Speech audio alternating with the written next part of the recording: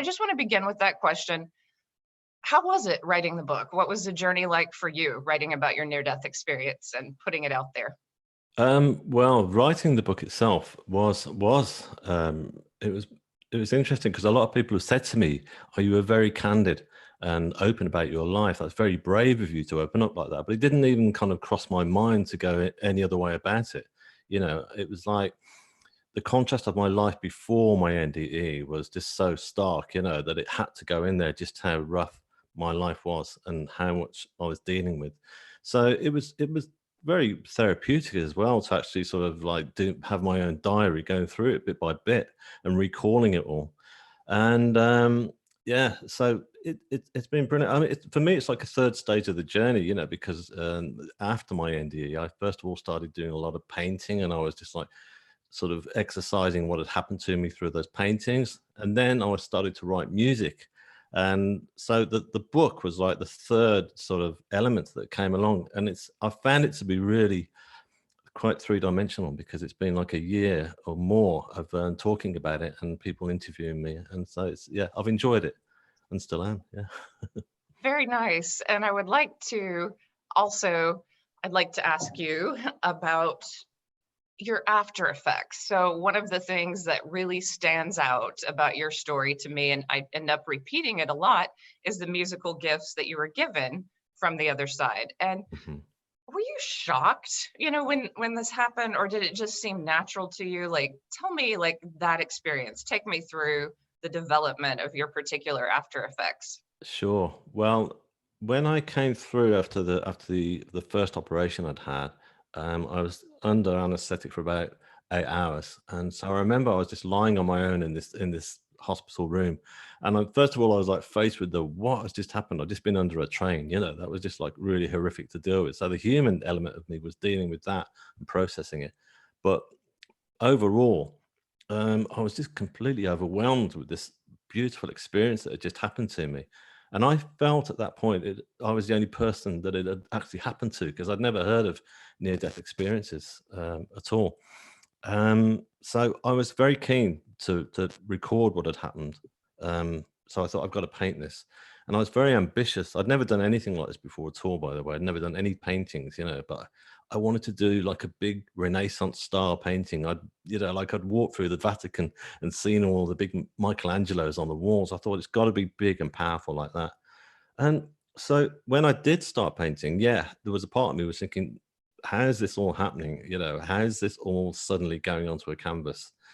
Me, who was basically a laborer before this. And I knew almost straight away that I was channeling ideas through from the other side, if you like. I was being helped. And so it was a beautiful shock. I'd sit back at each day when I was painting, I'd look up and I'd go, wow, thank you so much. Because I wanted to thank my guys or whoever was helping me at that stage. So yeah, but it Um, did go on. Sorry. Amazing. Did you feel the energy coming through?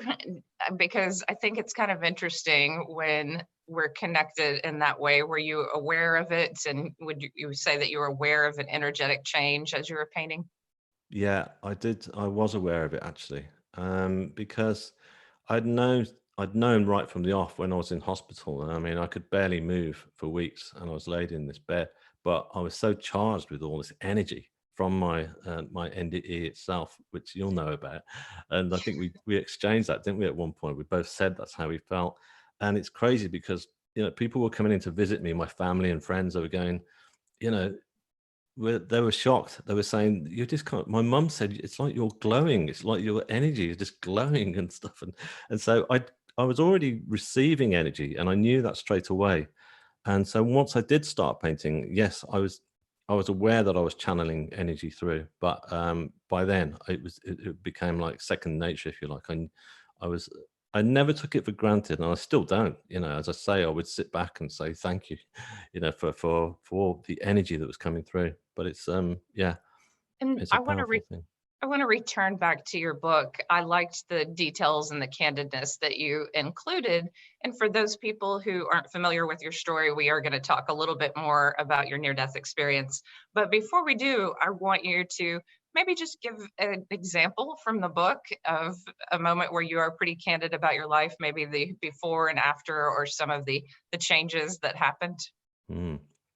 Yeah, sure. Well, I was living in London just before the accident, and I'd been there for some time, and I'd actually left school without any qualifications, and so I was never diagnosed, but I'm dyslexic, so it was tough for me to find work. So, and also tough living in like all capital cities. They're very competitive, and it's very expensive to live there. So I was struggling to get by, and but I was picking up work, manual labouring, basically, and I was aspiring to all these different people that I've wanted to be with and hang out with, and it was kind of like driving me further into depression, really, in all fairness, because I knew that I wasn't really fitting in, and also I couldn't afford to fit in with those people. So I found myself drinking quite heavily, and because that was also kind of part of the went with the job, if you like. My office was the local bar, the local pub.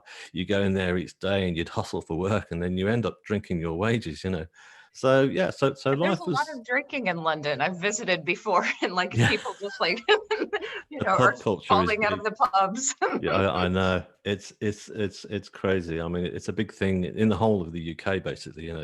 Drinking is quite a big pastime, and it's completely taken for granted. So yeah, but it's an expensive pastime as well. But there you go. But yeah, but I mean, also, I mean, I got no sense of. I never really thought about spirituality. I never really thought about the afterlife. What was going to happen to me. I was just like, not so much. I was kind of hedonistic, but I was also kind of just like, I just didn't care. I was just looking for the nearest thing to fix my life at that point. So I'd say, oh, so there was no sense of thinking about spirituality or being in touch with myself, in all fairness. Yeah, yeah. So I would like for you now to just take us back to a tiny, tiny bit for those who aren't familiar with your accident. It's a dramatic one. Mm. The physical trauma and then the afterlife experience. Because I believe, and I don't know if you believe this, but people who listen to the afterlife experience, I think even if they've heard your story before, it's the energy that changes them. I mean, I really do believe that me listening to your story again, it doesn't get old because I Oh, good. go to that place of the afterlife. I follow you there, and it's Mm. really just a beautiful moment. Like it's a that's to me is the biggest before and after change in life, because I didn't have that part of my brain that understood the images from the afterlife before. Yeah, yeah, exactly. Yeah. Um, I mean, would you like me to talk you through the Yeah, accident? yeah, Yeah, sure. yeah. So Well, if you would, that would be great of course, for yeah. our listeners. Basically, what had happened was, as I said, I was down on my luck, and my sister was living in out in the country in Cambridgeshire with her family, and she said, "Look, why don't you come and stay with us for a few weeks? I think you need to, kind of like get yourself sorted." So I did, and prior to that, I'd met somebody in one of the bars in London, and I just connected with her, and I just really liked this person, and so we kept in touch by phone. And she said, "Why don't I come and see you?" So she came out and we hung out for a few days, and she got to get back to London. So I took her down to the rail station to see her off. The train came in, and I helped her on to the train with her bags, and I hugged her and kissed her. And as we said goodbye, the emergency buzzer started going off for the doors to close. So she was going, "Come on, you better get going." I said, "Yeah, yeah, I'm going." So as I stepped back, my coat got trapped in the automatic closing doors, and I couldn't pull it free, basically, and it was just wedged in there. I tried everything. I looked around and looked for a guard on the platform, but there was nobody there. I started banging on the windows, everything I could, really, and the engine started to rev up, and I was looking into the eyes of my friend Anna, who was seeing me off, and I just remember seeing the look of sheer horror in her eyes, and I figured at that point, I wasn't going to be able to pull out of this, and I thought, this is it, I'm going to die. Um, the train started edging off down the platform, and then all of a sudden it was picking up tremendous speed. You know, you don't realize just how fast these trains pull out of stations at all until you're attached to the outside of one. And I was dragged along the platform edge, and then I was pulled by force between the space of the platform edge and then the train itself and under. And I could only describe it as being just pulled, like it was like being pulled into this big huge dark machine, you know, and I was just tossed around and thrown from pillar to post. It was all very sort of a violent experience, I'd say is the best way to describe it. And I was fully conscious throughout this whole ordeal. And, you know, it's just, I just didn't know what was going to happen. It was just such a long sort of drawn out experience. And all of a sudden I was thrown to the floor, and I was found myself in between the rail tracks, as it were. And the train continued to go on. It was a very long train. It was still going on and on and on. And I just kept my head down into the gravel, and just to avoid anything that could possibly hit me around the back of the head, and that would be it. But that clearly didn't happen. And the train moved on, and there I was, just laid there, just thinking, what just happened there, you know, and how did I survive that? And so I knew immediately that I shouldn't have survived it, and I did. So yeah. That level of trauma, you're there and you're not there. The way I remember it, it's like part of you is not taking in all the physical pain that, I mean, you're aware. And to me, it felt like heat and pressure. I don't know what it felt like to you. I mean, it was excruciating, but it was Yeah, also, you don't feel everything. you don't feel everything. And interestingly enough, time slowed down for me in my mind. You know, the rail police who did the whole inquiry afterwards said that it took something like 13 and a half seconds from the moment the train pulled off and then I went under. Whereas to me, it felt like minutes. I was actually thinking it through in my head. I went into survival mode basically, and I was trying to figure what to do. You know, I'd seen this news footage that had been on a couple of weeks prior, and it just came into my head where they'd thrown a small child, a small infant, from a burning tower block about 3 floors up, and it survived without any injuries. So I just decided, right, just do that, go into that relaxed mode, which is exactly what I did. And I think that helped me I to think it some did. extent. It's Yeah. it's so strange how those little moments all work together and create, the outcome. I would like you to walk me through your first moments outside of body, because it Sure. happened in surgery, right? No, it didn't do actually. It was when they got me into the hospital, and Oh, I was just like, I was in the you're laying emergency there. department in the kind Yeah. of A&E or what have you, and I was on the trolley at that point, and they were just getting ready to take me into surgery. They were going to rush me through, and I was losing copious amounts of blood at that time because my left arm had been severed from the elbow down. So um, I went from, as you'll remember it yourself, I'm sure, but it's a very sort of frantic, sort of chaotic sort of environment. You've got all these doctors rushing around trying to save you, and there's all this science just kind of going over your head, thinking, "What are they saying? What's going on?" And What's then, gonna happen to me? Am I gonna walk? Am I gonna yeah, live? exactly. What's an E42? What do you mean? What's one of those? And anyway, so I went from all that sort of very high tension sort of atmosphere to suddenly I thought I was in a darkened room to start off with, because I was just lay there, and it was suddenly peaceful, and all that energy had gone that was just overwhelming me. And then I was now being overwhelmed by a very comforting energy, which was as I say, it was darkened. And I lifted my head and looked around to see where I was laid, because I just wondered what was going on. And I remember looking, and I was laid on what I could only describe as being like a big sort of slate medieval stone. It was very huge, um, but it felt very comfortable.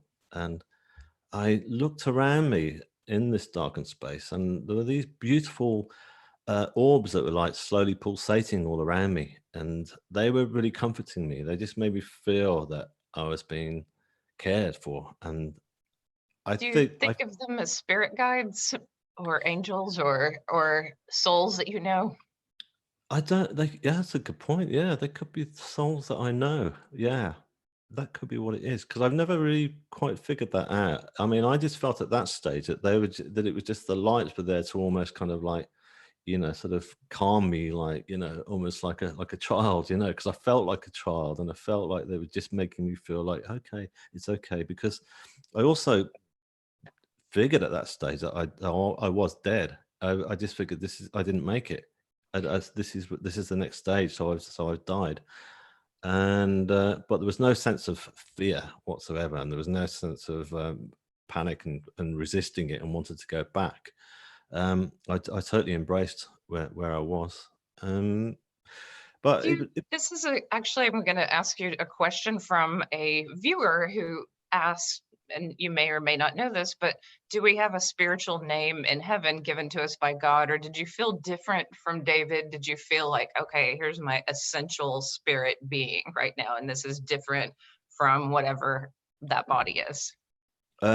well, basically what I did feel was that, because I remember looking down to look at my body to check all the wounds, because I knew how bad they were, and everything was completely healed. My body was just lay there unclothed, and it was just covered by this blue sheet, this beautiful blue sheet. And I remember thinking, yeah, it was me, it was David that was there. But the difference was that all the anxieties and all the feelings of guilt and failure that I carried with me throughout all those years, right up until that point, are completely dispersed. They didn't belong to me anymore. And what I did feel was that it was just my soul that was there, and it wasn't David that was on the earth that was walking around carrying all this kind of like this noise, that was constantly going through my head. Yeah. Yeah, interesting. So how long did it feel like you were in that space? People ask me this question sometimes, and I can't tell you. It felt like a day, a month, a year. Yeah, Like the time exactly. feels so It's hard to pin down.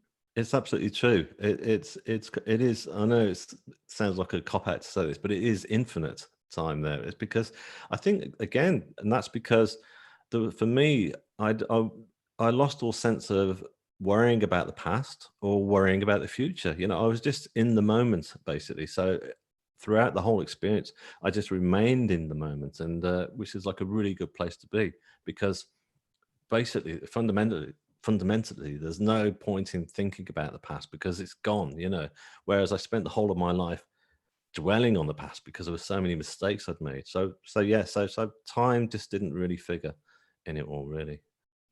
And that itself is a huge change. Did you find as an after effect that you had a different experience with time, like now?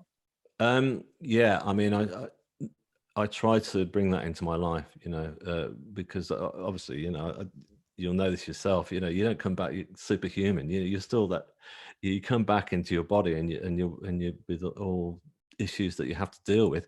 But when things do get pretty tough for me, that I try to recall that moment, and I try to tell myself to live it, just forget about the past, and just and stop worrying about the future, and just try and stop and be in this moment, and it does work. It really does. I mean, it's basically like meditation. If I go to spiritual healing now, and I find that is basically the nearest I can get to that moment, because everything else just stops.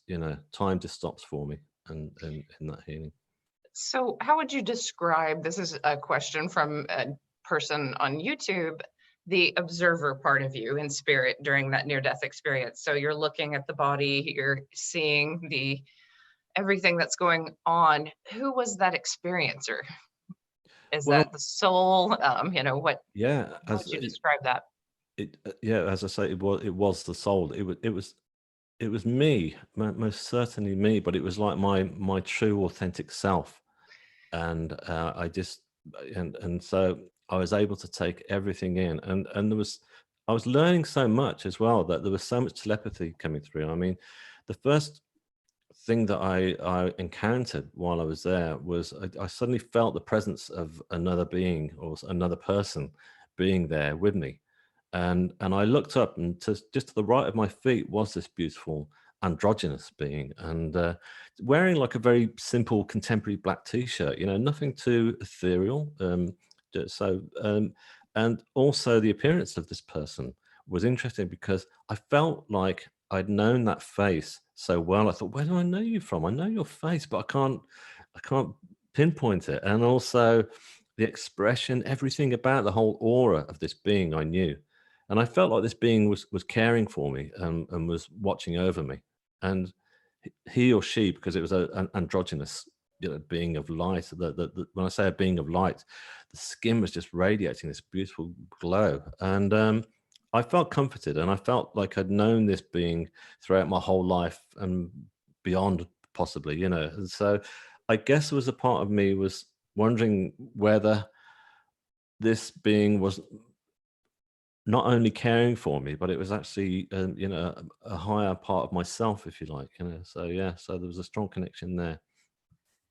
It's humbling to think of that higher part of the self. At least that's the way I feel. I feel humbled by, wow, is this where my soul is going? Is this the direction it is taking? I don't know how you felt in that recognition, but for me, it was profound, really. Yeah, yeah, totally profound. I mean, that was like one of the first profound moments of it all. That's when I just figured that this being was actually turning round. First of all, was saying it's okay, you know, you've done nothing wrong. It's not your fault. All the stuff that you've carried all these years doesn't belong to you. And And you did such a great job in the book of describing that moment and the painting. And I mean, you really brought it to life. It was oh, beautiful. thank you. Yeah, and it's I know it's hard to capture in language that particular realm, but there's so much to it that it's worth trying. All of us have to try, I think, on some level. Exactly. Yeah. Well, that's it. Well, it's like something that you really want to do, don't you? You're just kind of so keen to tell everyone, what it's like, and describe it in your best way possible. But yeah, it was interesting because two more forms, two more beings, I should say, suddenly appeared at that point, and they were both a female form, and they got their hands kind of like hovering over my body, and the energy that was coming from their hands was just so powerful. It was just, and I'd describe it as being like an energy of love. It was just all the different types of love you've had throughout your whole life, just all sort of condensed through this energy that was coming from them. It was just really beautiful. And again, I felt like they were preparing me for something, but I also felt like they weren't actually just healing my physical wounds. They were healing my soul. They were healing all the damage my soul had encountered throughout the whole of my life, up until that point. And it was just a wonderful experience, and yeah. So love was like a very prominent thing, with the first being of light that I talked about, the higher self. There was that energy of love that was coming from that being was just like really wonderful, that, again, like as you say, very profound. Yeah, and it changes us because I think, and I think you're similar to me, but like that level of love coming at you, most people haven't felt throughout their human existence. And to get it at that level, it changes how you view love and how you view walking through this world and how you Mhm. view just being human. Yeah, you do. I mean, the one thing is that love is unconditional as well, and that was kind of like felt really powerful, and it's because it's in its purest form, and you realize through it now, through going throughout life, that there are times when some love is not. Some love carries conditions, from certain people, and it makes you stop and think, well, that doesn't work for me now. And whereas, interestingly enough, animals, you notice that animals, the love they give you is unconditional. They're not, okay. I mean, maybe to a certain extent, like, they're looking for something out of you, like they want you to feed them. But at I least it's honest. I know. I swear I've seen like love emanating from my former dog's eyes. Like, and it just like came like in waves. It was the most beautiful thing. She would just look at me with pure love. And I was like, that's closer to the other side. I mean, yes, I gave her chicken and yes, I loved her as well. But that love is so incredibly pure. Whereas people are very judgmental. And I think that one thing that near death experiencers come across and we're kind of shocked by is we experience great acceptance, and then we come back and people judge us for, well, you don't have very nice furniture, or you don't have, just Yeah, little silly exactly. things, Yeah, or why are you yeah, wearing this? exactly. Yeah, no, that's true. I mean, it's interesting because when I came out of hospital, I stayed at my sister's, and I was recuperating there, and they made up this really nice little room for me.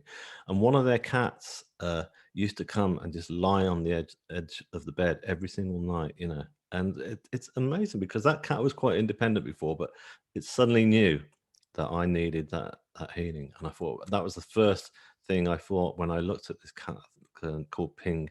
I used to look at Ping. I used to go, you don't want anything from me. You don't want me to fuss you. You don't want me to feed you, but you want to be here for me on the end of that bed every single night because you're guarding me. So that was unconditional love, and so yeah, so that's really beautiful. Very cool. Yeah. So, couple of questions from readers. These are interesting ones. What do you remember from what you learned over there? Because we are given downloads of information, waves of information, and certainly, um, did you learn anything about how the world works or anything from a scientific perspective? Yeah, well, I did. I mean, the most profound thing there was two moments actually. There was once that when I was laid there, and I suddenly thought about my family because they'd arrived in the hospital and they were already pretty distraught. So I figured they're going to be really upset now because I was dead, So I thought I'd look to see if I could see them over the edge of this big rock. And as I looked down, I couldn't see them, but what I did see was this beautiful waterfall of stars, and it was like Niagara Falls, but it was just stars that were slowly cascading over the edge, and the color and sparkle that was coming from those stars was just immense. It was just really overwhelming, and I just thought, wow, I'm not in a small darkened space at all. I'm actually in the universe itself, So I knew at that point that I was connected to the universe, and that's something that has stayed with me. That the energy of the universe is a lot more powerful and more sort of important to us than we actually stop and think about. It's like it's the universe wants us to keep reproducing and keep creating and keep moving forward, because that's exactly essentially what the universe is doing. It's constantly moving forward, and I hear science programs, and I'm really tuned into that now because of my own experience of the universe. I want to find out more about it. But the most profound thing was I'd seen uh, this huge tunnel of white light that was closing in at me at this one point, and I know most people have had near-death experiences talk about the tunnel of light, and I looked at it, and it was just, well, it was not so much looking at it; it was just the energy that was coming off that was just so powerful. And it was just like the pure white light again was just closing in, and there were like these flames slowly circulating around the light. And I thought, wow, this is incredible. And I knew, I was being told at that point, that this is the source of all creation. This is God. This is not God in a sort of human form or whatever that we all sort of pray to throughout our lives, whatever our faiths are. It's not. It's this huge tunnel of white light, and that's where it was coming from, and that was the source of it all. And so that completely gave me a faith that has stayed with me. That there Yeah. is a So, God. do you think, and this is a question from a reader, but this is something I'm learning in my own life too. So, someone asked, how do we live in a way where our soul is healed all the time, or is that even possible? And my best answer, and I wonder if this is close to yours or if you can expand on it, is if God is in control and God is this loving force that runs through everything, through the universe, through us, when we're not aligned with God, then we're out of sync. But the more we try to align ourselves with God, the more things flow in the way that they should, and we live in acceptance and more bliss and walk through things. So for me, sometimes after the near death experience, I would feel like the light of God it's always there, but I Mm, push it away, or I'm busy doing this, or, mhm, there's other things that are going on. But when I really meditate on it, and that's why I do this summit, to bring more mm. attention to that energy of God, everything shifts and becomes more beautiful. Yeah, you're absolutely right. I mean, it's just, I think if you stop and try and keep in touch with your guides as well. You know, your guide. But I believe that we've all got spirit guides with us. Those guides I talked about on the other side, they've been with me throughout my whole life and existence, but I didn't know it. I didn't know how to tap into them. Whereas now I do, and now I call upon them and for help. And it's interesting because I've just discovered that things that, like for example, the music when that happened. It was the first piece of music that I wrote for orchestra was like a huge success, but I wasn't chasing after the success. I wasn't thinking, right, I want this to be like the biggest concert ever. You know, all I wanted was to write the music initially, and that was it. And then everything else came to me, like the orchestra came to me, and then the concert came to me, and then the BBC came to interview me, and then it sold out. And all those things happened because the universe wanted it to, because I was putting out something that was authentic to me, that was real to me. And so yeah, that's how I see it. So I try not to chase things too much. You know, I try to let them come to me Yeah, if they're meant to. and that's a beautiful way to just be more in alignment and more in joy and more in creation, and just let things flow, because then the journey becomes more interesting. Like if you would have tried to make that happen, it wouldn't have unfolded the way that it did, perhaps. Yeah, exactly. I mean, I remember my life before. I was always trying to sort of get to the next stage as quick as I could, you know, without allowing it all to be planned out and put together properly, you know, and in a way that suited me.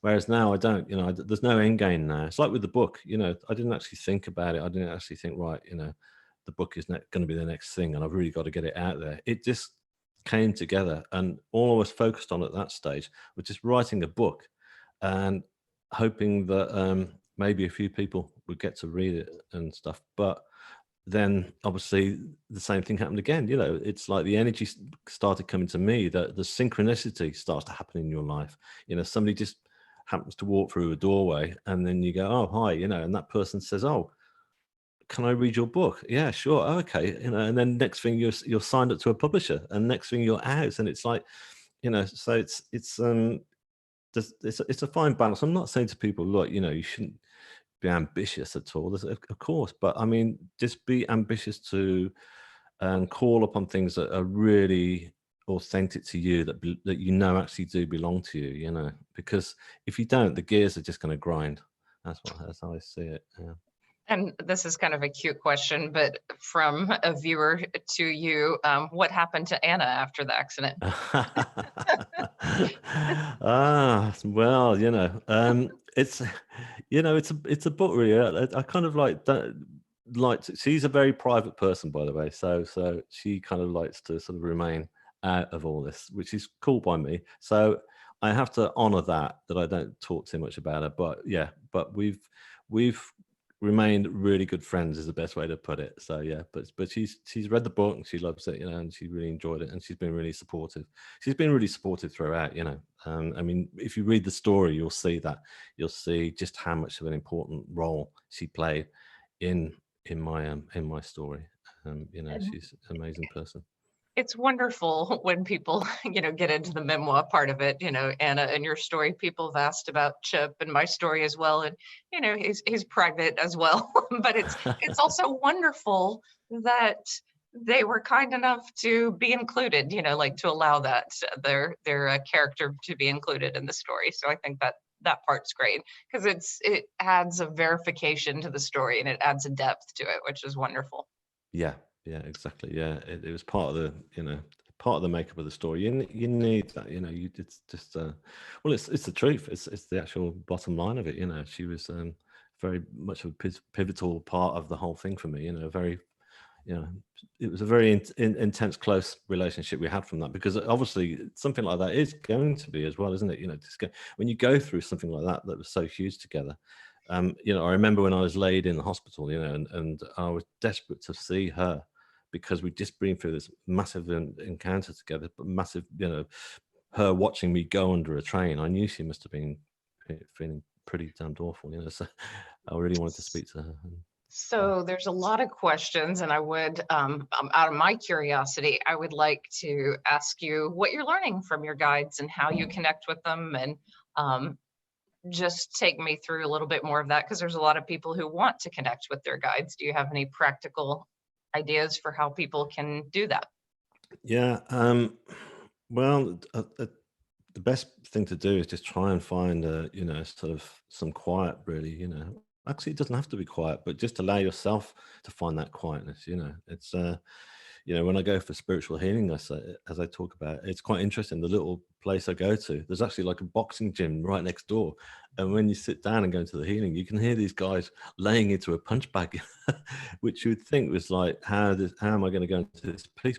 But I do. I just, everything just gets cut out, and I just allow myself to go into this zone where I'm just actually knowing that my guides are close to me and that they want to connect, and so I allow that. And another thing is not to be too scared to call upon them and ask. I mean, there's far too many religions and faiths that we're made to feel, yes, humble, but almost like sort of like we're sinners, or that we're guilty, we shouldn't be asking for too much help. But I think, do, even if it's the smallest thing, even if you're struggling about it, it's something that is material or something, ask for that help. Say, look, please, I need your help right now. And it does come through. It's How yeah. do you sense them? Do you sense the energy? Do you see them? Do you close your eyes and meditate? Like, what is it for you? What is it like? Yeah, I just sense that they're around me, and I get little signals. I mean, I'm not clairvoyant, so I don't see them and I don't see anything, but I'll just get little signals where if I'm going into a moment where I'm asking, then I'll just hear something like, a plate might just suddenly move in the drying rack in the kitchen, something like that, and I think, okay, that's a signal that you're there, and stuff. And there's another common one as well, which is like, somebody told me about this, and that is where if you're looking at your laptop and like this happened just before I came on, I looked to see the time and it went 17:17, and I said, oh, great, thank you, I know you're with me, thank you. So So do you hear they're them when around you're me not? they're around me right at this moment. So So you hear them at all times. They can be kind of random. It doesn't have to be yeah, meditation. it doesn't have to be a meditation, and you don't have to be in a church. You don't, it can be anywhere. You could be waiting in the pouring rain for the bus that doesn't turn up, and you can just sit there and ask for the help and whatever. But yeah, it's a simple thing. But we've all got guides. That's the main thing. That we really have. So do you think that they help with your overall mission? Do you feel like you have an overall mission, or is that still unfolding? Yeah, well, it's still unfolding. Yeah. It was interesting because the first thing that happened when I came through from the anesthetic, as I say, when I was laid in the hospital bed there, was like, what is my mission? Why did that happen, and why have they sent me back? Because it was just so incredible. And I thought there must be a reason. And I was just trying to find answers all the time, and I'm still learning. I mean, what I did realize was that my mission was to keep creating, basically, and telling my story through that creation, through my art and my music, and now through the book. I mean, interestingly enough, people are reading the book and they're getting something from reading it, but also it's bringing me to platforms like this, like talking to you and talking to people. People contact me, they'll say, oh, I heard you on a US radio show. And it's really interesting because as you know yourself, you can do really big shows and they go out to a massive audience, and then you'll get a lot of feedback. But I love the ones where I go on and I know that there's only really a small listenership, and I love those people, and we just chat away, and then something will happen. Then you'll find, like, a week, 10 days later, somebody will contact me and say, oh, I heard you on that show, blah, blah, blah. And I was going, oh, fantastic, and it's like, that will lead to something else. I say, look, I know this guy who's putting together blah, blah, blah. So it's like everything is important, and yeah, so We it's, have so many connections because of telling our stories and being out there. And it's like, I feel like I'm connected to a world of people. I'm sure you feel that way too. Like, you know people in Australia and the yeah, US, and just exactly, yeah. all over the place. And it's really amazing. It's a way of feeling connected to others. There's readers, or there's different people who are watching, and they feel like they want to hear just a little bit more of your near-death experience. going into that afterlife experience, if you want to take us back and just Yeah. tell a little bit more maybe about the females that were there. Did they have a particular color, aura, a Yeah, little bit? sure. Well, the females were both. Well, the one to my right was quite European looking, white Caucasian, sort of with dark brown hair, and just wearing like a simple brown dress. And then the one to my left was she was more American Indian, Asian Indian in appearance, and they were just, again, they just had this kind of like a knowing smile that were coming from their faces, and the love and the power that was coming from their hands was like, it was like, I felt like every molecule in my body was vibrating, actually. So it was an interesting sensation there that I've never had before and haven't since. And and that was really quite strong and really profound. Yeah. But the waterfall of stars was also really something else, because I remember as I looked over the edge of that waterfall of stars, I I kept looking, and I could see I was going from one galaxy to another, and it was like it was just going into infinity. But it was interesting because what I did see was it went from all the whiteness of the stars to all these beautiful colors of reds and oranges and greens again. But there were really huge spaces of that color. And I just thought, what is that? And I'd never seen anything like it before. And since my near-death experience, I mean, I started painting what I'd seen in my NDE, and it was interesting because I, even up until recently, Hubble had been taking photographs of far edges of the universe and galaxies that had never been seen before, and I saw them, and I've had people get back to me and say, who know me, and they said, "Look, have you seen those new Hubble photographs?" I was going, "No, yeah, I have." And they're going, "It's your paintings." And that's people who've seen my paintings. I go, "I know." And so I've actually kind of put together like sort of like a montage of some of those images with the parts of my painting that I put in, and that was part of the, you know, those colors that were saw down in the universe, but also the flames that I talked about that were rotating around a tunnel of white light. Those images as well were very similar to one of our nearest galaxies, you know, and so it's quite fascinating to know what exactly it was that I was experiencing, looking at. It's actually there. It's not like something, you know, it actually exists. It's actually in our universe. It's in our grasp, as it were. And So those confirmations are amazing. I mean, that you're able to see that and look at it later. I just recognize it, you know, when I look at your painting or see a photograph of this, I too was way out there in the cosmos, and that's where I had the life review. And the way the life review popped up in the middle of the stars was kind of fascinating, almost like holograms. So it it was wow. so interactive, you know, like, and Yeah, that's the experience that you describe as well. It's like you're a part of it, though you're also, and this is one of the contradictions that I think is very hard to describe. You feel like yourself, an individual, but yeah. then you also feel a part of everything else. And that is, you know, one of those contradictions that, do you talk about that, or talk with people about that contradiction? Well, interesting enough, it's yeah, because people ask me, they say, "Oh, you know, was it like a dream, or was it?" And I say, "No, it was reality. It was definitely not a dream. But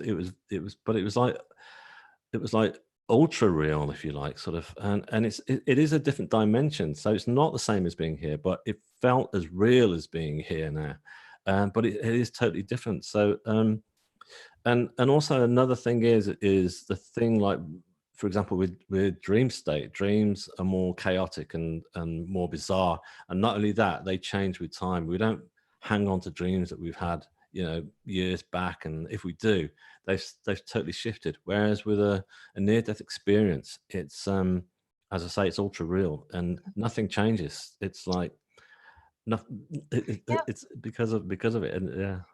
It is ultra real. That's a great term. And it seems to get more vivid the more you go back to it and think about it, because you're sinking back into the energy of it and paying attention and trying to translate it here. It's fascinating, really. There's readers who are asking and showing the show to people in their family, and they say that their parents want to know more about how music played a part in your experience. Right. So yeah, the music came about. As I said, I'd come across this spiritualist church, and um, this was quite a fluke because a couple of months previous, even though I had nothing to do with spirituality, I'd gone up to visit my sister's family, and on the train I bumped into this lovely elderly couple, and they were chatting to me, and they said, "Oh, we're going to see this medium tonight. You should come along." And I was going, well, not really my thing. And so this lady insisted on giving me like a small flyer, so I put it in my pocket. And for some reason, when I got to my sister's, there was a lot going on there. It was very busy, the kids and stuff. So I thought, I'm going to go. So I went, and when I was there, the medium actually was fantastic. She was getting in touch with all these different people who passed on to loved ones who were sat there in the audience. And then she suddenly turned around and picked me out, but it was a completely different sort of thing. She just turned around and said, "Gentleman in the blue jumper over there, your life is about to change." I was going, "Oh, okay." And of course, I was thinking the lottery, the girl I was after, and but it was nothing like that at all. So it was, as I know now, and I said, "Well, in what way is it going to change?" And she stopped. It's like she was talking to them, and she said, "Yeah, yeah, yeah." She was going like that. She said, "They're not telling me. They're not. They just said it's going to be big and be ready for it." I thought, well, there you go. So I had to find that place again, So I found that little church, and once I was, fit enough to recover, and I went in there, and they told me, they said, "Oh, look, we do spiritual healing here. Why don't you come along?" So I said, "Okay." So I went along to spiritual healing, and so yeah, I'd been going there, and some of the healers were clairvoyant, and they would give little messages after each session. And one night, one of them turned round and said, "Why am I seeing a violin across your chest?" I said, "I've no idea." Then another one would say, "Why am I hearing Beethoven, Mozart?" I said, "I don't know," and then one of them said, "You're going to write music about your experience." And I said, "Okay." So I went home and tried to write something, and I'd never done anything like this before, because all I'd done was play guitar. I used to play like sort of punk rock and roll or whatever, 3 chords on a guitar, and that was it.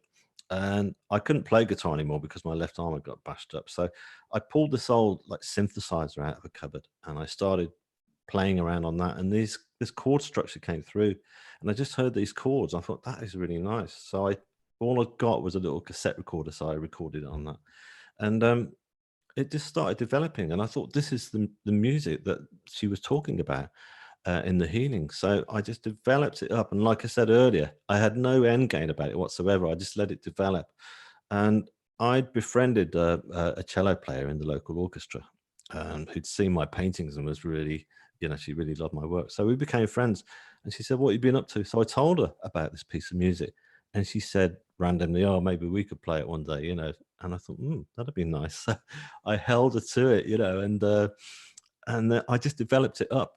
And my brother turned around to me and said, "Look, I've got this computer package, like a software package that you can attach to your laptop. And when you play on your synthesizer, the notes, it can transpose it into notation." So that's how that came about. And then I met for coffee with my friend, and I said, "Look, I've got some music here. Remember that conversation we had? Well, here it is." So she took it to the orchestra, and they said, "Yeah, we'll do it." And so it was performed, and Wow. so that concert sold out. It was amazing, and it was so from then onwards, other pieces started to come. I got commissions to write other more music. So everything I do, I still can't write a single note of music, notation, but I'm being helped and guided every single piece of music that I write. So that's how that came about, really. Yeah. So there's two more questions that we'll end on. And one of them is, and this is interesting to me as well, because I've had a journey with it, but do you think there's a spiritual lesson to the physical pain? Do you have much physical pain? Do you feel pretty well in comparison to what might have been, like that journey with the physical element of it? Well, interestingly enough, I recovered really quite fast physically. And I remember the surgeons at the hospital were really couldn't quite grasp it. They're going, "You're recovering really well, really fast." And I was having spiritual healing at that point. And I remember turning around and telling my consultant, I said, "Yeah, that's because I'm being healed. You know, I'm going for spiritual healing." And of course, he's a scientist. He couldn't grasp that. He was going, "Okay, okay." but so yeah, I'm not quite sure if that's. Can you try and ask me the question again? I'm not quite sure what it is. Yeah, so is there a spiritual purpose to physical pain? And is there, maybe that is the spiritual purpose, is that we can find healing through that spiritual realm. Oh, I see what you mean. You mean we've got to suffer first before Yeah, we maybe can that's along the learn. lines of what the Yeah, person is asking. I'm. I hope that's not the case. I really do. Because I don't. I mean, yes, I do think that in my own case, it was like, the dark night of the soul, as it were, that I'd reached the absolute bottom, that there's only one way, and that was that was up. And I was given the best elevation to go back up. But yeah, I don't actually believe that we do have to suffer to achieve all the riches in life. They're all there for us. I Yeah. just believe that we just got to be authentic to ourselves, and that's the main thing. Yeah. And so another question, would you consider taking ayahuasca to have an out-of-body experience? Take what? Sorry. Ayahuasca, it's a drug that a lot of people take in order Oh, to okay. have an out-of-body experience. And this is from a reader. No, no, I don't think so. I don't take anything that's mind bending at all, because again, it's not being authentic. Yeah. The best way to do it is through meditation, or in my case, spiritual healing. Spiritual healing is like, I keep bringing it up, but that's because nobody seems to know anything about it. The spiritualist church I go to, there's like one or two people being healed every week, and I think there should be a queue around the block, because everyone who does come along, it really does elevate their souls, and it helps them to actually go to a place which is outside of their body. And so yeah, I think that's just try and use all the most authentic methods there are to sort of to reach that stage. Yes, I agree that deeper meditation can connect you to these realms, and it's then you have more control over it in that sense of this is just a part of your reality. Someone has an interesting question as well. Back to your guides, do you ever feel like you're having dual conversations? Like, you're talking to someone and then you hear your guides pop in and tell you to say something? That's funny, because that's what that medium I talked about earlier. That's exactly what was going on. She was having like this semi-argument, like she was telling them to shut up. She was going, "Yeah, yeah, okay." But I don't feel that in my case. No, I don't feel that there's because I just allow myself to really just try and just go into that moment, and I don't feel like my mind is. There are times, yeah, that's not quite true. Actually, there are times when, obviously, like all of us, where if I'm faced with a lot of anxiety, then it takes me a while just to kind of allow my mind to stop being busy. But I just try and stop if that's not happening. If I'm trying to connect with my guides and my mind's not allowing them in because it's just too frantic, then I actually try and stop communicating with them and just allow myself to get grounded first. So yeah, it's all about just grounding yourself as much as you possibly can, and it's really quite easy to do that. I feel, you know. So I do want to talk about your background. I'm broadcasting from a hotel room because there was construction in my place, but you have some of your paintings behind you. Do you want to tell people who are watching about your paintings, the ones that are behind you? Yeah, yeah. Well, these aren't these. This is a section of paintings that I did. I'd that's Marlon Brando there, and that's Kate Moss. And the reason I painted them was because I did a series of paintings, and it's taking a line from the Bible, which is "Thou shalt not judge," and because I just felt, my own life, that I was judged quite a lot unfairly, looking back on it, especially when I was drinking heavily, and really I wasn't doing anybody any harm. I wasn't sort of being an obnoxious drunk or anything like that. But people I just wanted to kind of document that in some paintings. What it was, I'd been doing. I was painting copious amounts of stuff, all based on my afterlife. And when I was in the studio painting, I remember seeing on the internet Kate Moss had come out of a nightclub, and they were just like turning around saying, "Oh, she was in all the tabloid news and stuff like that, and they just called her disgraced Kate, you know, stumbles out of nightclub. And I just looked at her and I thought, do you know what? She looks like an angel. She looks just, she's not doing any harm. So I decided she was the first one I did. So that's her. That's taken from the tabloid image. That's her walking down the steps of this nightclub. But I just gave her some Botticelli wings and some cherubs to help her out. and Aw. and it's so people really warmed to it. And it's interesting because they didn't know the story behind it. They were going, oh wow, that's such a beautiful, powerful image. But I was going, no, it's only beautiful and powerful purely because I just gave her that energy. So I was just trying to sort of twist things around. So yeah, and same with Brando, you know, he was just a big hero of mine, and he was a really good man, you know, but he was towards the end of his life, he was torn apart by the media. So yeah. So there. I mean, my paintings tend to circulate around. You know, I should have put some up of from my NDE actually, but I just figured, you know, I'd love people to look at them anyway, if they can go to the website and check them out and have a good look. Nice. Well, I guess that is the final question that I have for you, but I really just will encourage people to go check out your book, Shine On. It's on Amazon. I know, is it on Audible as well yet, or no? No, not yet. That's again, that's the next stage. So Are you going to get to read it? That would I be mean, great. that's a plan, but because of my dyslexia, it takes me forever, Oh. you know, just to plan my way through it. So I'm getting there, but yeah, that is the plan. So that would be nice to do that because, Yeah. again, I wanted to see how I had no idea how many people were going to buy it. I mean, it's become, you know, people are you know, it's doing well, and so yeah, so that this is the next stage to go to, but yeah, but please, if people want to have a look, you know, the best place to go is to my website, really, because that's like, you know, it's like yourself, it's like that's like the main hub where you can Yes, it order a has a book lot of through your paintings and your the story and a the lot. music as well. You can stream the music for free on there, so you can have a listen on there. So please do. Yeah, very cool. Well, thank you for sharing more of your story. I really enjoyed your discussion of the guides, and I think a lot of people like the practical wisdom that you shared with us as well. That's Great. important. Yeah, and as this transition might be a little awkward, so if everybody wants to take a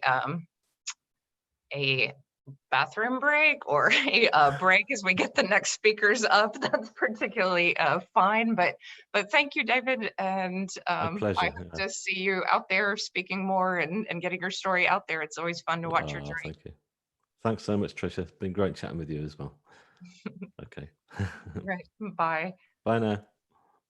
Oh my gosh, Tricia, Yes, the audience is so awesome. Can you hear me? Can everyone hear me? I can. Yes. Your questions have been great. David, everybody loves you here. We've posted your website and about your book, and they can stream.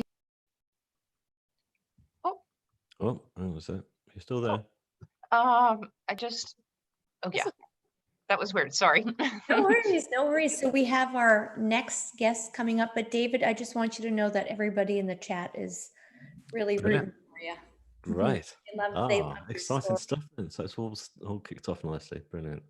Wonderful. Okay, I'll step back, and the new people are going to be Ingrid and Dorothy. Yes. I'll leave the meeting now then, shall I? All right. Thank you so much, both of you. All right, thank you. you. Bye-bye now. Bye. Bye. And Ingrid and Dorothy, hi. Hi. Good to see you. But I watch, I'll start with Dorothy Rowe. She's a distance healer, and I have interviewed her on my channel before, and she does a brilliant job of really breaking down what is energy healing and talks about this in ways that are applicable, but she's also a powerful energy worker. When I have an issue that I'm working with, I often go to your channel and I'll listen to a video, and it will help. And I've listened to many of your longer talks as well, and I love the energy, just love that. So definitely find Dorothy on YouTube. And I met Ingrid Honkola at an IANS conference not too long ago, just a couple of years ago, and her energy introduced her before she turned the corner. I was like, I felt this big burst of beautiful energy and these huge angels coming around the corner. I was like, Ingrid, oh my goodness, hello, so nice to meet you. And she is a delight and a joy and has so much wisdom. I mean, it's unfair to only have an hour to let you guys do this because you have just copious amounts of wisdom, but they both have their own YouTube channels. You can check them out and connect with them personally. And so this is me just kind of being a fan, really to both of you. And I can't wait to just begin this. So my first question to you is how, and this can be Dorothy or Ingrid, how would you describe the importance of healing in our world today? So why do you think so many people are hungry for healing and looking for healing? And how do you help people who are sometimes pretty desperate in their search for healing? I'll start. Our Western culture has evolved modalities of healing that focus on the physical material expression of the body. But the reality is that everything in creation arises from the source of creation. Everything arises from the source. So we could say one being gives rise to multiple beings. That means that from the unexpressed infinite source of creation, there are layers of expression of beings. So some beings, they stay close to the source of creation. It's like the womb, they stay close to the source. And this we call the beings of light that Ingrid's going to tell us more about pretty quick here. And then human beings exist all the way up to the physical material. So Western medicine is expert on the physical body. But if you go to the doctor with a problem, he doesn't say, well, let's take a look at your astral body, or let's take a look at your etheric body. You don't get this from the Western doctors because they don't have the technology to measure those levels of the physiology. This is why I feel the reason that people are so hungry for energy healing these days is because everybody knows deep down in their essential truth that we are more than just our physical bodies. So when something goes wrong, when the physiology, I would like to put it this way, just to kind of answer a question that came up in the last session. When the psychology, when the mind and the emotions are so overburdened with a current lesson or problem, then the body, our great eternal servant, will take over and it will take the hit. So if I can't figure something out mentally or emotionally, then my body will fall ill in some area in order to allow me to continue processing the karma of that particular lesson. And so when the body falls ill, the part of the body that falls ill will be an indicator of the details of the lesson that has bypassed the mind and emotions. So that's my answer. Ingrid, do you know something? I bet you know something too. I love that. Yeah, I mean, wow.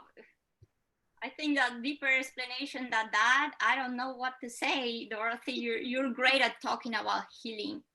But for me, it's more that experiential, how that healing and how the knowing of the healing came into my life.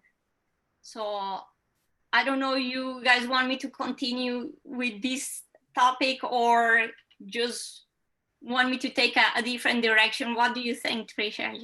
Well, I think for those who are just hearing your story, tell us about your encounter with the beings of light. Your descriptions are so beautiful.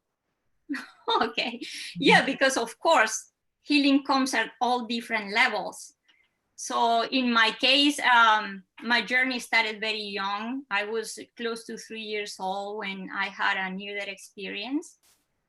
And during this experience, I just connected with that place of what I describe the core of our being, the nature of our being, and that Dorothy is talking about, just that spark, that I would just say what we call that center, that light. And I drown. I experience what a terror will bring to a child that is drowning. And from that space of terror, in just a blink, I experience peace and joy and calmness.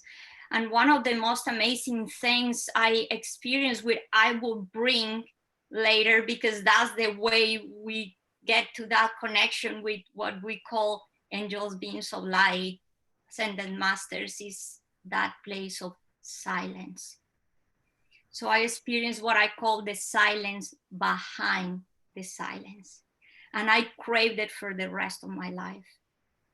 But during the near death, I also went to that place. I hear Tricia and David talking about the sense of self. When you have a near death experience, you have the sense of oneness, but at the same time, that sense of self remains. And in my experience, I actually went to a step ahead, in which I experienced the sense of non-self. I experienced the sense of nothingness. And some people get very afraid when they said, ooh, nothing, what that is. And I just said to them, it's no reason to be afraid, because it's just that place where, although you feel that sense of like nothingness, because it's out of our knowledge, out of our concept, out of what we know, is that sense of totality, wholeness. It's like the place where everything begins. So to me, it was experiencing absolute presence and like pure consciousness. Then I came back, and now I'm back with, imagine all this sense. I'm like, I have an awareness at that moment I didn't have before. I would look at my parents, and for me, my parents were like, this is not just my parents. I experienced oneness, so they were like my equal. And now I look at myself and I'm like, I'm not this child. I'm more than this. And I had the abilities of, I was close to be 3, and not long after I could read and write and put together complex puzzles, resolve mathematical problems. But oh God, what is going on with this girl? But that's when the really hard part came for me. And is that I felt disconnected. I did not have any bond with, I didn't feel like I connected with anyone. I look other children and it's like, what happened to these people? You have the sense of like, what is going on? And I was born as a very sick child. So imagine after this is the sense, I don't want to be here. And that's one of the things I did when I saw my body during my near-death experience. I saw my body in the water. It was kind of the sense of like, oh, that's normal. And guess what? I'm not going back to that body because that's a sick child. And then now was the sense of coming back. But for me, it was like that door never closed. You remain open. And then is when this connection that Tricia is mentioning about with beings of light started to happen. I started to have what is called out-of-body experiences nowadays. And one of these journeys is when I started to connect with what I was 4 years old, and I saw this being transform. I saw them first just as light, as shining light, like stars, shining in all different colors. And one of them transformed and approached me, touched me, and I said, oh, you are a being of light. And then at that point of my life, I was very sick. I wasn't eating. I wasn't talking to other people. I was feeling just not wanting to be here. And when I started to have this contact with the beings of light, that healing started to happen, because I started to have that sense of like, oh, we're not alone. There's more than this. This sense of connection, absolute love, just feeling at home, feeling at peace. And then I started to eat, to talk with others. So it just was that sense of feeling at home, feeling love, feeling cared of. Then that healing started to happen. And I'm really curious. I would like to ask Dorothy if you think when you see Ingrid's experience, do you think part of that knowing from the other side is what you work with when you work with healing, that disconnection or that being that far away from the self? Thank you. Such a beautiful question. Thank you, Tricia.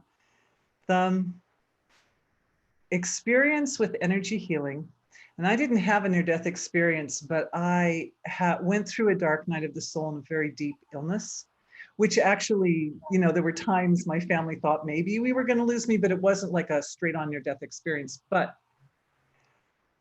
that all this physical form is anchored into that silence. And all the way between the physical form and all the way to the silence is a continuum.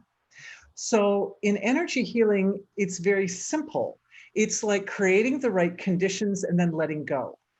We create this, when Ingrid talks about that place of peace, she talks about that sweet inner space where she feels at home and is so peaceful and it's so beautiful. This, we create a sacred healing space around us. But when we create a sacred healing space, what we're really doing, the mechanics of that, we create that condition and then we let the healing potential of the body shine through and heal the body, is we're actually bringing our attention to specific expressions of the fine body, of the energy body. So if we think my body of the surface is a single little, like an antenna of the wholeness. And then as we go deeper, deeper, deeper, what we know our body to be is more abstract, more subtle. And finally, we get to that deepest level just before the unmanifest field of creation. And at that deepest level, that's where the beings of light reside. But we can think of them as beings of light, or we can think of them as energetic organs of our inner energy field, because we can think of them as beings of light. Oh, is something separate from me? Oh, it's my guide. I'm going to call my guide in. But what do I do when I call my guide in? I put my attention. And in energy healing, that's what we do. We put our attention on, this is why we have pain, right? Because the pain draws the attention into the area of the physiology. You don't have to have attention. You don't have to have pain, though, to learn to focus the attention in an intelligent manner. We can learn through meditation, for example, to focus the attention at very abstract levels of oneself. And what we find is that in the spirit world, before coming to this world, we select certain, you could say pillars, select certain resonance spaces, regions of that causal body, that very fine material body, that will be the foundation for the way we build our life. It's even before the scaffolding, but it's like the foundation before the scaffolding of the fundamentals that we use in this lifetime to carry forth our mission. And these spaces or regions of the causal body have their life force. They are the beings of light. And different religions give different names to different archangels and gods and different forms. But all we do is we put our attention to that very abstract level of the physiology and find that safe, sacred healing space. If you're not sure how to find it, go to the heart center, because that's where all the essential truth and wisdom is. Attention to the heart center and find that healing space. I also have exercises on my website to kind of help get you into the healing space better. But when you're in that healing space, you're literally focusing awareness into a space of your own physiology. Anywhere our attention goes, it carries the finest byproduct of digestion with it.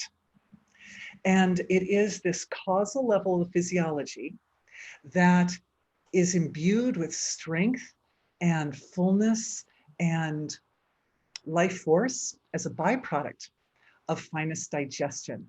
This is very important because we think sometimes that, oh, they're the realms of creation where the beings of light, and then they're us in the physical. And the physical is so unimportant by comparison, or something like, sometimes it feels like that, like the physical, it's all bound and constricted into this material. But you have to realize that all this reality is divinity talking to itself. That one source of creation is just self-interacting. And the byproduct of the self-interaction is all of this creation. So there are these self-referral loops that have been naturally built into the system that support our ability to enhance and activate and enliven that cosmic level of our own being, that level where we exist as the collective of all light beings, because all of our subtlest level of the body is shared universally. So there are areas at the surface that are separate. I'm over here and you're over there, but there are areas where we are collective as well, where we are one with all the light beings, where it's just one big system. And the way we, as individuals, the way we support that is we produce finest digestion, finest product of digestion. There aren't any English words for it. So I use a Vedic term called soma. I have a knowledge base. You can go look up terms. Soma, S-O-M-A, soma. Soma is the finest byproduct of digestion that's produced in the mitochondria. According to the ancients, Ayurveda, my background is Vedic, so my knowledge background. Soma is not so much used by the physical body, it's used by the subtle body. And soma is produced when the consciousness is expanded. So the more profound and more expanded we make our consciousness, the more soma we produce. Oh. And the more soma, yeah, right? Cool, right? I do have a question, because that's so fascinating. Do you think that maybe this is why people who have near-death experiences come in with healing capacities, because their consciousness has been expanded? Yes, exactly. Exactly. Oh. It's so simple, right? Yeah, and then there's another question too. How do you pinpoint the areas that are making you ill, or do you just go into the expanded consciousness in order to heal it? It's such a beautiful question. Simple answer. Every single expression of our physiology is a metaphor, you could say, or it's like a little miniature version of the self-referral loops of divinity. So divine being is talking to itself all the time, and through its own self-referral dynamics, it creates the creation. So every single system and every single function in our bodies is an expression of that. It's an expression of the very mechanics that create the whole universe. And so our bodies are super smart. And so our bodies will choose the particular area to break down that shows exactly which part of that, I call it the divine dialogue. You can find that in the knowledge base under divine dialogue. Exactly which point in the divine dialogue is out of synchrony with cosmic evolution.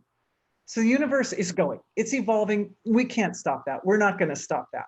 But any little place where we're a little held back, or we're out of tune with natural law, we're not evolving properly, that part starts to create a tension between us and the rest of creation, which continues to move forward. So the particular area of the body that falls ill will point precisely to the area of the field of consciousness that needs to be attended. Example? Should I give an example? Yeah. And in fact, I have an example from a reader. So like, what does it mean if your liver is out of sync, for example? Oh, perfect. Yes. Okay, beautiful. So we know the liver performs over 500 major functions for the body.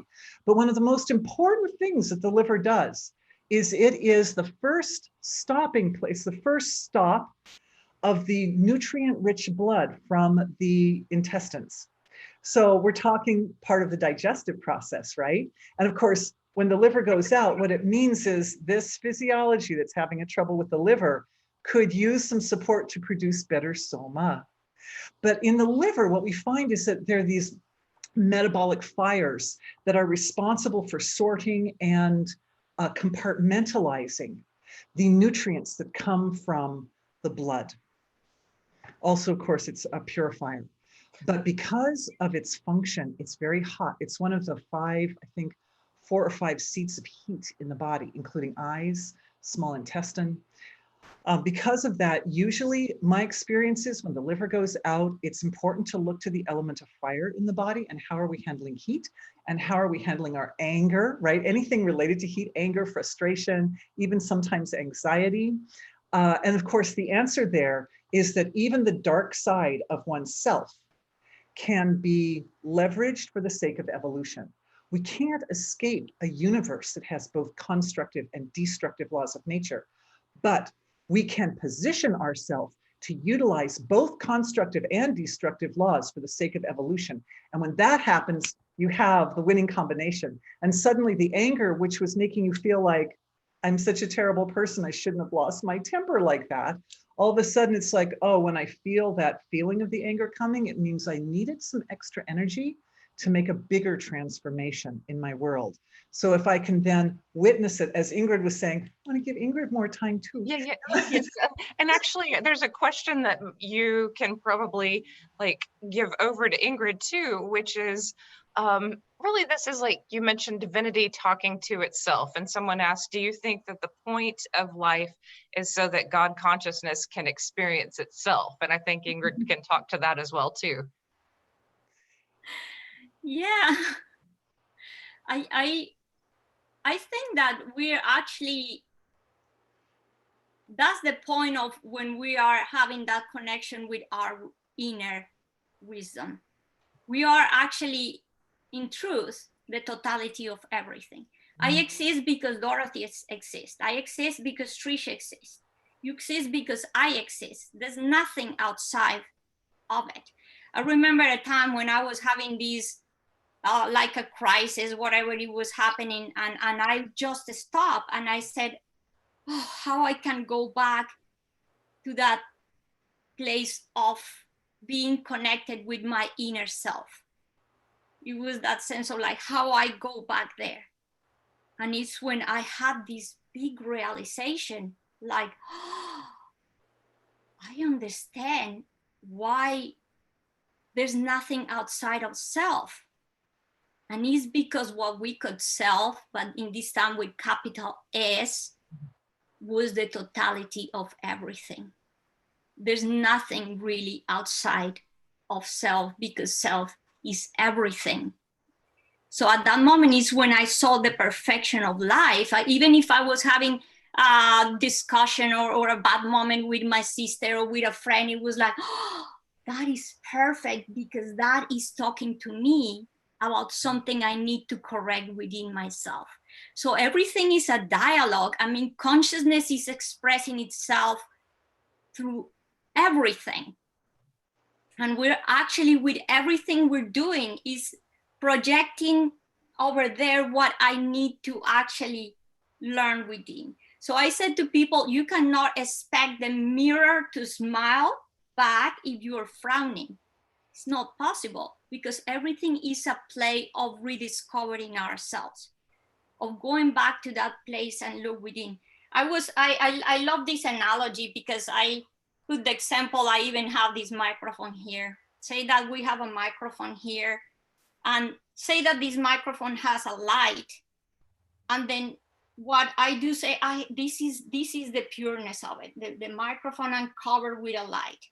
And then what we do in our life through conditioning, through all the patterns, through all the ancestors, is that we start covering this light and this microphone with like many shades, many pieces of clothing, until we reach the point that you cannot hear the voice. You cannot see the light.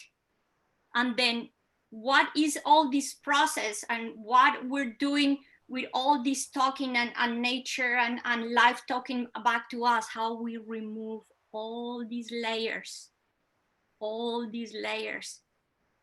until we go back to our center, until we go back to the center of who we truly are, which is like this naked microphone that has its own voice and its own light that we couldn't hear because it was covered. And it's when you realize, I have a voice, I have a light. And that's how I saw myself during my near-death experience. I realized myself as a being of light. I realized myself as the totality of everything, as the point of that didn't have an end or a beginning, but I was complete and full potential to be anything. So I just say to people, that's why I like to talk a lot about awareness and about silence, Because when people ask me how the beings of light summon you, how you summon them, I said it's none of that. It's just going back to removing all those layers. That's what we call the self-realized being, is that place where you're starting to realize, I am not my name, I am not my career, I am not my family, I am not my culture. What is it that I am? Who is liking this? Who's asking these questions? Who is actually talking? Who's actually listening? Did you get a lot of these answers from your light beings? And I know a little bit of your story, so I know that it took you a while to come out publicly and talk about this, but did you get a lot of these answers from a kid moving forward from your light beings? Yes, actually, yes, I do. And when I started to have, I call a big awakening, when I just, wow, I had to go through a dark night of the soul to just go deeper there and start like really asking the important questions. And one of those questions, the first one I actually asked, and sometimes the questions are so simple. And one of the questions was like, why my near-death experience happened when I was so young? And the answer was amazing, because it was because you were old enough to remember. That way I could just bring this message here. And the other one was because you were young enough not to be conditioned yet. So it was so important to just start from a clean canvas, from like, okay, how we before getting all these clothes and putting like over the microphone and completely lose yourself in all conditioning, let's start there from that fresh being, and that open that connection. Any insight readers always want to know, and I'm sure you get asked this a lot, why there is suffering in the physical? You know, do they tell you, you know, that to be plucked out of the continuum, as you say, you know, at this place where you were not conditioned, you were back in that place of absolute beauty, but then you do have to watch other people live this life and suffer at times yourself too. What do you find as the meaning of that? I think suffering is an opportunity for expansion, for growing, for evolution. Like when I asked the being, so like, what is the purpose of time and experience? And experience, I'm talking about everything, challenges, suffering, pain. They said to me, the purpose of time and experience is to help you remember who you truly are. So sometimes we're stubborn, we don't want to listen. So we have to trip and trip again and fall with the stuff until we just get it. This time in my life, I recently lost my mom. It brought a lot of pain into my life. And you would think, oh, because you're already in certain state of communication with beings of light, because you had a near-death experience, you're not going to feel this pain. And certainly it's not like that. I can tell you that with my own experience. And there's a moment, but this brought me to ask really important questions. And one of those questions was, why is all this pain for? Because yeah, I have the clarity. We have the suffering because it brings us to evolve. It brings us to ask new questions. It brings us, but this one was huge. And I got this incredible, amazing answer. The beings of light said to me, people don't realize, but this is a tool. When all that pain, all that is present there, is a tool to claim the light back. People forget, like you guys were talking before with David, people forget to ask. People, and the beings of light said to me, people forget to call. People forget, like Dorothy just said, that changes the focus of attention. So what they said to me, imagine if what you would do is to fill that empty space with the opposite force. Realize that that's a call, like Dorothy said, a call for change. So they said to me, for example, you're having this really terrible loss, this terrible pain. What you do first is acknowledge it. acknowledge the presence of it. Then what you do after that is embrace it. Because what we have learned in our life to push it away, to stop it, to control it. You should not feel this way. No, what they saying to me is embrace it. And then now you feel that hole in your chest or in your liver or in your stomach. Feel it with light. Feel it with joy. Feel it with love. Claim the light back. And now, wow, you're just seeing that all that pain had a purpose. The purpose to bring you back to that place of love. Of course, you feel this pain about your mom because you love her. So bring that force back. Bring all of these meant to bring you back to the nature of who you are. To be that compassion, that kindness, that love. So yeah, that's amazing. And the other thing is just go back to that place of calming the mind. Yeah, beautifully said and so helpful. I'm going to transition to Dorothy because a lot of times people ask specifics about like, what's the purpose of autism? What's the purpose of COVID-19? What's the purpose of like not being able to lose weight in middle age? What's the, like there's all these questions that are streaming through that people are going, so how do you heal these sufferings? Or how do you begin to work on healing with, say, autism? Is there a spiritual purpose for that?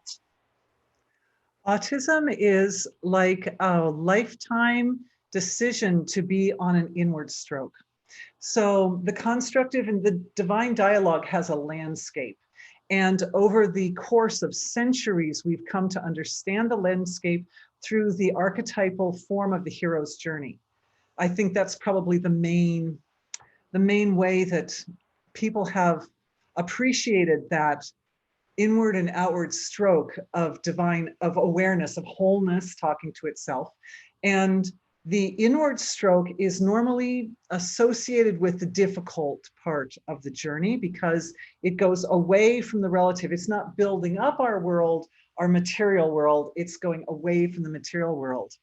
And what autism does is it creates a condition for the child where the child is going in and going in and going in, always moving sort of away from the world rather than towards it. From my perspective, the purpose of the divine dialogue, divinity talking to itself, is to integrate its nature, which is unbounded, quality-less, infinite silence, into the field of boundaries. It's not a small or easy task by any means. That divinity's ability to go into the relative and to express itself, to find a way to express in the relative, is exquisite and elaborate. So we have to come to understand all the different phases of the process, both the expansion out into the relative and the collapse back into the finest. And wherever the focus of the life force is, that is the area that's being developed. So with a child who's autistic, they're looking again and again. It's like, you could think of it like graduate work for the soul.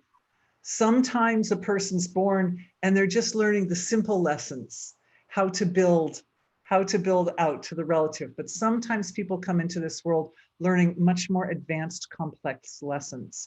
And in this particular case, it's how do I integrate that infinite, quality-less, eternal silence of being into the relative, even as the relative is collapsing, even as it's collapsing back. This is my take on the on autism. The answer is very similar. Like, how do you handle it? Very similar to what Ingrid said, that essentially the formula is to leverage the infinite resource of the silence of being.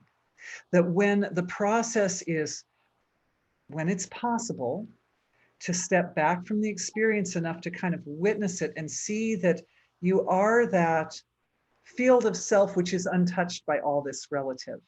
And then to be able to accept whatever that imbalance is when it is wrapped in awareness. Awareness is source material. It is our piece of the source of creation that we have the autonomy to move around with intention. So when awareness wraps around that, it affects it. And some of the, you're going to hear some beautiful, beautiful stories today about beings of light coming and healing people when they were in impossible situations and conditions where they shouldn't have healed, but they healed anyway. And the mechanics of what takes place at those moments is that the focus of the awareness is infused with the knowledge that this is pure being. My awareness is pure being. Any moms out there will tell you that the first thing that a child does when they emerge into this world is they focus their attention. Even before the cord is cut, even before they breathe, they look and they're like, you are my mom. Humans are expert at focusing our attention. It is our gift, it is our skill. So what are we doing when we focus attention? We're activating or enlivening wholeness or totality wherever the attention falls. So when the situation that's seen as a problem, and as Ingrid was saying, people are kind of in cultured or conditioned to sort of recoil from that negativity. But when instead we focus the attention with that knowledge, with that fully awake awareness of I'm bringing totality to bear on this seemingly impossible problem. And as I do that, the safety of the healing space. And there's a way to create a healing space. If you go to my knowledge base, you can look that one up. Creating a healing space is that the whole system is able to trust. When you create a space of healing for yourself, then the system, the physiology, the nervous system, the field of consciousness, it can trust and it can give itself over to the finer mechanisms that produce the healing effect, which go on prior to speech, prior to the gross manifestation of this world. So the value of the healing space is it sets up a condition that makes you receptive to accessing those expressions of your consciousness, which are, we could say, primordial, that are like, think of feelings you have in dream state, right? Or deep sleep. Sometimes these feelings come up and they're not in words. They're just kind of like a, oh, you know, like it's just a feeling. It's an impulse. It's a package of creative intelligence. It's an impulse of consciousness which sits prior to the gross manifest level of creation. And these are the packages that we produce that promote healing in the physiology. So when the problem is there, we don't try to attack it on the level of the problem. What we do is we slide underneath it with awareness. And by directing attention from that sort of deep, abstract, profound level of awareness, the consciousness interacts with whatever is in that imbalance that's holding back evolution. And it aligns with wholeness and evolution. Yes, sorry. I have questions for both of you, and so many of them are great from the viewers. One is like, why do you think autoimmune disorders are on the rise, Dorothy? Like, why do you think that certain time periods have certain problems, you know, that become more prevalent? And then the next question will move over to Ingrid, which is, do we learn faster through suffering? But I'll let you answer, Dorothy, about autoimmune. Yeah. Thank you. All right. So always the illness is aiming awareness at the next step of evolution. Always, this is always the case. So in the case of autoimmune, there are a couple things I would like to say about it. Number one is that the center, the administrative center for the immune system is the thymus, which is a little gland. It's right about here. You notice how close this is to the center, the heart center of the body, right? And so our heart center, they're chakras, but they're also larger centers, they're mahamarmas. So there's a big one in the head and a big one in the chest and another one in the gut area. And the heart center, the heart mahamarma center is where we understand our experience from, as Ingrid so beautifully pointed out, from that level of innocence and purity. She said she was so young, she didn't have a lot of conditioning. The heart center always will shoot you straight. It will always tell you the truth. Sometimes the brain can say, oh, no, I didn't mind. That's okay. When the heart center is like, no, that really hurt, you know? Mhm. So the heart center is a center for our truth. And it's also the part of the body that comes closest. It's like the area where we can focus our attention that brings us very, very close to that state of wholeness or totality, that experience of wholeness and totality. So you can think of the thymus a little bit like a mother, like a loving mother for the physiology, very wise and protective.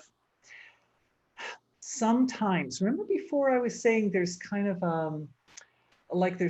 a stratified expression of being. Some beings are only very close to the source of creation, and some are more manifest, and some are very manifest like us human beings. Well, viruses are like that too. And sometimes viruses do not manifest all the way to the gross material level.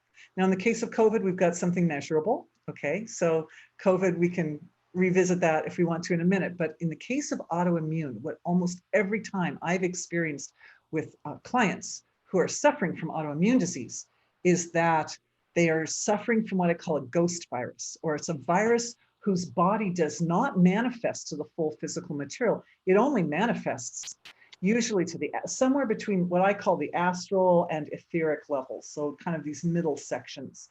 If we think of my fingers as a stratification of density of the field of consciousness. So what happens is the presence of the virus that is not a physical body activates the immune system. The immune system says, oh, alert, I have been invaded. And it goes over to the area to attend, but ready with, cannons ready to fire, and doesn't find anything material to fire at. So the immune system ends up attacking back onto the physiology. But the reason is so that the discord that's created by the autoimmune response causes it. It's like a message, or it sends a signal to the physiology and to the being. I need to look deeper.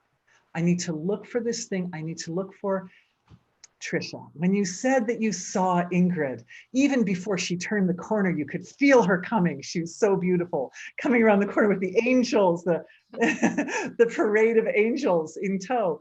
Is the same situation that we want to identify the energy signature, all things, all the light beings, all the angels, and all the regions, or we can call them regions of our causal body that are specifically for healing. We can identify them by their energy signature. All these beautiful forms of pure grace and pure compassion and pure truth. Values like this, which are they have an embodied value. So you could say, if someone has refined perception, they can see, I saw the body of pure truth. I saw the body of pure bliss, these as forms, as living forms, but also there's a feeling of that, of in its most primordial form.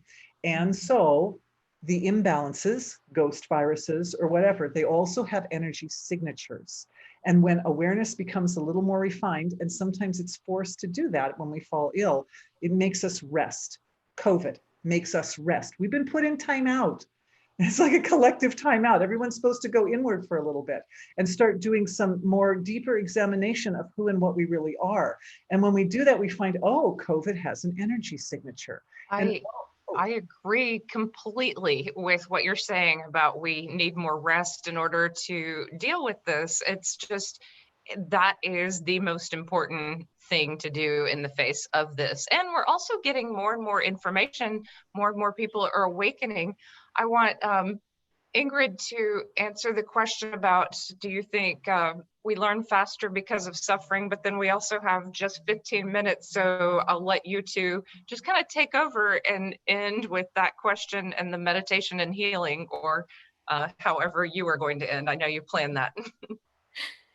Yeah, what I think is that sometimes when I guess we get beat very hard in the head, it's like when we it's kind of like a stop. It hit us hard, and it's when we go and ask the deep questions. Sometimes life has to shake us so hard until we pretty much say it's time to stop.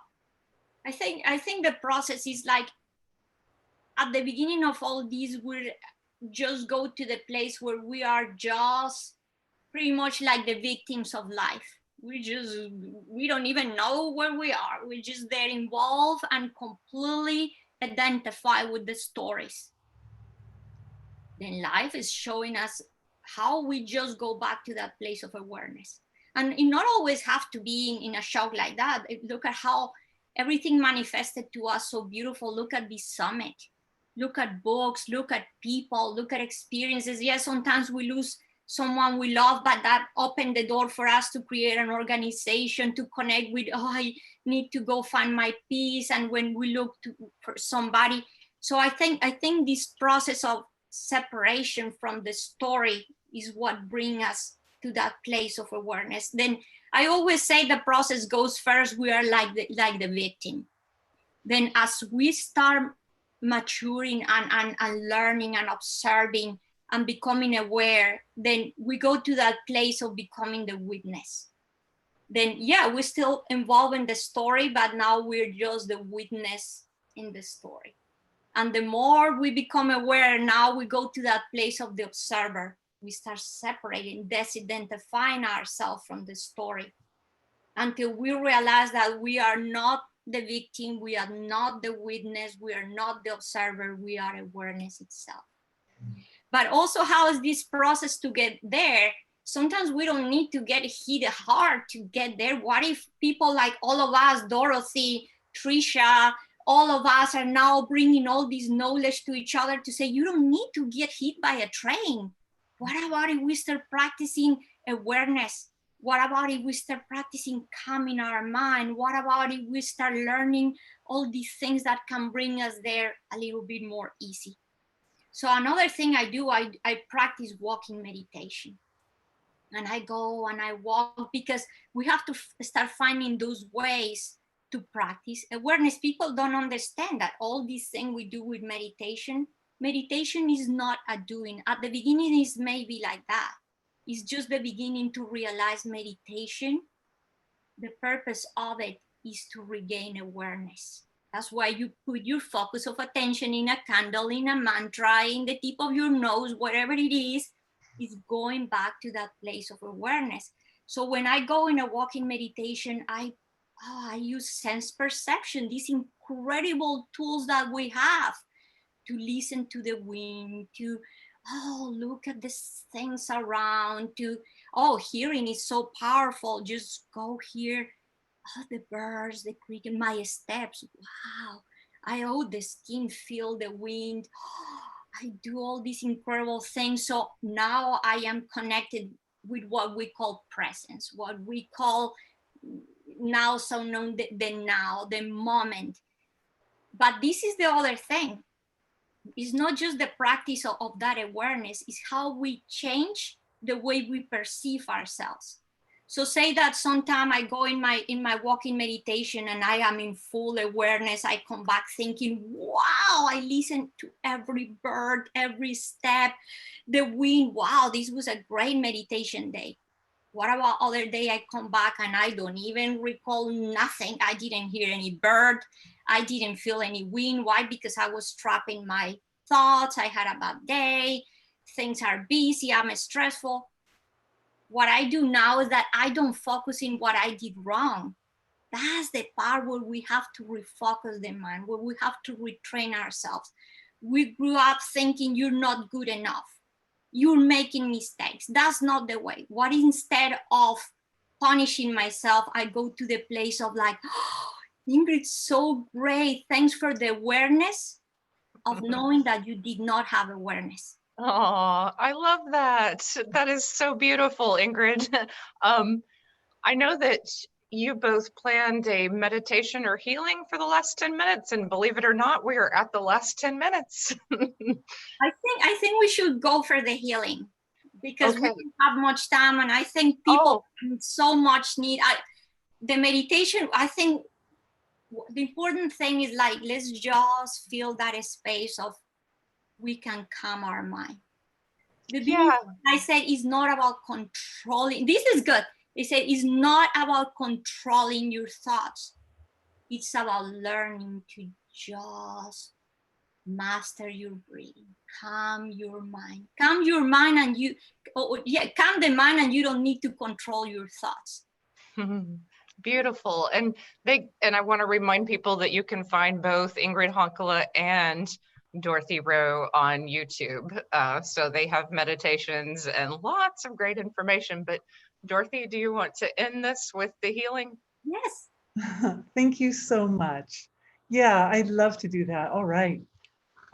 Thanks for giving me the privilege of being the final step here. So now, thank you for the opportunity to the source of creation for all of us, for the energy healing process, ancestors, the bridge from the absolute to the relative, our ability to work concisely and efficiently, going to the seed or source of imbalance. Thank you. All right. I'm just focusing my awareness. We all get to enjoy together. I focus my awareness into the field of our collective. So everybody watching now and everybody who will watch in the future. And I'm just letting my attention get very simple, very abstract, and just feel into the field like what is the greatest need? What is that area that would be most supportive to everyone?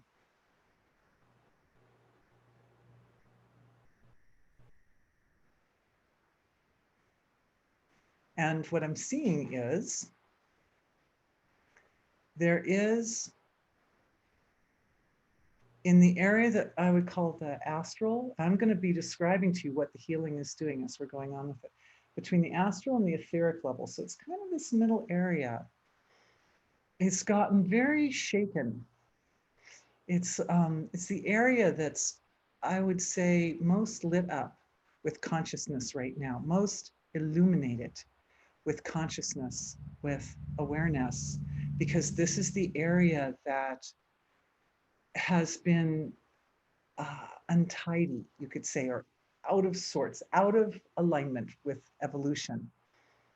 It's not the whole area. There are lots of parts of it are all straightened out. I can see in the forms of what I would call the web of life, which is you have an astral body, and then the astral body exists within the web of life. We have an etheric body, which is looks more like the physical body, but it also exists within the etheric field of creation. So it's that astral through etheric area of our collective, which is up for consideration at this time. And the first thing that I'm feeling are releases of triggers for anger, releases of illusion. Their triggers are comprised of illusion. Oh, see, I always learn new things when I do this with you guys. Thank you, everyone. Can't do it without you. Triggers are comprised primarily of illusion. So it's not that the triggers necessarily go away, because we need points of reference in the subtle field of our world in order to navigate that field. But we need those points of reference to be true points. So the first thing that's happening is our awareness is isolated out from the triggers, has isolated out the illusion from the truth. Now, of course, as we do that, what happens is the truth grows stronger, and the truth is anchored into the source of creation. So from that anchor to source, truth is holding steady in a way that it was not holding steady before. Truth is one of the 4 pillars of Dharma, which Dharma is a Vedic term, which means that energy that sustains the universe. So I'm just watching the flow of the infinite resource from being, from the source of creation, moving through the pillar of truth. And as it moves up through the denser, more manifest levels of our collective field, it's anchoring and stabilizing into those points that are they are junctures, you could say, junctures in the web of life. The web of life at that level of consciousness, the field looks like threads. Every stream of consciousness, every intention moves like a thread through the field, and it's like a big web. But it's at the nodes in the web that these points of reference have been identified. And these points of reference that are up for consideration right now are the ones that we associate with negativity. So very often, it is the thing that we recoil from most that holds the key to our liberation. So there's a tendency when we look out into the web of life to be attracted to want to kind of conjoin with those lighter, more creative forms. But it is the points within the web of life that show us where the weaknesses and shortcomings are. That there's an old habit. It goes back multi-generations. So we're engaging with the ancestors at this time and working this as a transgenerational imbalance. I'm feeling a really big waves of emotional energy associated or connected with the habits or patterns of recoiling from these specific spots in the field of our being, which are associated with what we would call weaknesses or shortcomings or imperfections, like that. No surprise that the impulse of intelligence that rises from the source of creation is one of unconditional love, right? Of acceptance and fullness. Holding space for that wave of sweetness and love. And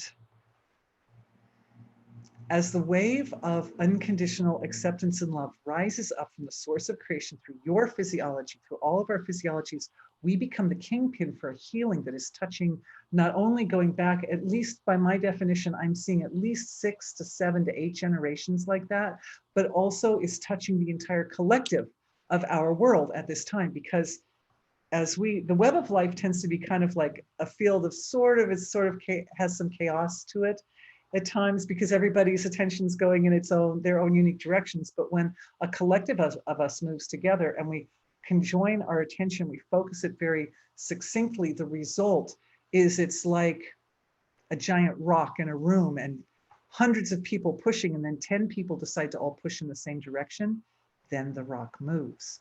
So it's the same condition happening here, that as we've opened to this place within the subtle level of our awareness where this unconditional love and sweetness and fullness is coming through, it is affecting the specific areas of the inner landscape of consciousness, which are responsible for folding our own love back into ourselves.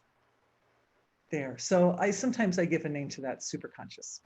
It's just a part, we can say it's a part of the inner landscape that's responsible for self-love. Oh, beautiful. That promotes a maturation of the heart. Yes, and Ingrid wants to say. Yes, and Ingrid, I will let you say something to us and take us out. And this is the end of the hour. Thank you. Yes, no, I love that, and knowing that there's not just important to have the triggers, but to have the reset buttons.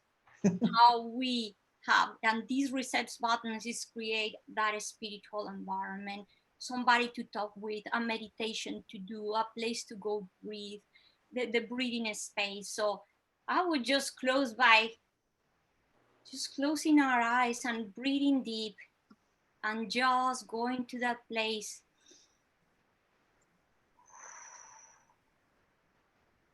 Of knowing that just with our breath, wow, just by, I love sometimes to meditate like the sky, close the eyes, see the sky full of clouds. That is all our problems, all our thoughts. And just breathe deep. Let's just breathe deep together. Hold it. And blow all those clouds away. And that's a just really beautiful way to realize I'm not those clouds, I am the sky. And I have the power to breathe deep and just blow with my breath all the clouds away. And that's it. Just go back to that place of calmness. Go back to that place of connection. Go back to that place of just being silent. We can hear the voice of that microphone. We can be that voice. We can be that light. And we are that always. So thank you, Tricia. This was beautiful. Thank you. This was amazing. Thank you, Dorothy. And thank you, Ingrid, so much. This has just been beautiful. I loved it. Oh, thanks so much. Mwah. Thank you. Bye. Thank you. Love you all. Bye. All right. Well, I am waiting for the next people to show up. Oh, there's Tamara and Carolyn. And Hi. Carolyn is showing up. So bye, Ingrid, and bye, Dorothy. Loved it.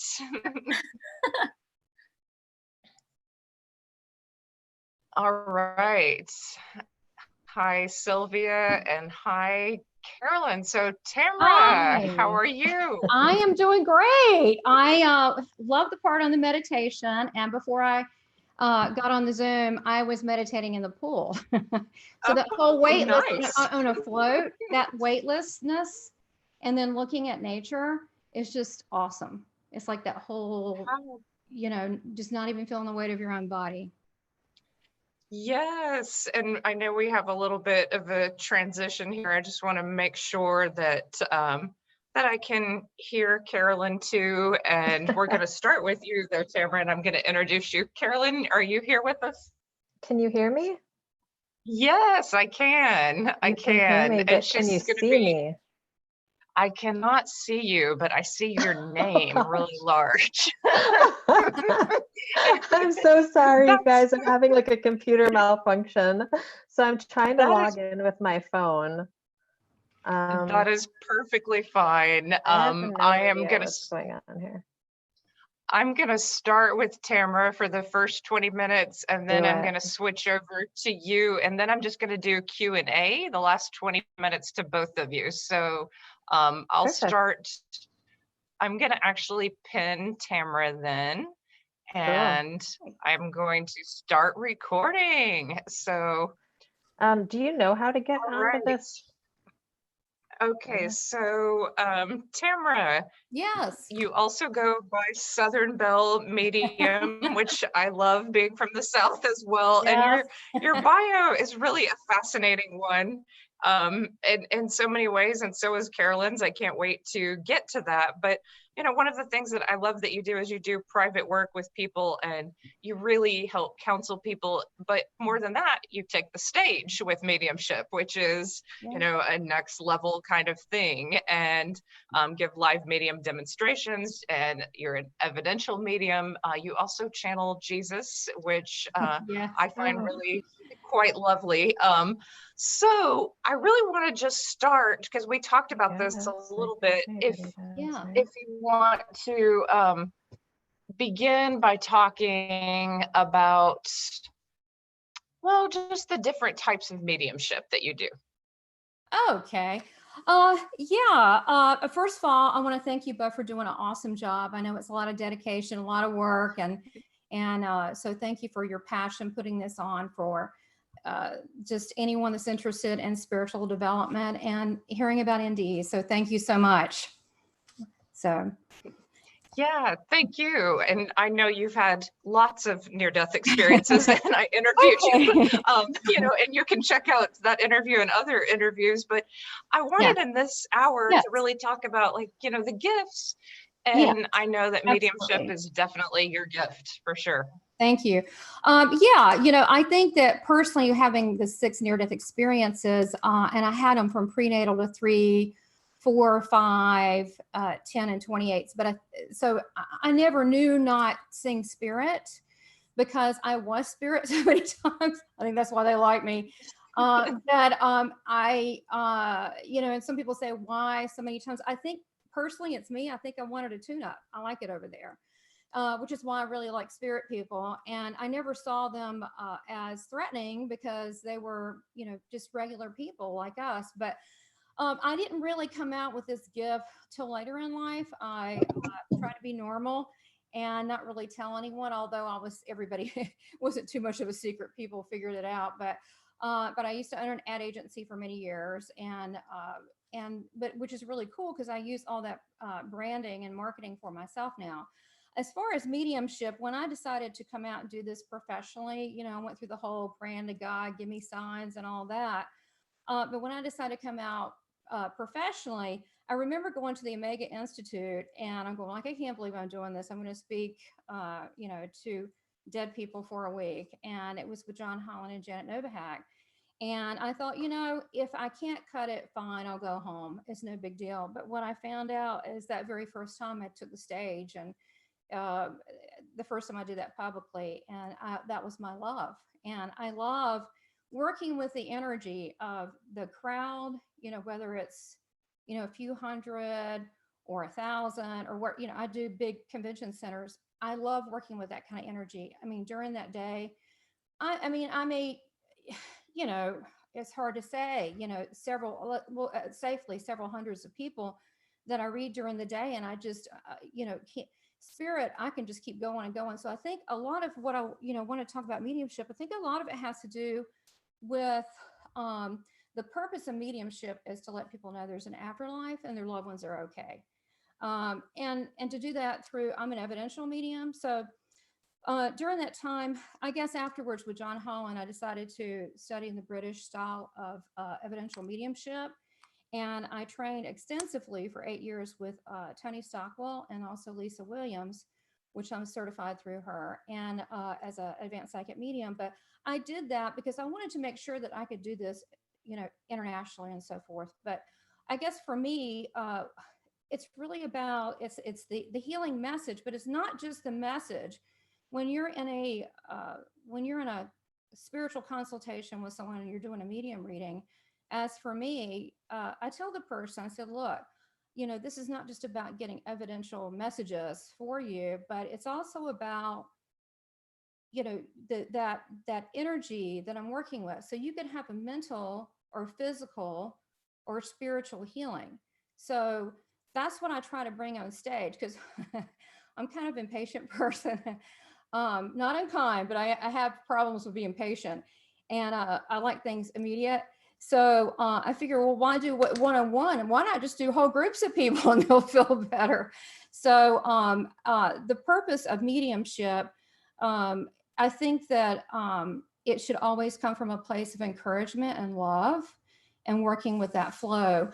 The other thing is, looking at energy, you're talking about mediumship, evidential. What is evidential versus regular? Evidential would be, to me, an example would be, say I'm giving evidence that it's someone, well, maybe we should cover psychic versus medium. So like with a psychic, say, for example, I go to a demonstration and I'm just a person sitting there. So I'm thinking of my mother with black hair, green eyes, and she gave me lollipops growing up. Well, the person coming out to kind of tell if they're psychic or medium, they may go, oh, I see a woman. She really loves you. It feels like a mother figure, dark hair, green eyes. She used to give you lollipops. So she just psychically read her. Whereas a medium might come in and go, yeah, there's this person here. She talked about you used to go to the beach. And the person's going, yeah, we went to the beach. And your mother's saying, I didn't like being out in the sand. I really like being in the casino area because that was her experience. And she's talking about a Christmas ornament that's a Snoopy Red Baron, and it used to hang on your Christmas tree that she always got Douglas fir. And she signed the bottom of it. And then she's going, yeah, you know, so there's no doubt. What's cool for me is when they leave messages that I don't know, the evidence is not for me, but they leave it for the person, and, you know, like, I don't know if we have that necklace or whatever. And then I love when I get the emails, or I love when they argue. I'm like, don't look, I'm just a messenger. Don't, you know, it's your grandmother. Just, you know, I'm just telling you what I'm getting. And then when they finally send me the email about, you know, oh, we found the pearl necklace, that's really cool. So why I think that's important is, you know, to tell people there's a God, they love you, your life is important, we all have a purpose. Some people don't get that, and they have to first understand they're an eternal spiritual being. And usually you can get them through their heartstrings, you know, when they lose someone. And then if you can give them undeniable proof, then I think it helps people on their journey, because they feel, you know, closure with grief, but they also feel that, wait a minute, life goes on. Why am I here? And then they start connecting to the divine source of all things, you know, as well. Do you feel like you're doing grief counseling to some degree at times? Well, my husband always says that. He said, you know, you're a counselor. And I'm like, yes. And then I'm kind of like a spirit mama, because people will say, blah, blah, blah, that's great. You know, like people check in with me. I'm like, that's terrific. You know, a lot of times I don't remember what I told them, but I still think it's sweet that they do that. But I will say that different, you know, after training with people internationally for many years, all different kinds of mediums, there is a standard of evidential mediumship, and everybody personalities are all different backgrounds, but there's a standard that everyone gets this type of detail. However, the actual chi and energy of the medium, they're all different, and they all have different abilities. So the other thing that I didn't know I used to, but I can go into a trance like that, which means that, you know, I'm not concerned, because I'm a master at, you know, mediumship and what I'm doing, but I can't go into a trance. And that is helpful when I need deeper layers of information for someone. And that's usually when I connect at the higher level with Christ, who I saw multiple times in my near-death experiences, as well as that's also the angelic realm, the guide realm, and so forth. And so, you know, I've had Mother Mary come through a ton and give evidential information. And I'm not Catholic. I mean, I know who she is, but it's who that person connects to and their soul journey. I feel really proud to do this work. And I think that sometimes it's so misunderstood. And, you know, one of the things that I see that as people become spiritually aware, or maybe they had an NDE, they'll start seeing spirit people because they were spirit, or they're meditating and they go in that spirit realm. And to me, I've always seen that. And so a lot of times I've, you know, talk with NDEs that have spontaneous mediumship, and that's not where really they're controlling the information, but they are getting that. But I think actually a lot of people get spirit around them, but I think with an evidential medium, and also there's capabilities. There's a really cool book called The Book of Spirits and The Book of Mediumship by Allan Kardec. And he actually researched the abilities of mediums, and there's like 38. And so the different levels of what they are, but some can just know, feel, see. I work with all of them, but I think that's just training. And then I had to get through the taboos of even doing this. And, you know, let's talk a little bit more about those taboos. How do you think? Thanks, Tricia. Yeah, you know, I'd go there because, you know, it was a problem for me too. You get judged a lot by saying you're a medium. How have you worked through that? Okay. So this is what oh, great. Thanks for us going there. But some people watching have these abilities and they want to know. Here's the thing. I work with God in the angelic realm and Christ. That's where I go, you know, because it feels really good. So I just bring it to people. I like it there. Not everybody does. Some work with lower vibrational spirits. Like some people do like ghost recovery where they help them cross over. That's not my area. I've done it before. But to me, it has to do with one, your intention. The other is, I mean, I'm going to go here, like, and I don't want to get into a big debate. I'm just telling you what I know. But from a couple of scholars I've heard, like the whole Deuteronomy, mediums are awful and all that. In King James and earlier back, it didn't say that. It said divinator, enchanter, and like witches. So it's really not that at all. Here's the thing. If you're born with an ability, no matter what that is, if you're a healer or whoever, whatever it is, maybe you're great at math, whatever the ability is, as long as you're using it for the better good, and God doesn't make mistakes to give that to you. But I asked Jesus about it because I struggled over this for years. And it's so funny what he said. I said, well, should I call myself the Southern Belle Messenger? And then my husband said, you sound like the UPS delivery service. And I asked Jesus, and he said, people already have labeled you. And that's because he's being sarcastic. He said, people label people. They're going to label you what they want anyway. And I went, ouch, okay. So it's really about your intention with your heart. I think if it helps people and helps this world move forward, understanding they're a spiritual being and to wake up, it can't be bad. And then a lot of people in the chat always ask about, well, what is up with earthbound spirits? Why do some of us have near-death experiences, and why do some, get earthbound and stuck here? Have you had answers about that? Yes. First of all, ghosts suck. I try to be compassionate toward them sometimes, but they can't actually hurt you. I don't like to say this publicly, but since I'm saying it publicly, I did used to ghost hunt like years ago for like a year. But then here's the thing. If you're looking for something, you'll find it. Along with that lower level stuff, there's also demonic stuff. I've also done several deliverances. I've seen things and heard things, but I wasn't very popular because I was always trying to cross them over. And a lot of people like the haunted areas, and I just wanted to help the people. Why they're like that? Imagine in life, you've probably come across people that are very negative, and they're just a sour pill, Well, imagine immediately they drop their body, something happens, whatever, car wreck, whatever. You think that they got better? Well, it's their choice if they want to cross. And some of them just want to stay here because they could be confused because they were already confused in life. They were already confused. And some don't want to be judged, and I've talked to some of them like, it's okay. I show them that place that looks like paradise and all the love. I have Christ stand with me. And some will do that. And some have come to me for that. But free will, there's some screwed up people out there. You think when they die, they become spiritually aware? No. I know that's bad news for some people, but here's the thing. If you want to move on, it's there for you, but some people don't want to. Yeah, interesting. There's a comment from a reader that says that not only are you an amazing medium, but you help people find their path, that, you've helped someone along the way really find their path. So is that the greater hope with the readings?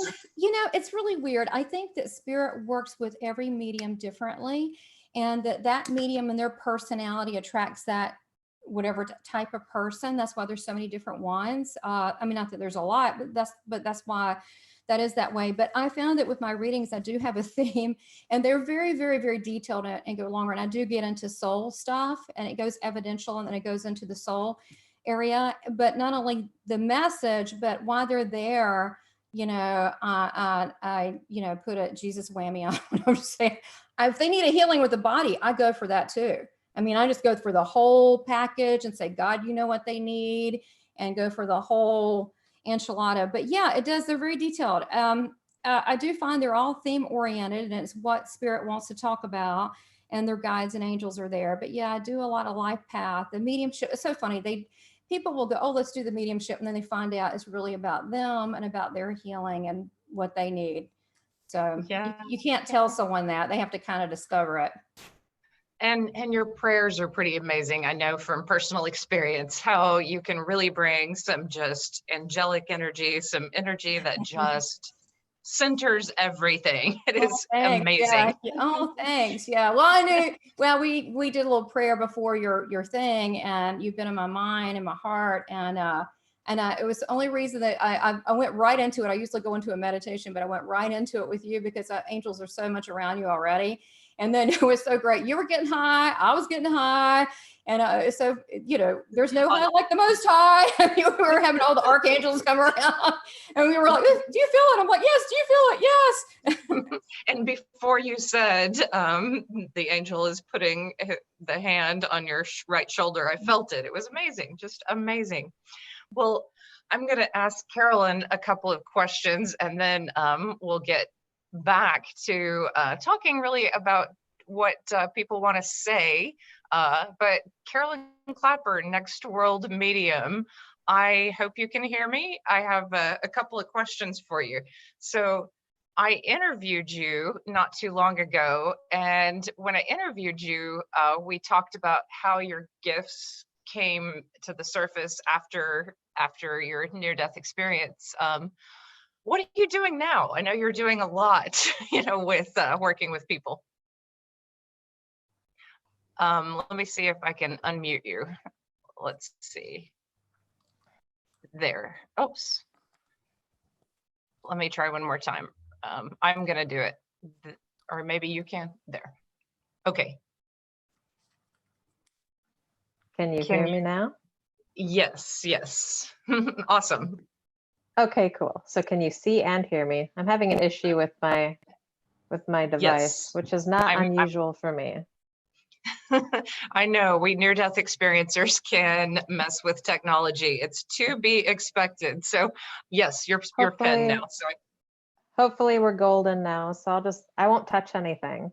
Okay, I'm sorry. What was your question now? How have things evolved since we've last talked? So what are you working on? And well, it's been a while since we spoke. So I have a lot that I'm working on. I'm mostly working on myself right now while I'm, you know, working with clients. I'm pretty busy with readings all the time. But I'm also, I'm just working on myself. I think, you know, we're constantly evolving, you know, regardless to how advanced in our mediumship we are, we always have to kind of touch back, you know, kind of bring it back home, for lack of a better term, once in a while. And I think, you know, 2020 has been crazy for everyone, including mediums. Sometimes, especially people who are intuitive and empathetic and whatnot, I think it's been, in some ways, more, I don't know. I was going to say catastrophic, but that's kind of like a huge negative. But I think it's definitely been an awakening for everyone. So it's something that I've been kind of like going inward about lately. How have you been? You know, I've been great in some ways. And then also I've felt the burden of this time period. I think it has weighed on a lot of us, and it's powerful, but it also takes a lot more energy and a lot more time in meditation to start processing this new energy. So I know that a lot of us are slowing down a lot in order to process it. Yeah, I totally agree. Sorry, I'm not focusing on looking at you because I can't see anything on my end. But I totally agree with what you're saying. I mean, I think everyone's been feeling it. I agree that, you know, I mean, this year's been crazy. I wanted to kind of touch on a couple of things. I know that not everybody knows who I am. I did have a near-death experience back in 2011, which you know of, Tricia, but maybe not everybody who's listening knows. And I did have a huge awakening. We were just talking about that. And I did have a huge awakening at that time, but I did see stuff as a child too. I've been listening into everything that everybody's been saying the best that I can since the beginning of this summit. And I've just heard so many profound messages from everyone, medium or not. I just feel like everyone's trying to kind of band together and become cohesive and look towards positives for 2020, because I think we've had so much negative so far. And I think that's something that I'd like to focus on today a little bit. Yeah, and I do have a question though from someone. Do you think that some souls are using the virus as permission to leave the Earth realm? Have you picked up on that? As permission to leave? That's an interesting question. I've never really thought about that actually. I don't think that we need permission to leave. I think, you know, the way that I've always seen it, we all kind of have like our life path set out before us. And I'm sure that people would argue with me, you know, regarding this. But I kind of feel like we've all had multiple NDEs if you really look into it. I mean, if you really get specific, because there's so many times when we avoid death, or when we, you know, almost hit that person in our car, or we, you know, I mean, it just depends on how you define NDEs.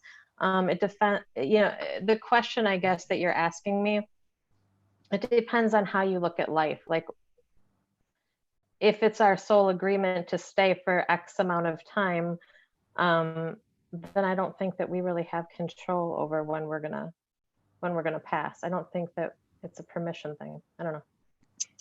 Yeah, makes sense. So with the work that you do, one thing that's fascinated me is some of the missing person work, and some of the digging into what's happened, you know, in certain cases. That, how is that difficult and how is that exciting?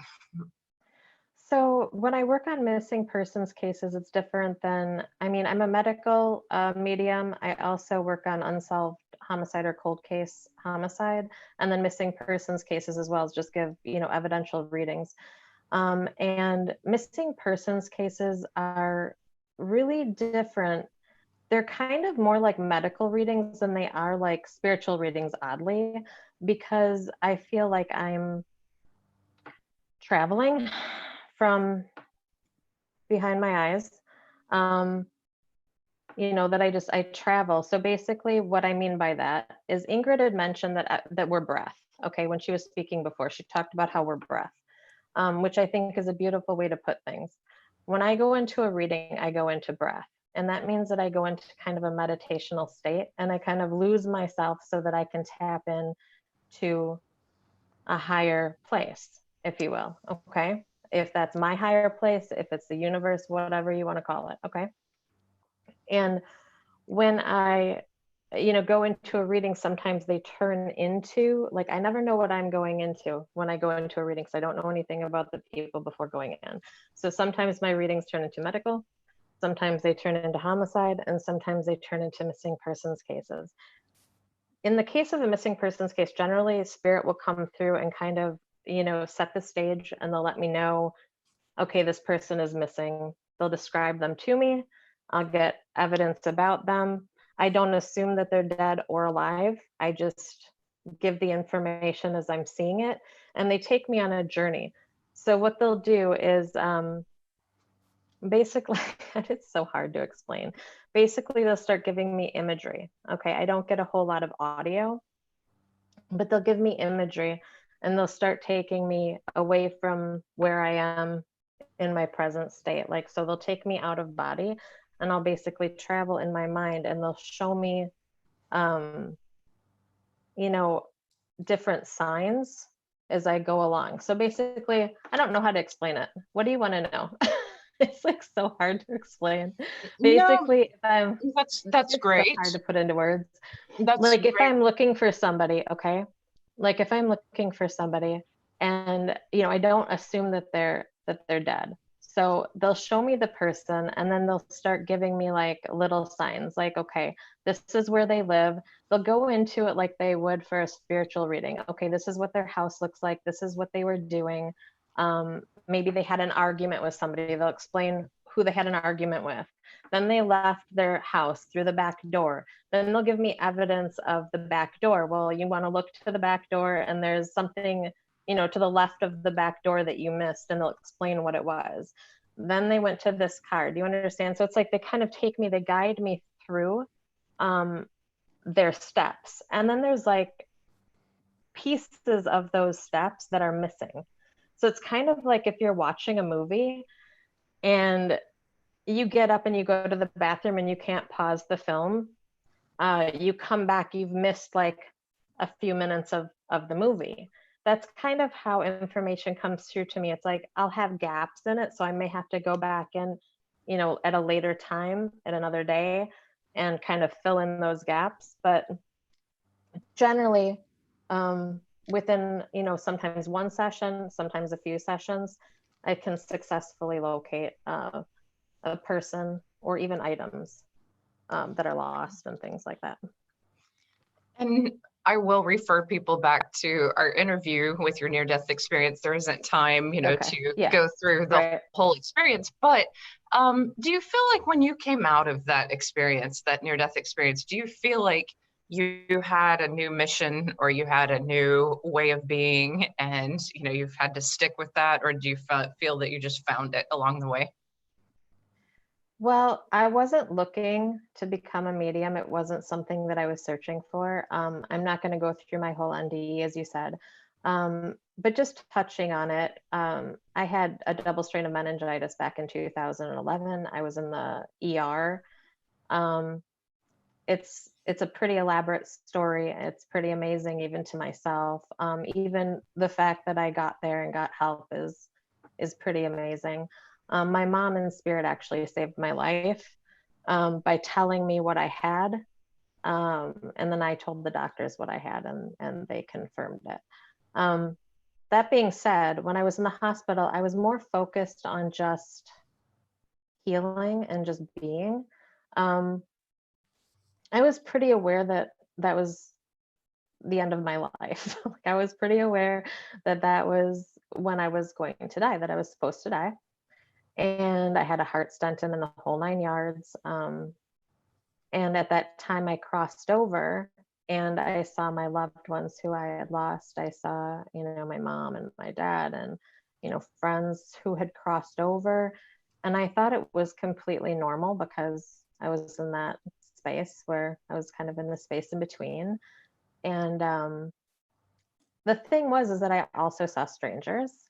And you know, I started giving readings for nurses and doctors and people around me because their loved ones were coming through and giving me evidence of how they passed and who they were. And I thought it was all totally normal because I was in that state of my life. I was in, you know, in transition, but they were all pretty amazed by it.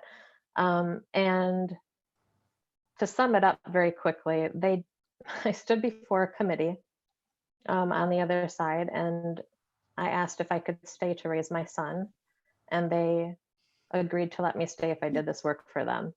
And they went through me in a ball of light, and they miraculously healed me on 11/11/11, and I was released from the hospital, and I just started seeing things. I just got slammed by spirit. So I had 2 jobs at the time.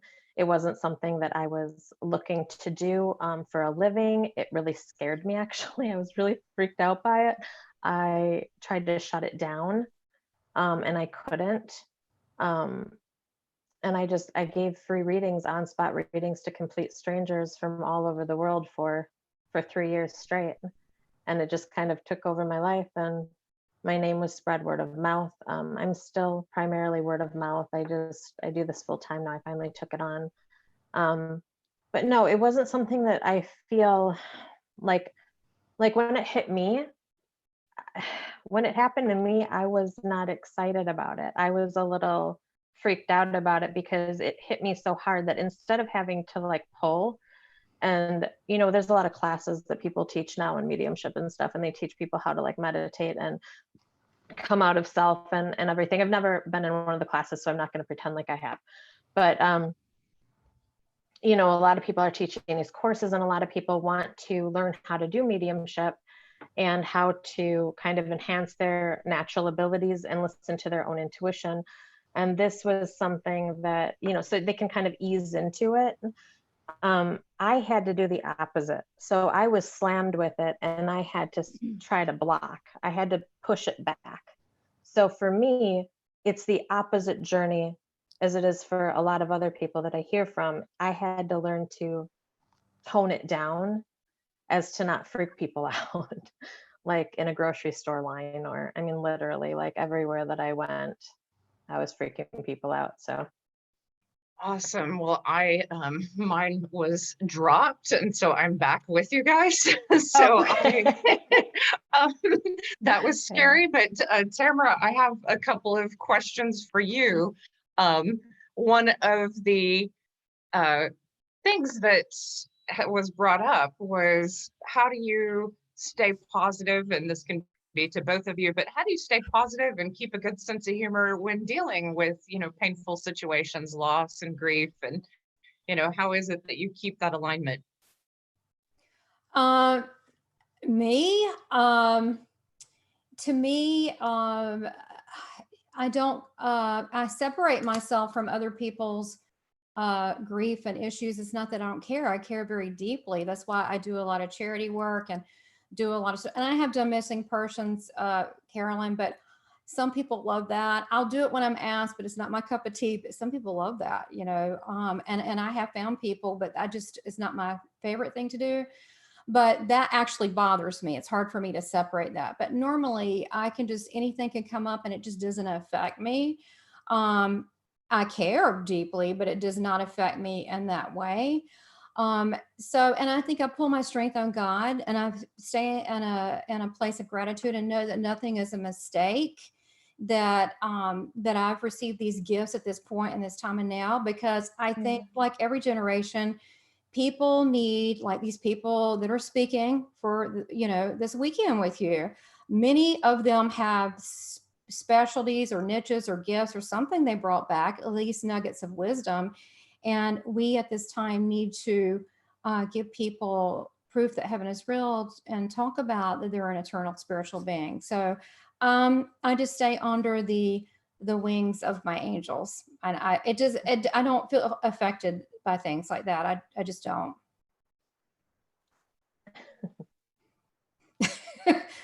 are you still there, Trish?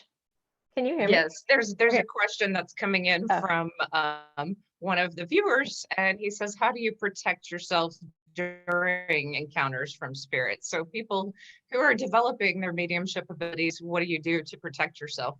And you can both answer this. Okay, Carolyn, you go first. Oh, okay. Thank you. I just want to tell you though that I love that you stay in the light, because I also do. And I know exactly what you're talking about. I could probably have a whole conversation with you about that at another time. But how do I protect myself? So I go into prayer before. I also stay in the light of God and spirit. I go through God and spirit before I go into every reading. Of course, during random readings, like in public, when I'm meeting people in public, I can't prepare. I can't do that. I just run into people and it just happens. So, sometimes you just really can't. Well, if you're like me, if you're learning how, I have methods that I guess are really common, which I didn't know when I went into this because I didn't study mediumship and I had never read a book on mediumship or anything like that. But just from spirit, I started doing saging. I sage before every reading. I open the windows. Just make sure you open the windows, because a lot of people sage and they just move the energy around and they don't move it out.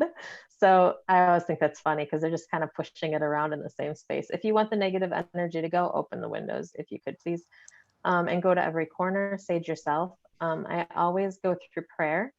I call in my guides and the people of whom I love, archangels and God, and then people that I love, and I ask them for their protection, and also their help. My prayer wouldn't be the same as yours. I think you need to find your own voice, and that comes from within you. I don't think that it's going to come from somebody else. I don't think that there's a generic protective prayer for everybody that would just work for everyone. I don't feel that that's true, and I don't believe it. So I would say kind of meditate and, go within and find your strength and kind of pull from that and write your own mantra that feels right for you. That's for when you're saging too. And, ask for that protection, feel it, envision it around you. I close my eyes, I do deep breathing, I go into breath in through my nose, out through my mouth, like meditation or like yoga. and I ask for protection. And that's what helps me. When I have anything negative that feels like it's pushing in on me, I push back. But that's an energetic thing. It would be hard to explain. I'm writing a book. I think I explain better when I'm writing than I do on the spot like this. I'm happy to get into that at another time in writing. But yeah, that's kind of where I'm at with protection. I think that you just need to find your own voice.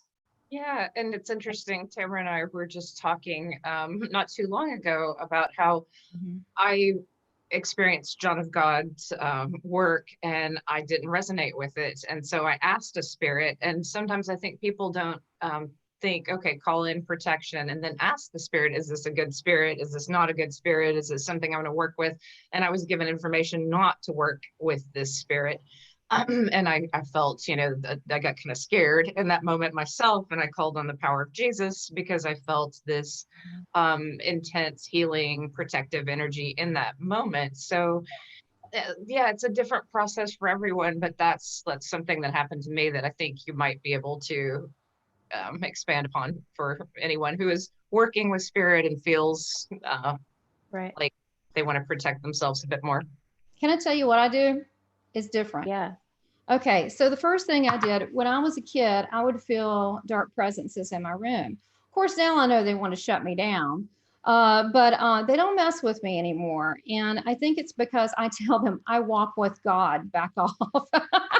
But what I do is I used to, you know, I've also done a lot of deliverances. I've seen people's eyes go black on me. When I was in Richmond, I guess 3 years ago, and I was on stage, and afterwards I did 2 big shows for an hour, and then I read people in between at my booth, and a mother and her daughter was there, and the daughter looked kind of strange and her face kept going in and out, and I thought maybe I was tired. It was at the end of the day.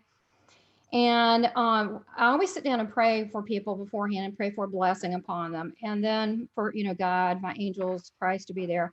And then I stopped midway. They stopped me. First of all, spirit will shut them down if I'm not supposed to read someone. And I stopped, looked at the woman. The mother was fine, and her mother was coming through. It was lovely. All the spirits pulled back. What happens now is spirit will pull back from me. And they were like, because they don't want to get me in trouble if someone has dark energy. And so I looked at the woman, I guess she's 35, her mother was maybe late 50s. And it just came out of my mouth. I said, you have a demonic spirit. Da, da, da, da, da. And then the girl started laughing, and she said, you're good. And then the mother said, what's going on? And I said, you've got something in your purse. It's a mojo bag, blah, blah, blah. And then the mom said, what is that? She goes, oh, I went to an exorcism or something. So I told the mom, I said, look, here's the guy's number. You need to call this guy, spiritual warfare person. You need to call him. And so I said, stand up. So I had the mother stand up with me, and I was getting ready. So now I don't do sage. Sage does not cut the mustard of the stuff I've seen. That's why I have my own line of protection and restoration with healing per Bible base, but on my website, southernbellmedium.com. But what I do now is I sprayed her, and as soon as that thing went airborne, that girl turned into a man's voice, deep, electronic, no human can make it, and said, if you buy it, I'll throw it out. And her mother heard it. My friend who's helping me, who's agnostic, heard it. And so later on, I go back to our hotel room, and I said, I gotta bless this place. And my friend's like, do what you gotta do. And so I did. And then at night, I was having a little bit of dreams. So sometimes they'll come through like your dreams. And so I did the prayers, did all that. You also can do like a glass tube, which I like, that goes straight up to heaven, all the way down. I know heaven's not direct, but I like to think it is, all the way down. And I like to have my angels in it. That's a good way. But anyway, I'm praying and I'm begging Jesus, like, because I'm feeling this thing's Trump pissed at me. And so he shows up, and he said, well, you know why that happened? You drew it out. And I said, how? He said, because the highest language you can talk about is heaven, and God and me were real. And it didn't like it. And I said, well, I'm not going to stop. You're just going to have to give me more angels. And he said, well, that's already been arranged. And he said, we had this problem a lot. We had to handle that. And then he said, take the money that you got and give it to charity. She's going to be 2 women coming by the next day, and they I gave the money to them. He said, where energy goes, energy flows. So, you know, if I didn't do this work, I can still recognize angels and darker stuff, but they don't mess with me anymore because it's my intention. So I think a lot of it has to do with not being in that fear and knowing that that you are loved by God and protected, and just stand in that. So I have a question from someone who says, is it okay, like say you're given a gift of mediumship, do you have to use it? You know, do you feel like God is saying you must go out there and use this to help people, or can someone just have it and choose, you know, I'm not going to use this?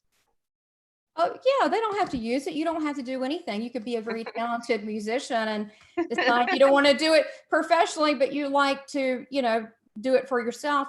Here's the thing, you can't stop a gift that's there, but you may choose not to develop it. And it's okay, but you can still use it for your own. I mean, all mediums are psychics. They see and know this physical universe, but mediums also know other dimensions as well. And I've talked to other non-human planetary alien type stuff before too, which is interesting. They're not all evil. I don't like those. I don't talk to them, but you don't have to use it. So you're in total control. We don't have to do anything here we don't have to do. But the gift has been given to certain people. So can I also answer that? Yeah. Yes. Okay, so I just want to weigh in because I totally respect where you're coming from, and I've heard that often. I've heard that people, you know, I've heard of people who have intuition or are mediums, and they shut it down and they push it out, or they decide not to do it. They say no, and it goes away. I have had the opposite effect. So I don't have a choice. I don't feel like I have a choice. Maybe that would be viewed as a weakness or my boundaries not being strong, but I disagree with that. I just don't seem to have the choice. When I say no, so when I stop, there's been times where I've taken breaks from readings because of my own health, and I just don't book clients for a while. And I'm like, okay, I need a break. I just want to spend time with my son, you know, da da da da da. The second I take a break, and this is every single time, if I take a break from scheduled readings, everywhere I go, everyone I run into, bam, get spirit. They're like, I don't think so, honey, you're doing this either way. So that doesn't happen for me. And I know what you're talking about with the evil too, with like the evil kind of weighing in, and you can push it out if you're walking with God. But I've had some really strange experiences with that also, where I don't feel like I can get rid of or shed, you know, like send spirits to heaven. I don't feel like I possess that power.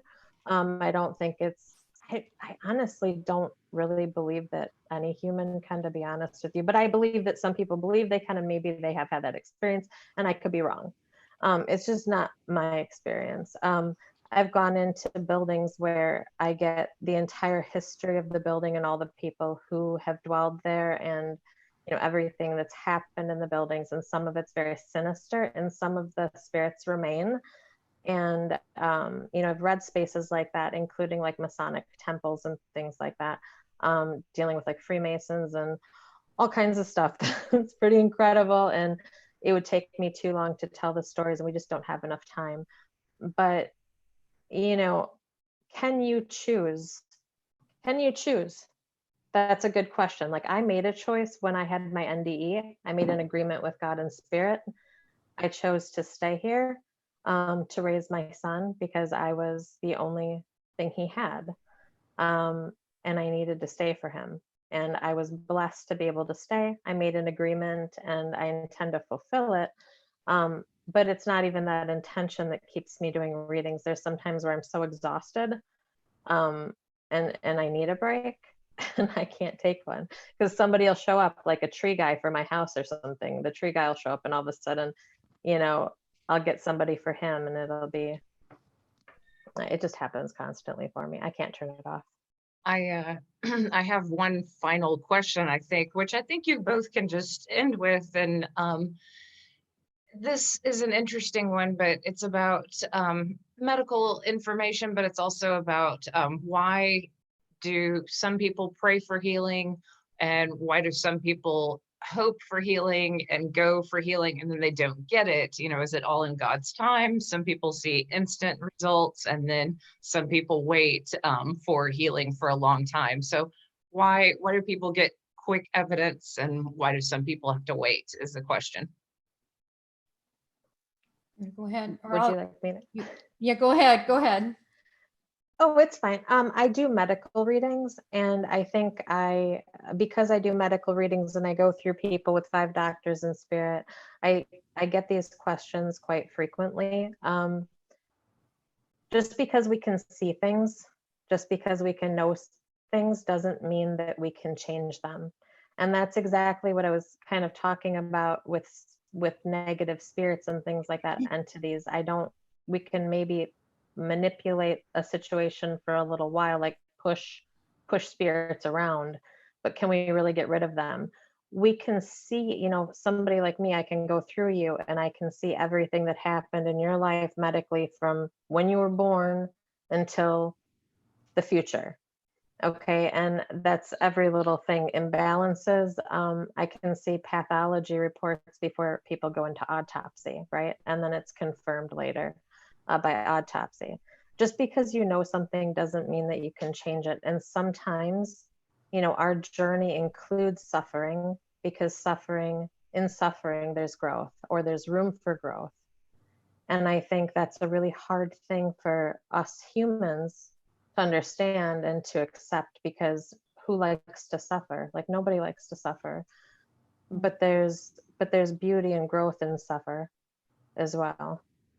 And to take away all suffering, all illness, would be to take away growth. And I don't think that we have that power. Great. Tamara, do you want to talk about why you see instant healings and why you don't sometimes, and the struggle? Because I know, like, I get emails, and I'm not a medical medium, from people saying, help me now, my skin's on fire. And I'm like, oh my God, I can't help you.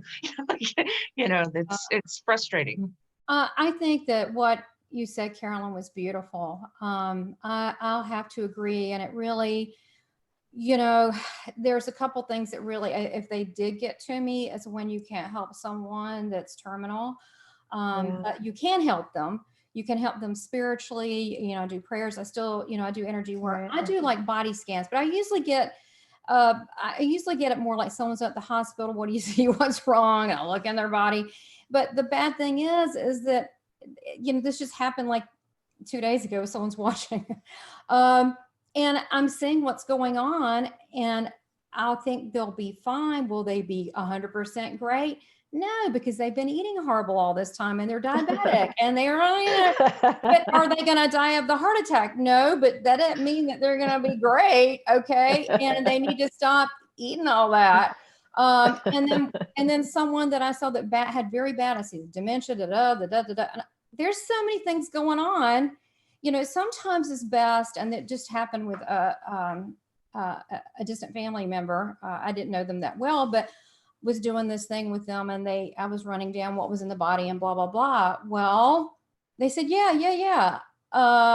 If someone's really bad off, unless God can heal them whole, do you really want to be here? If you're really bad off, you know what I mean? Like, if you don't know your own name and you can't, so I would never say that to someone. I would say, this is a situation. This is in God's hands. Let's pray for them. Be kind, be supportive. You can be kind to that person.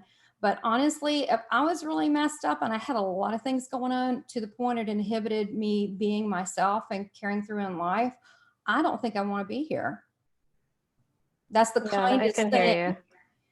That I think that's kind. So I don't like, this is a God thing. You can help people, we can do things, but sometimes people don't like the answers that you get, and you have to be very gentle in your delivery. Can I respond to that? Oh, sure. Yes. Okay. Yeah. Okay. Yeah. I want to respond to that, because I agree with you. Like, some things are in God's hand, and that's so hard sometimes as mediums. I'm sure you can relate to this, because there are times when I give medical readings or just spiritual readings, and medical will come through and so forth. Just last week, well, actually 2 weeks ago, excuse me, a client of mine who I really just adore. I adore all my clients. I just love them. I fall in love with people so quickly, especially once I read for them. That's And the near-death experience thing. Yeah. And a lot of them come back and they touch base, and they're like, you had mentioned this before. Oh, I found this item, or, you know, they want to stay in touch, and I love it. I love it. But one of my clients, a man named Craig, he was so sweet. He was so in love with his wife, Mary, and Mary had passed of cancer, 5 years prior to him coming to me. And he was not an atheist, but he just really, truly did not know what to believe. He didn't know if there was an afterlife. And he came to me basically to be convinced one way or the other. At the time, I didn't know he was ill. And what was really weird is, even though I'm a medical medium, they didn't get into his medical.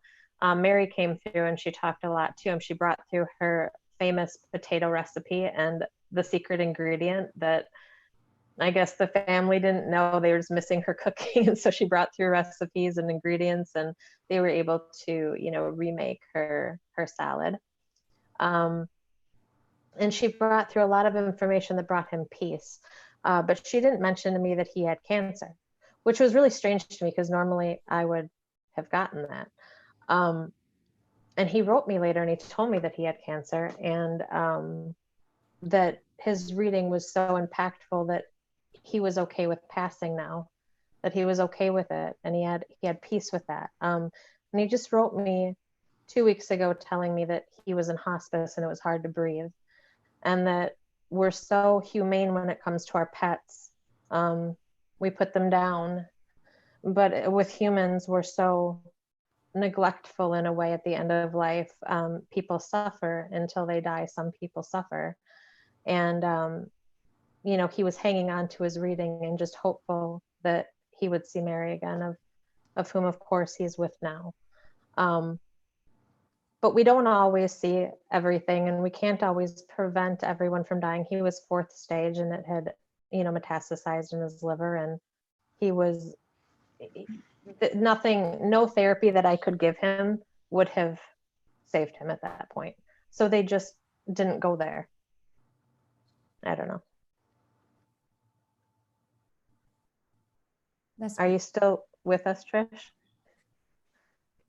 That's touching that stories like that are told at this time, because I think of people dying alone, that COVID has forced a lot of that. And I just keep saying over and over again, you're not dying alone. You're dying connected to angels. You're dying connected to your ancestors. And as you both mediums, that, you're surrounded by love. You're surrounded by people. You really are.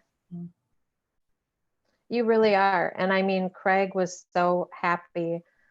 Yeah, I mean, I was the last person that he emailed, if that gives you, I mean, I was in tears. I was sad that he passed, but so happy that Mary was with him. I tried to call him so that I could give him a reading in hospice, just gift him a reading from Mary to help him transition easier, but I was unable to get in touch, so.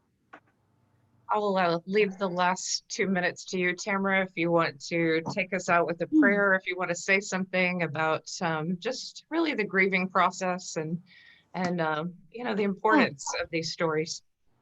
Oh, wow. Yeah, I'm just really moved by Carolyn's story. I've read a lot of, I don't know why, I guess because I've been married a long time.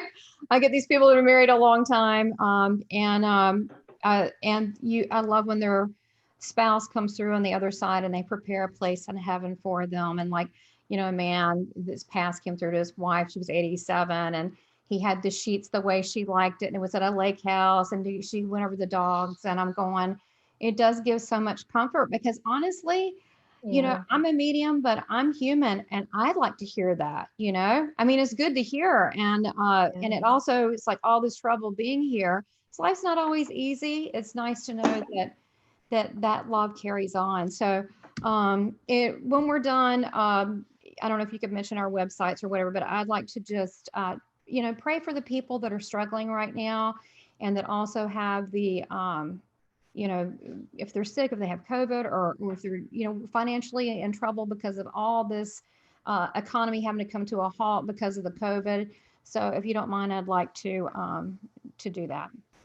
Yeah, definitely. And I guess I'd just like to say too, like we don't have much time left, but it is amazing what people do over there in heaven. I just gave a reading, and it was a long-term couple. They'd been together 40 years, and I saw that the man was building these buildings in heaven, and he had been an architect in life, so he was building them there, and he couldn't wait to show his love, what he had done. And then, you know, it's also fascinating too, like the love is an energy that continues on. The flip side, you know, there's a woman on the other side, and she kept telling me, find this poem, and yet you can't find it. And I was like, well, what does that mean? And so I asked him about a poem, and it was in his computer that she had written, and he was going to read it at his daughter's wedding. And it was just so moving, the love. I could feel her energy for him still connected. So people who've been married a long time, or people who are deeply in love, really does continue. Well, you gotta think about it when that kind of love and that romantic love, when you're with someone, I mean, that's a God thing, you know, Yeah. right? You know, why would that? Now people always look at me like, do you do you have sex over there? I'm like, and I always look at them like, please don't ask me that. Oh God, I'm like, I want to yeah, talk I know. about that. Do they do? Yeah, they do that. And then they start smiling, and I'm like, no, it's not like that. And I said, that's a human thing, but it's more of like a merging of souls blending together in a higher euphoric thing. And so I said, just get that out of your head. It's supposed to be higher and better. Yeah, it is more like that. I've experienced that in lucid dreams. I wrote about it in my book, you know, like the first lucid dream, I was like, I can do whatever I want to do. And so I made love to 5 different movie stars, but it wasn't like that. It was like, you know, your soul just like merged with them. Right. Yeah, it's a merging of souls. Oh, okay. Well, we have gone over time. We've gone over time. So say your websites for people, and then go on my YouTube channel and chat with them too. Okay, I'll say mine real quick. southernbellemedium.com, and also Christ Academy of Love, where you get free Christ channel messages. And I'm having Sylvia and Tricia on my Seeking Heaven, the Near-Death Experience. That's coming up within 1 month. I'm launching that show. So thank you for having me. Thank you for having me. And Carolyn? That's awesome. You can find me at thenextworldmedium.com, Carolyn Clapper. Yep, got my own website. That's about the only place I'm at. Awesome. Well, thank you both so much. And I am going to stop the recording as we transition to the next speakers. So feel free to, Brooke, I'm going to ask to unmute you. And Robin, you are here. And I'm going to ask to unmute you too. Awesome. All right. Well, I am going to, all right, I will start with you, if you don't mind. Brooke, hi, how are you? Hi, I'm well, thank you. How are you? Great, great. Well, I just interviewed Brooke Grove, and we talked about her near-death experience, and we didn't get into too much about trauma and healing and these time periods and shadow work. And so I'm hoping that we get into some of these topics today. And I think that you're just a great pair to be able to talk with Robin as well, because both of you talk about healing, and I think this world needs so many answers. It's a focus of mine about how to heal deep trauma. I think it is, it's prevalent. You know, I've worked in school systems. I've seen so much of it. And it's like, well, the healing is, it's multi-layered. You know, that's the best way that I can describe it. You know, people come in with a sense of franticness, but from what I've seen, it takes a lot of work. And I'd like you to just tell me a little bit about the work you do and how you see healing in a comprehensive way, or do you see it in dramatic shifts? And I'd just like to hear from you. Okay. Well, as you know, I began my healing journey as a psychotherapist. And that methodology, both personally and professionally, didn't bring the gains that I hoped to see. People would make progress, but I can speak for myself best. It would help me function, yet it didn't get to the etiology of the trauma. So after my NDE, when my gifts came on, I was able to really see the energetic body, and I was able to see on other people first where the traumas were stored and come to understand that better. So I became interested in shamanic energy medicine at that point. And the idea there is that you have to go in and heal the soul before, and the energy body, before you can go in and really bring lasting healing to the mind. So it's a crucial difference from what most people tend to do.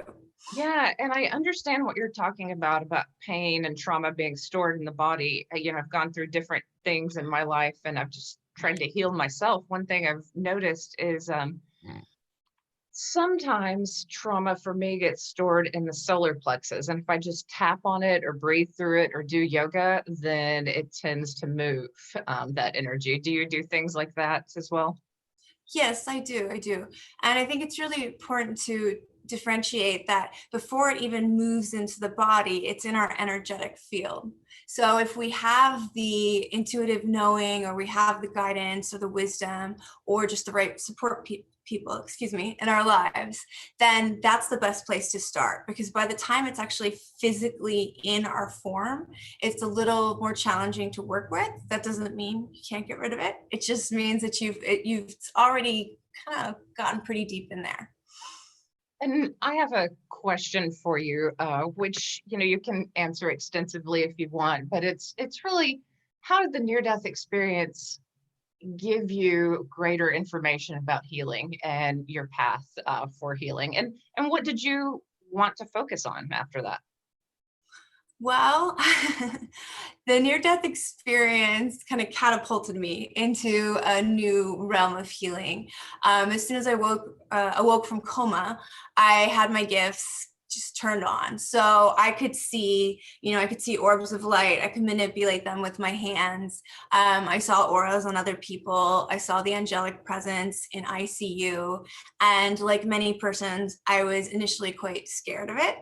But given that I was given such a poor prognosis of survival, and I'd had such a beautiful NDE, I called on my angels, and they really sat with me and really were master teachers. They encouraged me to play, and through playing with the light, I got to see how my liver, which I believe my liver count, according to my medical records, was at 250,000. You were supposed to be dead around 100,000. And my lungs and my kidneys were very, very badly damaged. And so I would use the hands of light approach and different colored orbs to fill it up with as much energy as possible, calling in divine light, calling in all my angels, the ancestors, galactic teams, whomever resonated with me at that time. And then I would literally imagine myself putting it into that organ, and I would sleep with that. I would set my intention so that when I was dreaming, that was expanding through the organ, it was healing it. I also practiced a lot of Montauk Chia's meditation, which is like an inner smile. So you're smiling into the organ, anything that could illuminate these areas that were carrying such stagnation. And through that process, I was able to completely heal myself, defy the medical odds. Years later, by continuing that, I came into complete remission from both lupus and rheumatoid arthritis, which had caused the coma.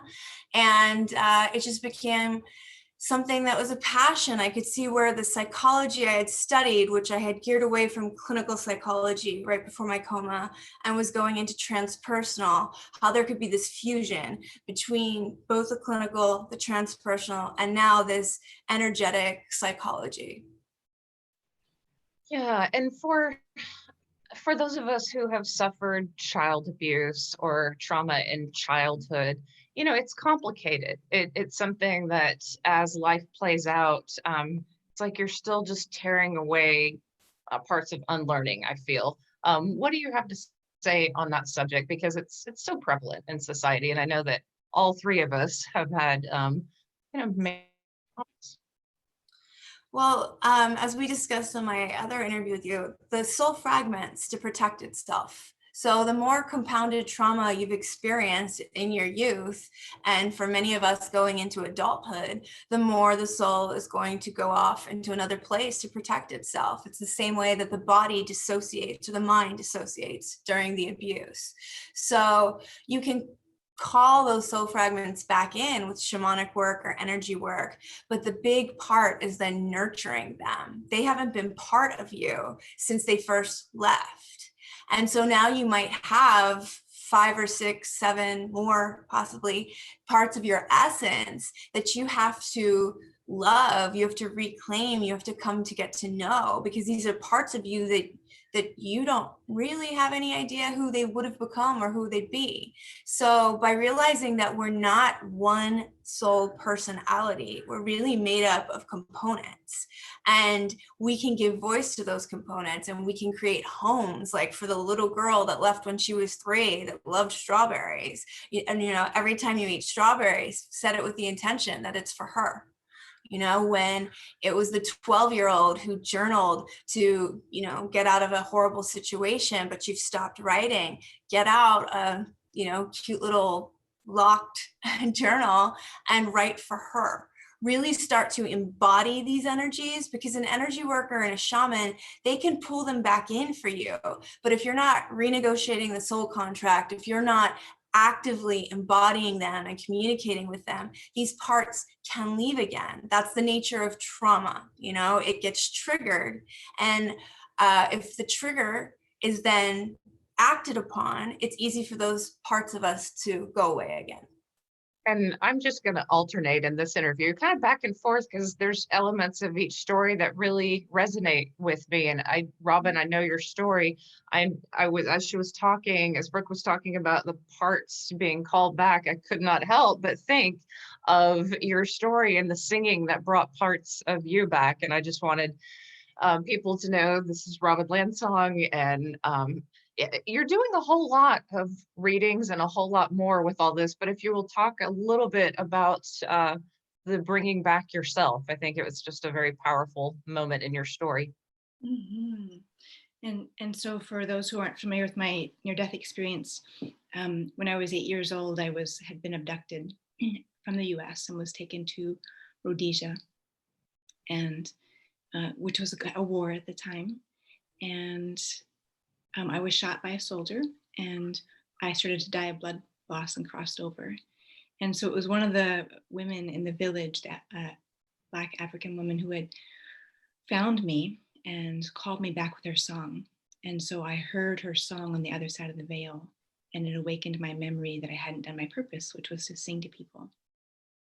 And so I came back for doing that. So it's been an interesting evolution of, I started my healing process from my own trauma when I was about 19 or 20, and I'm 51 now.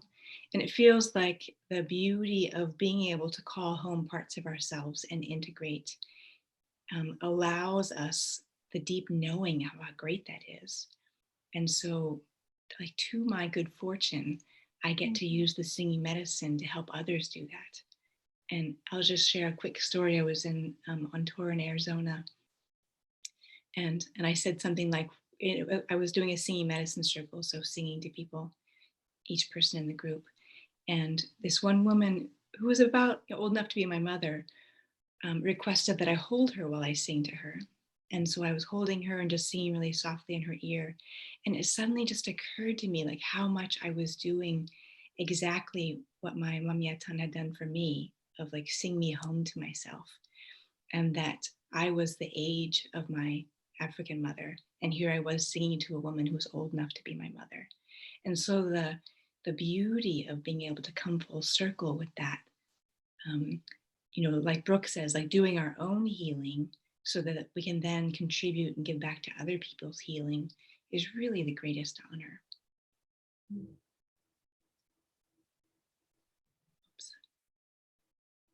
Yeah, beautiful stuff. I'm so moved by both of your stories, and I'm going to jump to another question just because it's so fascinating.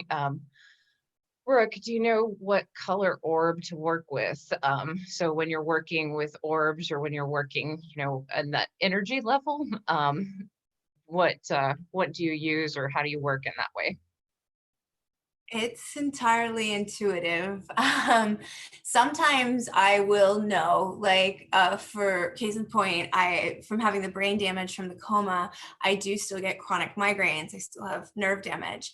And so I will know, okay, it's the third eye where the migraine's coming from. So let's balance it with yellow. So I'll go for an opposite color then. But quite often, it's intuitive. I have a 7-year-old now, intuitive son as well, and he's already playing with his orb balls. And when I asked him his methodology, he's like, "You just know, Mama, you just know." And it's pretty true.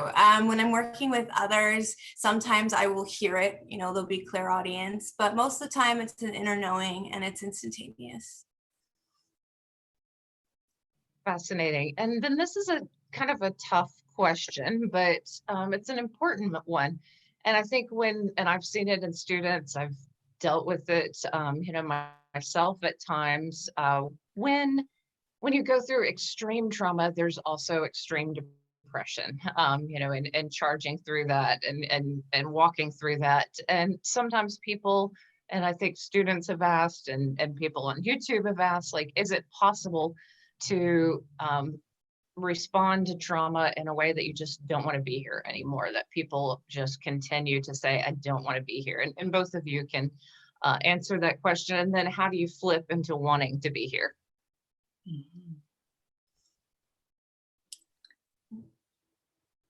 I'll go ahead. Either one of you. Okay. Well, I'll say this, like many NDEers, the first 7 years after my NDE, I was an adult when it happened.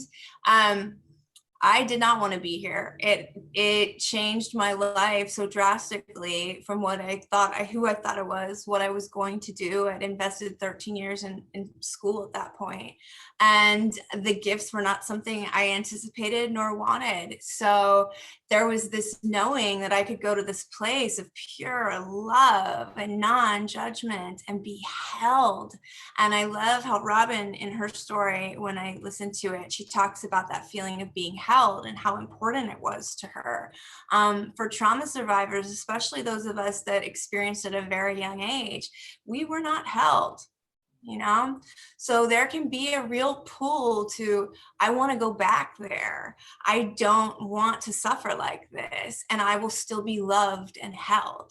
And for trauma survivors, that's a slippery slope, because I know that I made a promise to do the work that I chose to come back to do.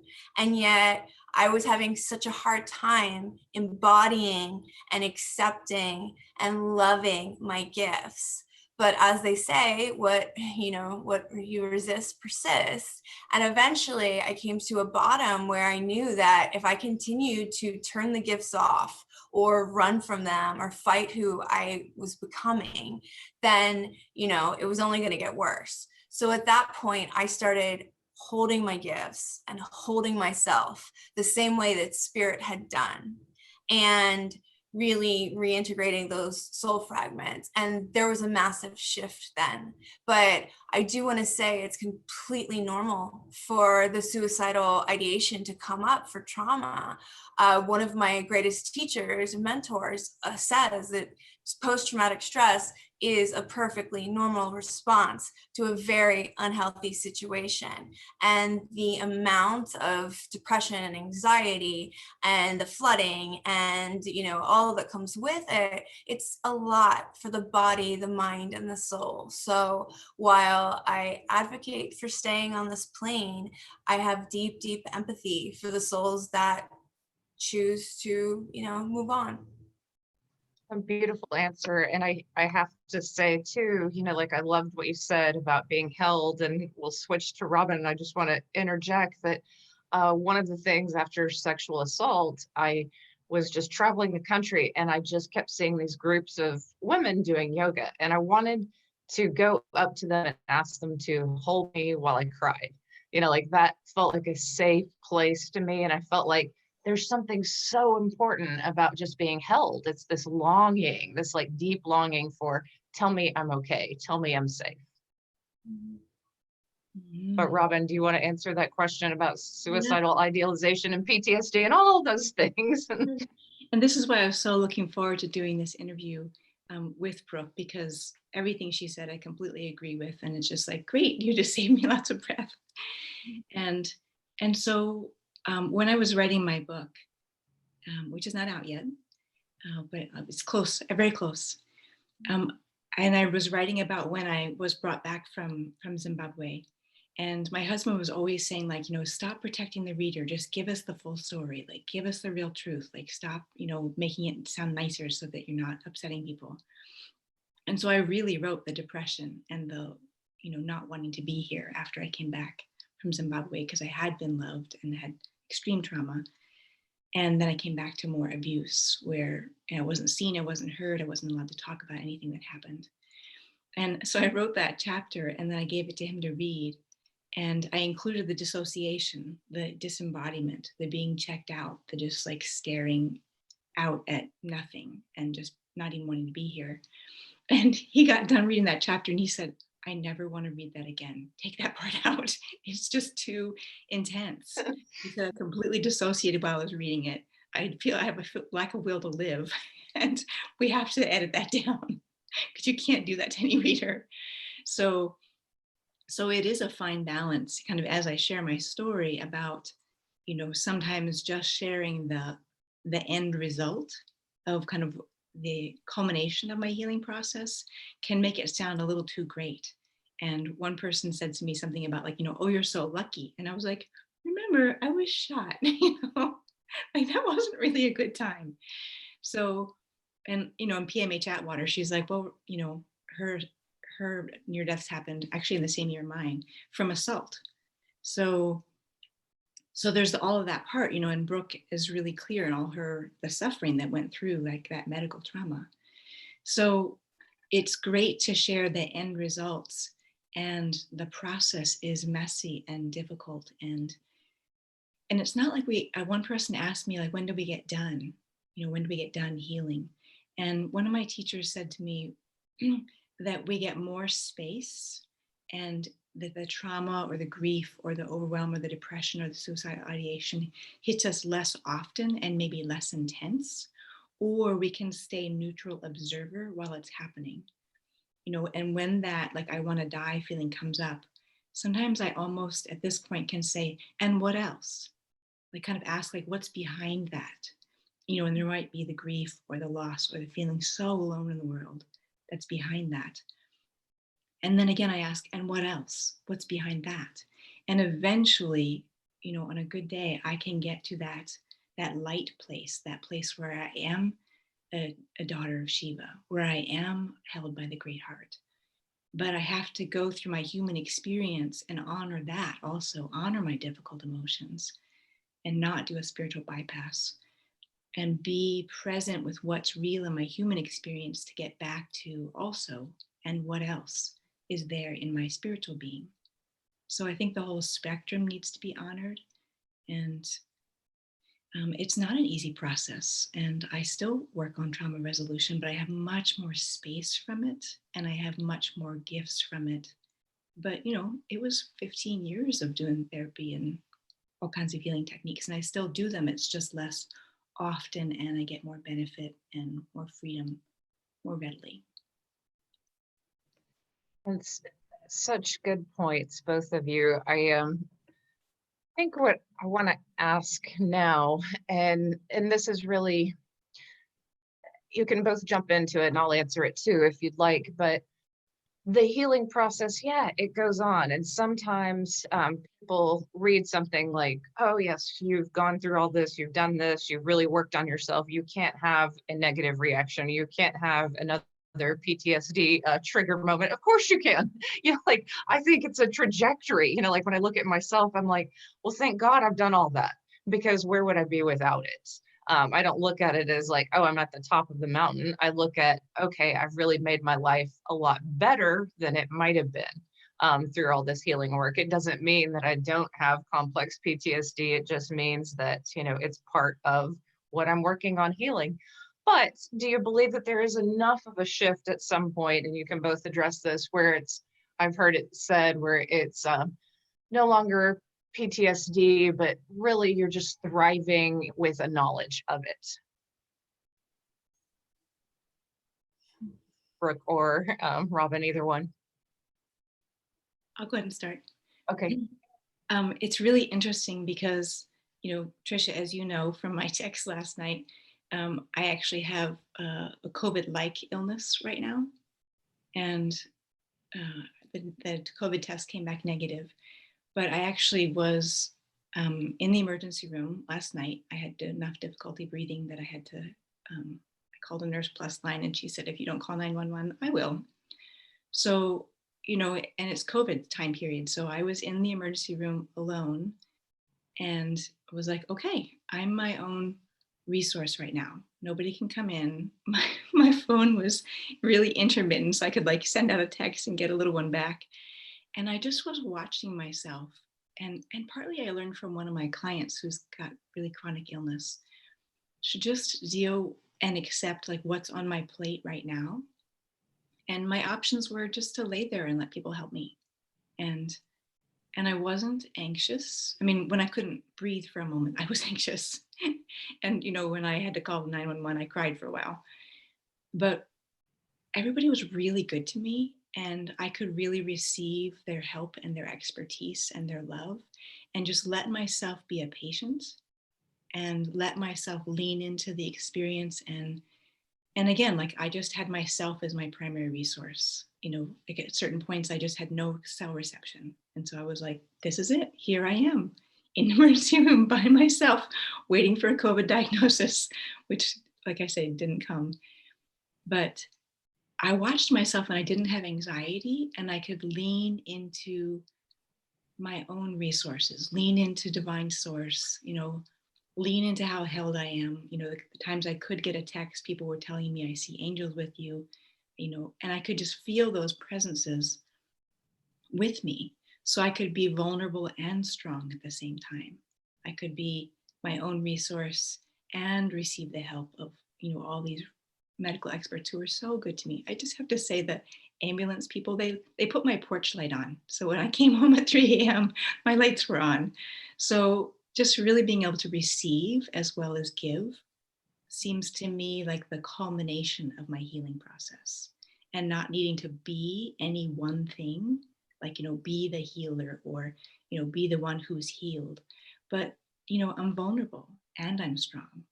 And, you know, I have all this brilliance and insight, and I can get sick just like everybody else. So it's that spectrum of humanity and relaxing into that, and not really having unrealistic expectations for ourselves or others. I like that. Brooke, do you want to continue with that?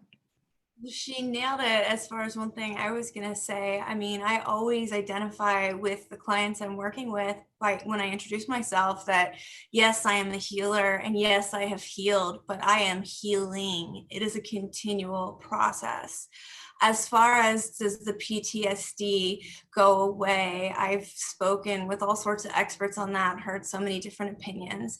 For me, it transmutes. When you do the shadow work with it, when you really sit down with the pain, you dialogue with it, you can make it your ally. So now I find when I feel PTSD like symptoms coming on, I know what to do. But if I can't calm them myself with my energy techniques or meditation or any trauma sensitive techniques, I really sit down and write to it. You know, what do you got to tell me now? What's coming back up that's bringing this old visitor, this old passenger? It's to me, it will always be a part of me, but it's the foundation of my resilience, and I would never want to lose that. So when you say shadow work, could you explain a little bit more about that for people who may not do shadow work? Or Shadow work's a term that predominantly comes from Jungian psychology or depth psychology, and it's where we face the parts of ourself that we resist or deny. So many people have their main persona and who they want the world to see them as, yet on a conscious or semi-conscious and sometimes completely unconscious level, there's parts of them that they deeply dislike and do not want to own and would not want anyone to see, the monster, so to say. And yet these parts, when we investigate them, when we have integrity and we honor them, and we realize that they're not the whole, they are parts, we can learn so much from them. In the shamanic tradition, the shadow is where the treasure comes from. Without going into the dark, it's jaguar medicine. You're fearless. You go into the dark and you find the light, and you come out and, you know, you're better for it.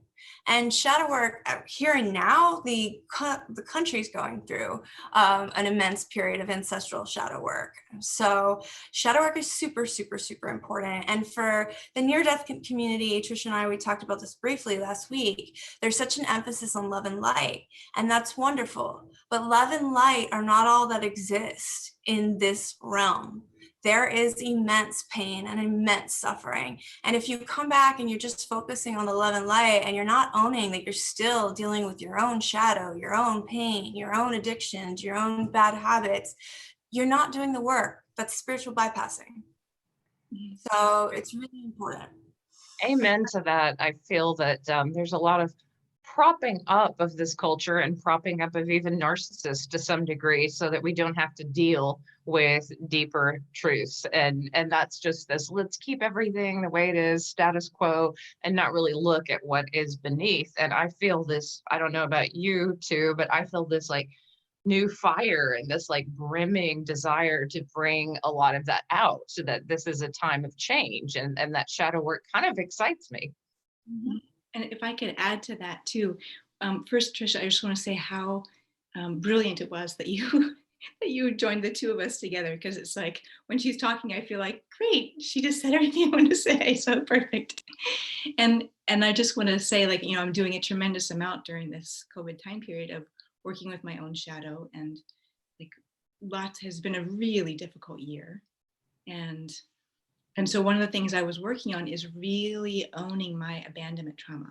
And, you know, the reality is that I lived through a massacre, and that at the end, I don't know if there's other survivors, I haven't found them, but I was the only one still alive as far as I know. So, you know, like on the abandonment trauma scale, that's pretty huge. And so I've just been really working on owning that and kind of bringing back the ways I've projected wanting other people to heal that for me or take care of that for me. So what happens? I end up in the emergency room by myself with no cell reception and have to rely on myself. So, you know, the universe provides and that it went okay. And I could rely on myself. So Brooke, I just really appreciate what you said, and how when we do take responsibility as we're ready, you know, kind of bit by bit. And as a craniopsychotherapist, I always talk about like, start where you're ready, start where the strengths are, and then build from there. And I look for the health, and then have that expand to help the areas of distress or vulnerability. Mm-hmm. So, you know, 3 years ago, I wouldn't have been in a place to be able to do this work, but I am right now. And so then the universe provides. You want to feel what alone is like? Here you go. So, there's often kind of this idea in American culture, at least, of rejecting the problem.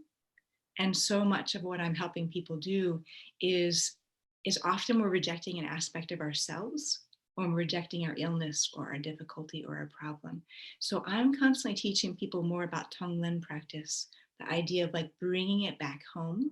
If there's parts that aren't you, that will fall away, but that letting the heart be this open chamber, this living room where the resources of the universe abide and live in that open chamber in our heart, and to bring back our difficulty, bring back those lost parts of ourselves, like honor, say, to the illness, this too belongs.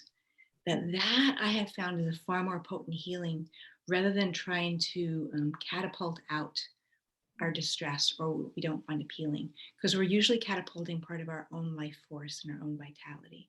So I'm very much about embodiment, bringing things back in, and what isn't ours will fall away, because as we strengthen that core center, we'll be able to differentiate what's ours and what's not. And as one of my colleagues says, the best self-protection is self-connection.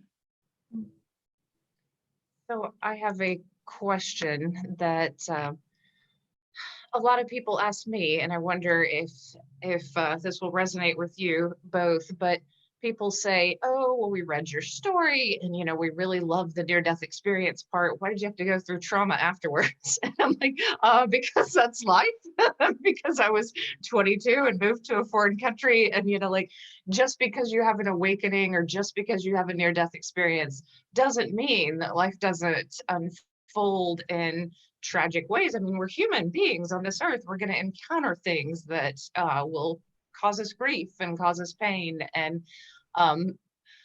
I think that it's important to talk about that too. I think it's important to go, well, you know what? The near-death experience did help me with that trauma a little bit, because no matter what I've faced in life, no matter what loss, no matter what pain, I've been able to just swallow it at some level and go, I'm more than this body.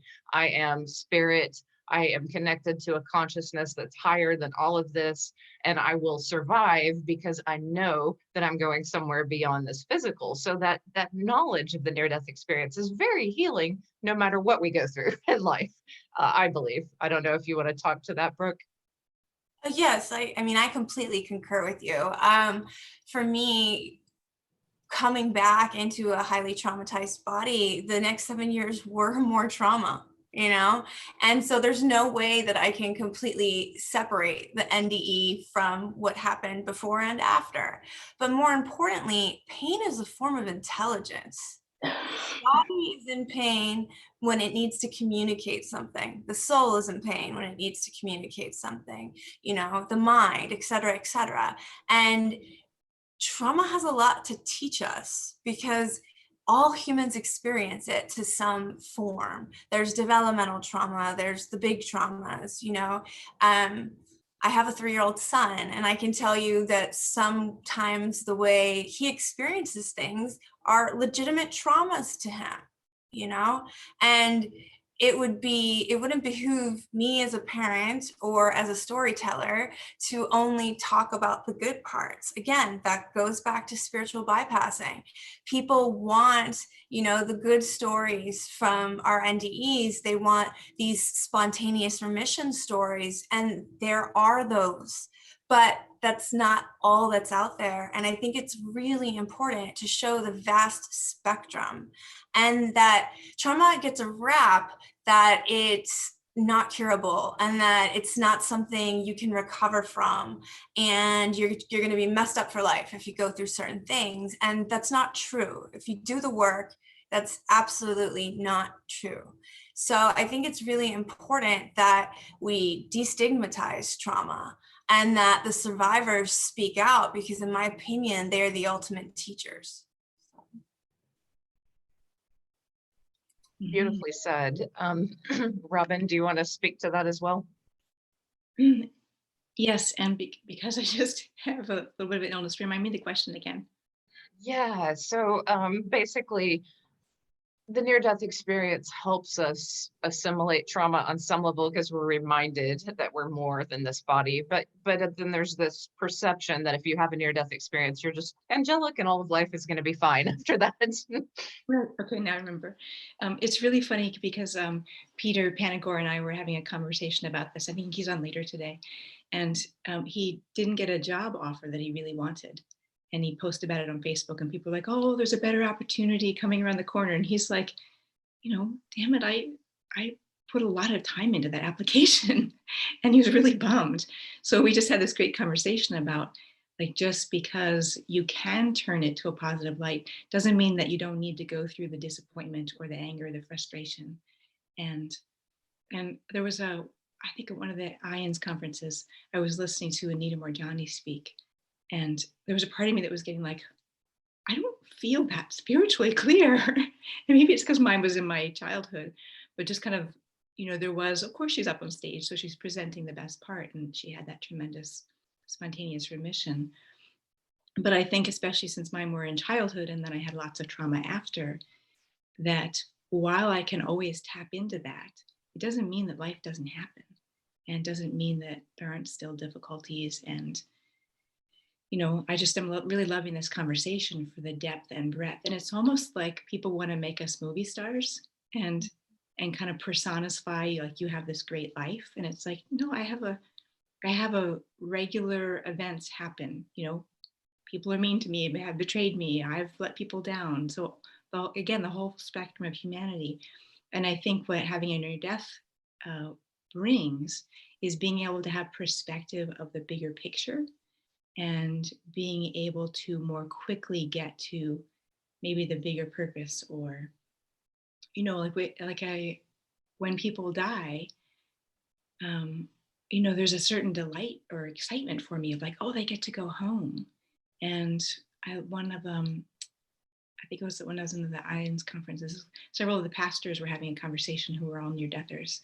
And they said, when they're with the person who has died and they've just crossed over, they're smiling. And they have to remember when they turn back to the family to kind of shift their smile in their face, because, you know, that's not their experience. So I think having a near-death does kind of let us see some of the big picture, for myself at least, and see maybe kind of the purpose or the function in the suffering. But it doesn't mean that we're free of suffering or even reacting to it, or, you know, having our own human responses to it. It's just that for myself, at least being 51 at this point, I think I can get to the big picture sooner than if I wasn't a near-death experiencer. Yeah. That was really beautiful. Are you here, Tricia? Okay. I am. Yes, yes. Yes, that was incredibly beautifully said. The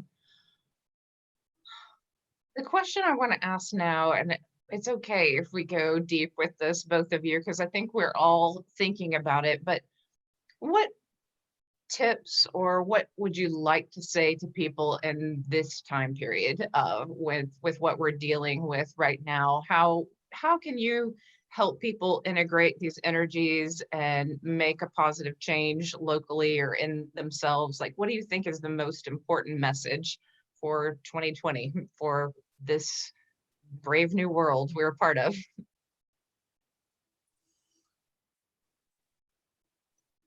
Okay, I'll start. go ahead. Go ahead. I'll start with you, Brooke.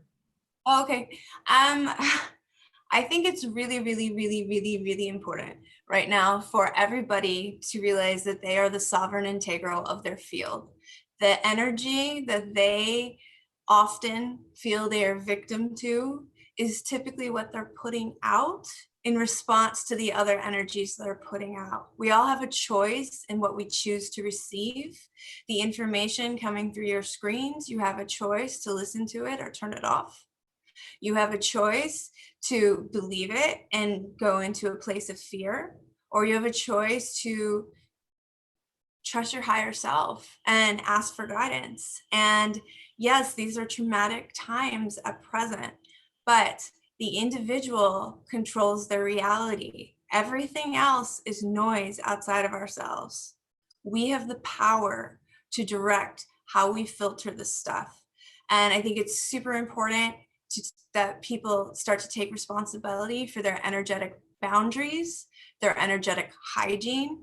You know, if the news is getting to you too much and you can't turn it off, there's someone in your house that watches it all the time, go take a salt bath. Envision all of that stuff going down the drain as it exits. I mean, there's really simple techniques that you can protect yourself with, and that you can make sure you're not becoming a sponge for this stuff, especially for intuitives, because I feel that when empaths are unaligned, as many are when they haven't been taught certain skill sets or just have no idea of where to find them, they become sponges for all of this. And like my 7-year-old is a perfect example of this. He's still learning energetic boundaries. He'll wake up in the morning and my heart's so heavy, oh, COVID, you know, and just a mess from feeling the collective. And so I have to work with him to clear that and to remind him, you know, that he has the power of how he chooses to perceive this. And that, you know, as Fred Rogers said, look for the helpers. There's always helpers. So. It's I love a that. really important question, Tricia. And, you know, and I was really excited, like, oh, what is Brooke going to say? I'm going to eat this up because I could use it right now too. And in my view, as far as my contribution, there aren't quick solutions right now. Like what we're working on is such big shifts. And I'm working with so many people who are dismantling what hasn't been working, and myself included. Like my life is in huge change right now. And just for an example, like I had like something in the kitchen that I've had for like 21 years.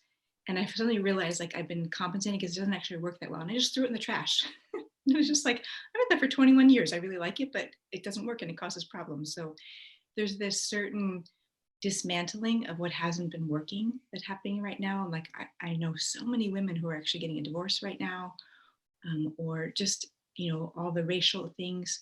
And so I'm trying to look long-term. And I just recently did an interview with Rick Archer, and he asked me kind of like, you know, what's my solution or remedy for the race issues? And I feel like my contribution is like a year from now, in terms of when the conversation has a different quality and tone to it. And what I'm doing in the present is I run small groups, and I do an intuitive reading and singing medicine for each person. So it's 5 people from around the world. And just yesterday, I worked with a Native woman who was really feeling the collective damage of Native history in that area, you know, and then there's like a white man that we're working with and like working on his vulnerabilities. So just for people to get to see each other's humanity, I think is the crux of at least my contribution to what we're doing. And my work in healing is so much about saying, I see you. You have an internal world, and your internal world matters. And then I'm doing that with my singing. I'm doing that with my intuitive drawings. So that's where I see the contribution being. And Daniel Siegel in his book Mindsight has a really great breakdown about how when we make someone other, that we come up with, like when they're not part of what we consider, you know, part of our tribe or a member of our cave. When someone is a member of our cave, we'll take care of them more, we'll be more lenient with them, we'll forgive their mistakes more easily. When we see someone as other, when we do that in our mind, is put somebody as other, we come up with more harsh punishments. We accuse them sooner and faster and more harshly, and we don't reach out to help if they're suffering. And there was a great story I read of people doing research of who helped and why during the Holocaust, and who helped, you know, take Jews in and hide them, or just people who were being persecuted. And when they asked, why did you do it? They said, because they're a human being. They didn't worry about what category they were in, whether they were different or same. It's just that somebody was vulnerable and they saw them as a whole human being worthy of protection. So in terms of like, we're all doing our own personal work, but it's also about that seeing, you know, can we shift that person we see as other to having some of the same human vulnerabilities as we do? Can we extend a little bit of kindness or forgiveness to somebody that we've ostracized or categorized? So that seems to me the, you know, at least my part on kind of the contribution of where we're going and what we're doing, because making people other is painful for both sides, and the oppressor loses just as much in a different losses than the oppressed. So it's about, can we know ourselves and accept ourselves, going back to what Brooke was saying about our shadow work, that we can include others instead of needing to reject them as other. I love that so much. And that's, I think, one of the reasons why I've loved teaching for so long is I can create community with diverse groups of people. And it's so healing. I think that's what we all need, is small groups, small communities that are incredibly diverse, different opinions, different races, different nationalities. And we learn to love one another. You know, we really just learn to love someone not based on their outward appearances, but really their soul. And that soul communicates at this beautiful level. I have one final question. Just the people who are viewing really want each of you to expand on creating boundaries for empaths. That's not a short answer. I think with empaths, creating boundaries obviously is absolutely essential. First and foremost, before you can be there for another and truly serve, you have to be taking care of yourself. And the number one thing I see with empaths, often who are healers of some capacity, is that they're taking care of everybody else but themselves. So establishing a routine of self-care, daily practices of self-care is absolutely essential. Being able to fully, willingly, and lovingly say the word no is crucial. Mm-hmm.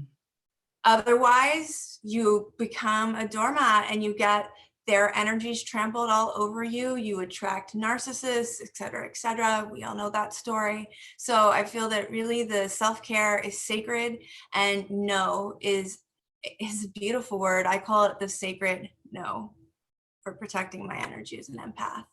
And lastly, I would say being in alignment. I feel that a lot of empaths give from a certain chakra or a certain part where they're especially sensitive, or maybe a lot of their wounds are, so they don't want anyone to re-experience that. So really getting your energetic body in alignment so that you can be an aligned empath that's not afraid to say no and takes care of themselves first. Mm-hmm. It's another great question, Tricia. And it's been such an important learning process. And first I'll say I am offering a class on how to be an empath and not be overwhelmed by people. So I have a bunch of classes on my website, how to heal trauma in your nervous system. And so it's been a continual learning process and deepening in. And I just had my own experience. Actually, tomorrow will be the 1-year anniversary of getting totally slammed by a narcissist in a way that I didn't even think was possible. And it was a person that I was trying to help, and I didn't know when to accept that they didn't want any help. And, you know, and it's like, I think that as empaths, we see suffering and we think, you know, I have like 100 tools I could help you with. And like, why would you want to suffer? Why would you want to be, you know, doing self-harm? And so there's almost this kind of excitement of like, here, let me offer you this. And so it was the ultimate lesson for me of letting somebody go down and letting somebody potentially not even survive. And I did not know I could get slammed so hard by a narcissist, but I did. And so it was kind of like, I think it was actually my preparatory learning. So before I published my book, I've got that on my radar of like knowing when to stop. And just the joy of when people are ready and do want our service and do want our help. And so the things I do for myself is a lot of exercise. And so really being embodied, I do about an hour to an hour and a half meditation about 6 days a week. I have an infrared sauna. I actually got a hyperbaric oxygen chamber that I meditate in, which is super, super great. I listen to Tara Brach. But the exercise is really the key for me. I rock climb when it's not COVID. So since during COVID, I've biked about 600 miles. And so when I do a week that's really a ton of sessions, like I went camping a while ago, and as I was driving up this like rocky road, I could feel myself being like, I have to get back fully focused here on the physical plane after I've done so much intuitive work, because I'm driving on a really rocky road and it's really important. So I intentionally do embodied physical reality things like rock climbing and biking, so that it forces me to then shift my energy body back fully into my physical form. And if I didn't do that kind of maintenance, you know, I eat super well. I've been sugar-free for 5 years, no alcohol. So I have a very high maintenance body. And so I just commit to that. And that's part of my spiritual practice. It's even part of my commitment to the people I work with. I want to be the clearest channel I can be. So I eat a plant-based diet, and I just don't eat crap because my body won't tolerate it at all. So again, I have a whole class, hour-and-a-half class on answering this more fully, and the embodiment piece and the physical exercise and this physical self-care is my kind of most obvious answer. And I think you agree, Brooke, because we talked a little bit about that in the interview as far as eating clean and that sort of thing and the importance of it. A lot of times people on my YouTube channel, they say, do near-death experiencers come back with a particular plan for eating or a plan for being? And I think it varies, it runs the gamut, but I think those of us who've had autoimmune disorders or anything, we always gravitate towards, super clean, and that may be more along the lines of what people are looking for. But I think there's an ethicalness that most near-death experiencers feel about a balance between earth and animals and people, and whether you eat meat or not. Most people who I seem to talk with, they do it in a more balanced way, and they want ethical treatment of animals. And so that is a bit of a theme that I'm observing. I don't know if you've observed that, either of you. Yes, I mean, we talked about that, as you said, last week. But I personally do eat animals because of my autoimmune diet. It's basically paleo informed, but I cannot do it unless it's like a grass fed, you go to Whole Foods and they've got they're getting massages. Okay, I can eat that. It's not something from the regular grocery store, which has been a little tough during quarantine because it's expensive. But that said, yes, I think that, when your body has said no to traditional foods and you've been to the other side and you know how precious a gift it is to come back, then yes, you do want to be that clear channel that Robin so beautifully talked about. And if there's anything either one of you wants to leave with, just mention the name of your website and also just how and you would like to connect with people, because certainly people seeing this will reach out to you. So if you each want to do that and then end with any final notes to people who are interested in healing, that would be great. Robin, you can go ahead. Okay. So my website is my name, robinlandsong.com. And I offer the small groups and classes, and I do individual sessions. I just had a big interview, so I'm actually booked out till November. So I encourage you to do the classes and the small groups. And what was the other part? That was Buddha at the gas pump. So if they want to go see you, they can find you there. That was a lot of fun. And I just want to add too, I'm having a really great time online doing tons of sessions, and I do intuitive drawings for people. So I kind of check in, and I'm having so much fun. I have hundreds of these now on my desk. So I do that, and then I also do the singing medicine for people. And wow, my illness is just my memory is quick. So classes, and so my biggest kind of method through the online healing is doing the singing medicine for people. Yes. I love the singing medicine. I was lucky enough to be at an IN's conference and get to experience that healing with you. So it was so much fun. It was amazing, just truly amazing. But I see Cherie's on the call too, and so she was in one of the most incredible groups I did. Yeah, she's coming up next. Brooke, will you tell us your website and who you like to connect with and how? Yes, my website is brookgrovehealing.com, and I work with all sorts of people. I do specialize in near-death experiencers who are having a difficult time with their after effects and re-embodiment. I also work with a lot of people that have had profound spiritually transformative experiences and would like to explore those more, or likewise have gifts that they're learning how to work with and appreciate, since often there's some resistance. I see a lot of rainbow or crystal children, whichever vernacular you prefer, which are children that are highly intuitive. I also specialize with empaths and highly sensitive people. I do shadow work, of course, and I practice shamanic energy-infused psychology. So anybody, if that resonates, I'd love to hear from you.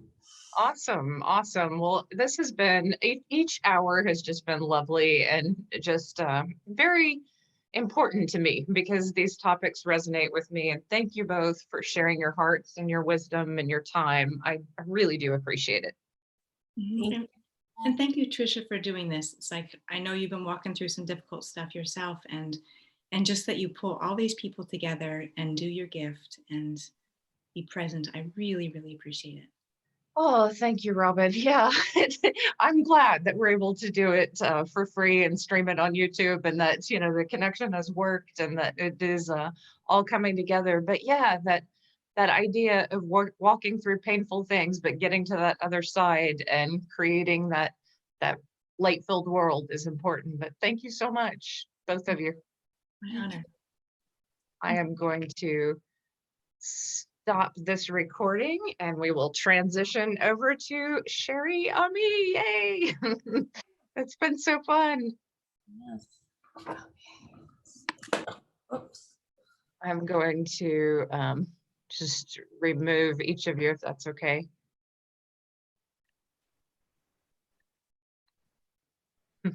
All right. And hi, Cherie. How are you? Hello, how are you doing? I am doing well. It's so good to see you. It's so good to see you too. Sounds like today has been absolutely incredible. It has, and it's going to be even more incredible because we're about to talk with you. But I love what our topic is going to be today. I have interviewed Cherie Aimee, and I've also posted the first near-death experience talk that you gave on my channel, which was lovely, and it was just so exciting when that first came out. So we're not going to talk too much about the actual near-death experience because you've been interviewed about that a lot, but we're going to talk about your leadership, a lot about self-care and where we're going in humanity, which I think is just a fun and amazing topic. But first, how have you been? What are you up to these days? It's such a loaded question, isn't it? Yes. Right before I came on, I'm like, okay, let me center myself so we stay focused, right? There's so much going on right now. Thank you so much, Tricia, for doing this and pulling us all together.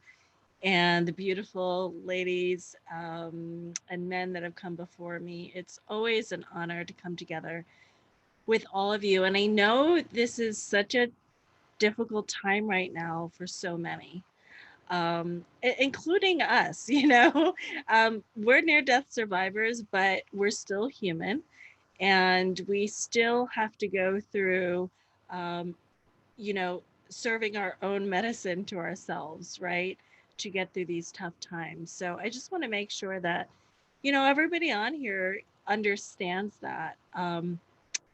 There's very few people, I think, on this planet right now that are not feeling what is going on right now, right? So with that said, what have I been doing lately? So I think last time we spoke, I was back in the world of business, back in the industry that I had been in for basically 20 years. And when I had my near-death experience, when my heart flatlined, I was CEO of my own tech firm and lost everything because I not only did I have the near-death experience, but then, you know, I had this whole health crisis afterwards where my heart just failed. You know, the CPR didn't work. I was in a coma for months. And then I was on a bionic heart for another 5 years until I finally had my heart transplant. So not only did I have this incredible spiritual awakening where I feel like I was just bombarded with like the truth of life and, you know, how the universe works and all these answers to life. It was one thing coming back to that and then figuring out how am I going to move forward with my life. with this new awareness. But it was another thing to have this awareness, yet still be kind of on this brink of, you know, is she going to survive? Is she not? Um, and trying to balance that as I come back out into the world. So I'm kind of like trying to hold this space of like love and light, and you know, you can create the world of your dreams, and we live in this multi-dimensional universe, and we can heal our bodies, and all of this wisdom in me, yet also balancing that with, you know, I just had a heart transplant. I had open heart surgery. I'm in pain right now. You know, how long is this heart going to last for me? You know, so there was a lot of balancing that physical with the metaphysical learnings and wisdom that I gained. And there's a certain level of trust when you come back out into the world and represent a form of leadership where people look to you for guidance and answers. That is not an easy journey to navigate, because as a near-death survivor, and I'm sure, you know, it was mentioned today, you know, not everybody comes back to just get on stage and say, guess what I saw in the afterlife, you know, and this was my experience, and I saw these beings, because it challenges so many people's beliefs, right? And you really open yourself up to criticism. You open yourself up to doubt. I remember, as many times as I've shared my near-death experience, one of the popular videos that went viral online, people were calling me a charlatan, like she never had a near-death experience. I'm like, oh my gosh, I've got scars everywhere to prove it. Like, you want to talk to my doctors? So it's hard to come back and have this big secret that's really not even a secret, but you want other people to free themselves of the fear that holds them back in life. And that's right. And like, that's all that's in your heart. You just want people to know your fear is more programmed in you by the external world, but your soul knows the truth, and that there is nothing to fear. Yeah, and your near-death experience, I know that you're focusing more on the wisdom from it, the wisdom principles from it. Do you think that these current times are forcing you, I think it's forcing a lot of us to be more vocal about our knowing, you know, our deep knowing? Do you think we're all being activated a bit more? Absolutely. I mean, now is the time. Now is the time where when you have the world kind of flip upside down to the extent that it is now, it's almost like that feeling that I experienced when I flatlined and kind of woke up in the ICU on life support and was like, oh my God, like my whole life just disappeared in front of me. Like, the future is so uncertain. I mean, I really just didn't even know what the next day, what the next 5 minutes would be like. And as soon as, you know, these back-to-back events started happening this year, I realized that that's what people are feeling right now. They're feeling that experience that I felt when I flatlined and woke up and realized I may never walk again. I may never talk again. I mean, I wasn't speaking for, you know, months because I had a trach. I couldn't move my arms. Like, I didn't know if I would ever make it out of the hospital. And in a way, that's kind of what it feels like right now. It feels like are things ever going to get better? Like, is that possible when so much has lost its footing, right? And so I think that's where this new understanding of what I came to understand when it comes to leadership. And that is that leadership doesn't necessarily mean that you need to go and stand up on stages around the world and be heard. But leadership can be as much as owning your sovereignty and unlearning the programming that has been embedded in your mind since you were little, that told you, maybe through commercials or through cartoons, through the media, through movies. It taught you a few things. It taught you that you were not enough exactly as you were. It made you compare yourself constantly to what was acceptable in society. It taught you a lot about fear, right? All those scary movies, whether they were funny, scary movies or just horror films, I don't think I realized till recently, and until the world started really collapsing at such rapid rates, I don't think I really understood how much the film industry and movies really instilled so much irrational fear in our minds, so that when we are faced with something like, you find out that you have an autoimmune disease, or you find out you have cancer, or you find out you're about to lose your job, or you find out there's a vaccine coming, our minds immediately go to every horror story and experience we've ever heard since we were a child. I mean, I think a lot of people right now are being drawn back to their childhood deepest wounds, right? And there's a problem with that, because imagine if we had not been taught to fear things like cancer, right?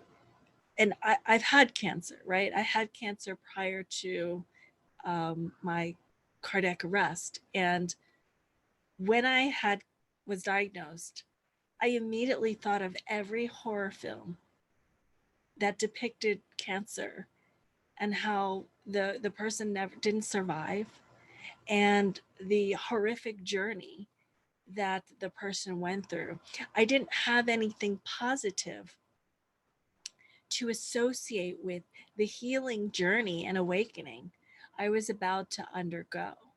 That is such an important point. The only time I've ever seen anything positive is like on the Heal documentary, where someone used visualization and imagined chemotherapy not being bad, but just getting the bad parts of what was in her body out of her body. And you know, then stories like Anita Moorjani's and yours and all these stories, like there's very few points in society where we have to search them out to find those positive moments. That's so true. Yeah, absolutely. It really makes a big difference. And, you know, I know when I was going through chemotherapy, you know, I had people by my side helping to provide those tools for me. And so I did those very techniques that you're referring to, and really visualizing the chemotherapy as my healing, nurturing, sacred medicine, and visualizing the cells, you know, being, you know, eaten by this beautiful sacred medicine that was entering into my body. And these were rituals that, you know, helped me overcome the most darkest days of my life, you know, and not just move through them, but to come out now and knowing that my life is still not, you know, easy peasy, right? I mean, I've got a brand new heart in me, and life's not easy with a heart transplant. But I can come on with this incredible, rich awareness that there's so much to the human body.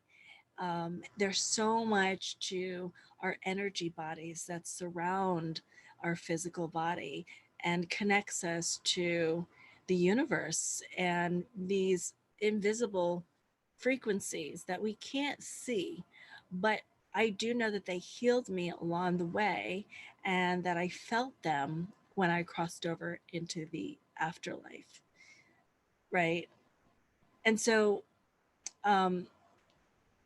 you know, when you asked me, earlier, what's been going on, I think for me in coming back, healing my body miraculously. I mean, to the point where my doctors, they still can't believe I'm A, still alive, and B, recovering so beautifully. But there's a journey you still go through as a near-death survivor that I think many people don't realize. And it's the journey that we come back with an awareness of what really matters most and what is real about the soul. Where is our power? And what is that karma that we come back here in our life to clear and to work our way through? And what I learned in leadership, especially leadership that took me back into a very masculine dominated, patriarchal, old system type of industry, was very daring. Somebody that just had a near-death experience. I mean, if I were to sum it up, people loved me. I was very, very well received. But when it came to implementation or exercising the knowledge from the wisdom we came back with, I was met with a lot of resistance.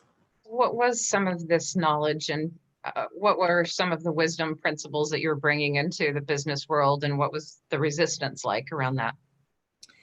Yeah, well, I think,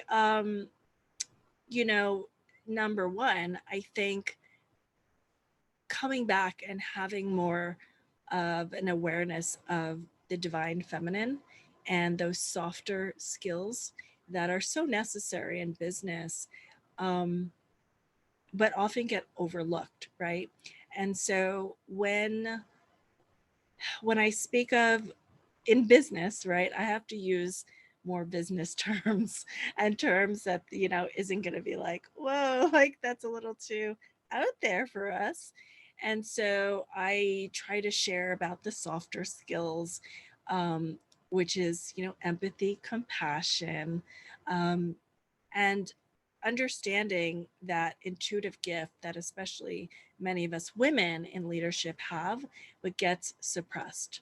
It just continuously gets suppressed. And that is that wisdom to build nurturing communities, the wisdom to be able to feel what communities are looking for, to be transparent, and to let people know that we hear them, we see them, and whatever product we are building, whatever service we have, is you can trust that we are creating it for the good of the whole and not for the good of a few. Now, in business, that sounds great from a marketing perspective because everybody right now is looking for that. They want the authentic leaders. They're tired of the greed and the fraud. We've seen banking industries come crashing down. So they're looking for what is called, those feminine energetic traits, which masculine men and women have. It's not something that's just in women. It's just this form of essence and leadership that is a little softer in terms of is probably, that's not even a word I could use in business. They'd be like, soft, that's so weak. But you know, it's really it's this people want to know that you care for them, period.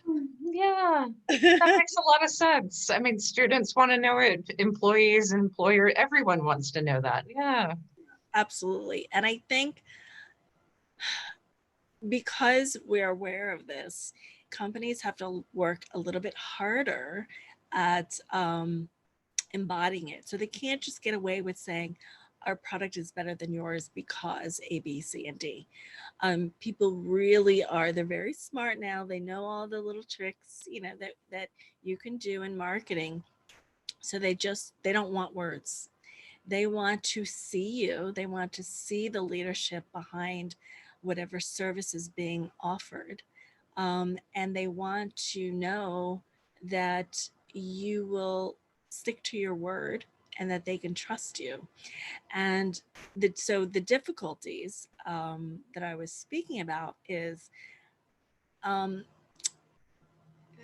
they love that when it comes to, you know, putting maybe a leader that embodies those qualities on the camera as being maybe the face of the company, or in their marketing language. It's very easy to use the correct language of whatever time, you know, in history we're in to really draw. That is marketing, you know, it's speaking to your ideal audience. And so you can very easily mask that, having the right face on the camera and the right words in the paper. And so what was hard was being able to say behind the scenes, well, when we talk about our values being compassion and empathy and trust and transparency, it also means we all have to embody that. So that also means your strategy in business, how you're bringing money into the company. There's an integrity that we have to uphold. And anyone that's worked in business, you know, a big business, knows that there are little things here and there. I'm being kind here, but there are things in business that it's not always done with integrity. You know, I'll just say that. For me, what I learned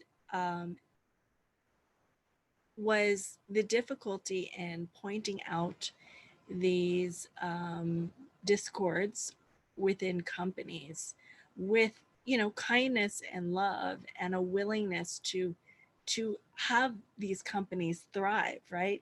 Knowing in the wisdom that the fastest way to grow and expand anything is tapping into the frequency of the heart, right? So I'm kind of bringing in this naturally, not as a strategy, but because we're near-death survivors and we come back and it's natural for us.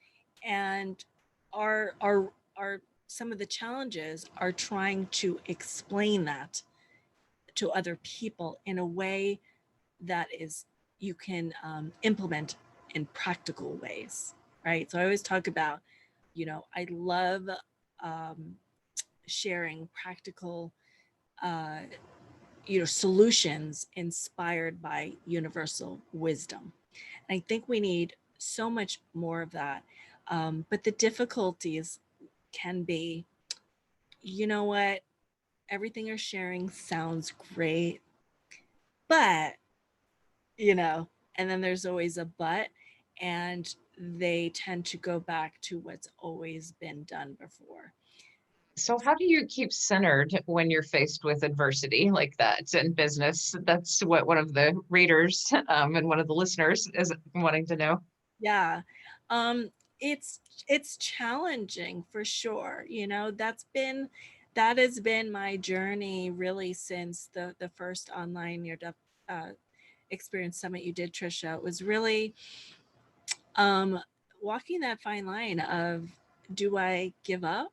You know, Do I leave that and go back to where it's easy, where more people are already awakened and open to hearing this wisdom, you know, or, you know, am I in this industry for a reason to kind of, you know, maybe I am a trailblazer and it is uncomfortable.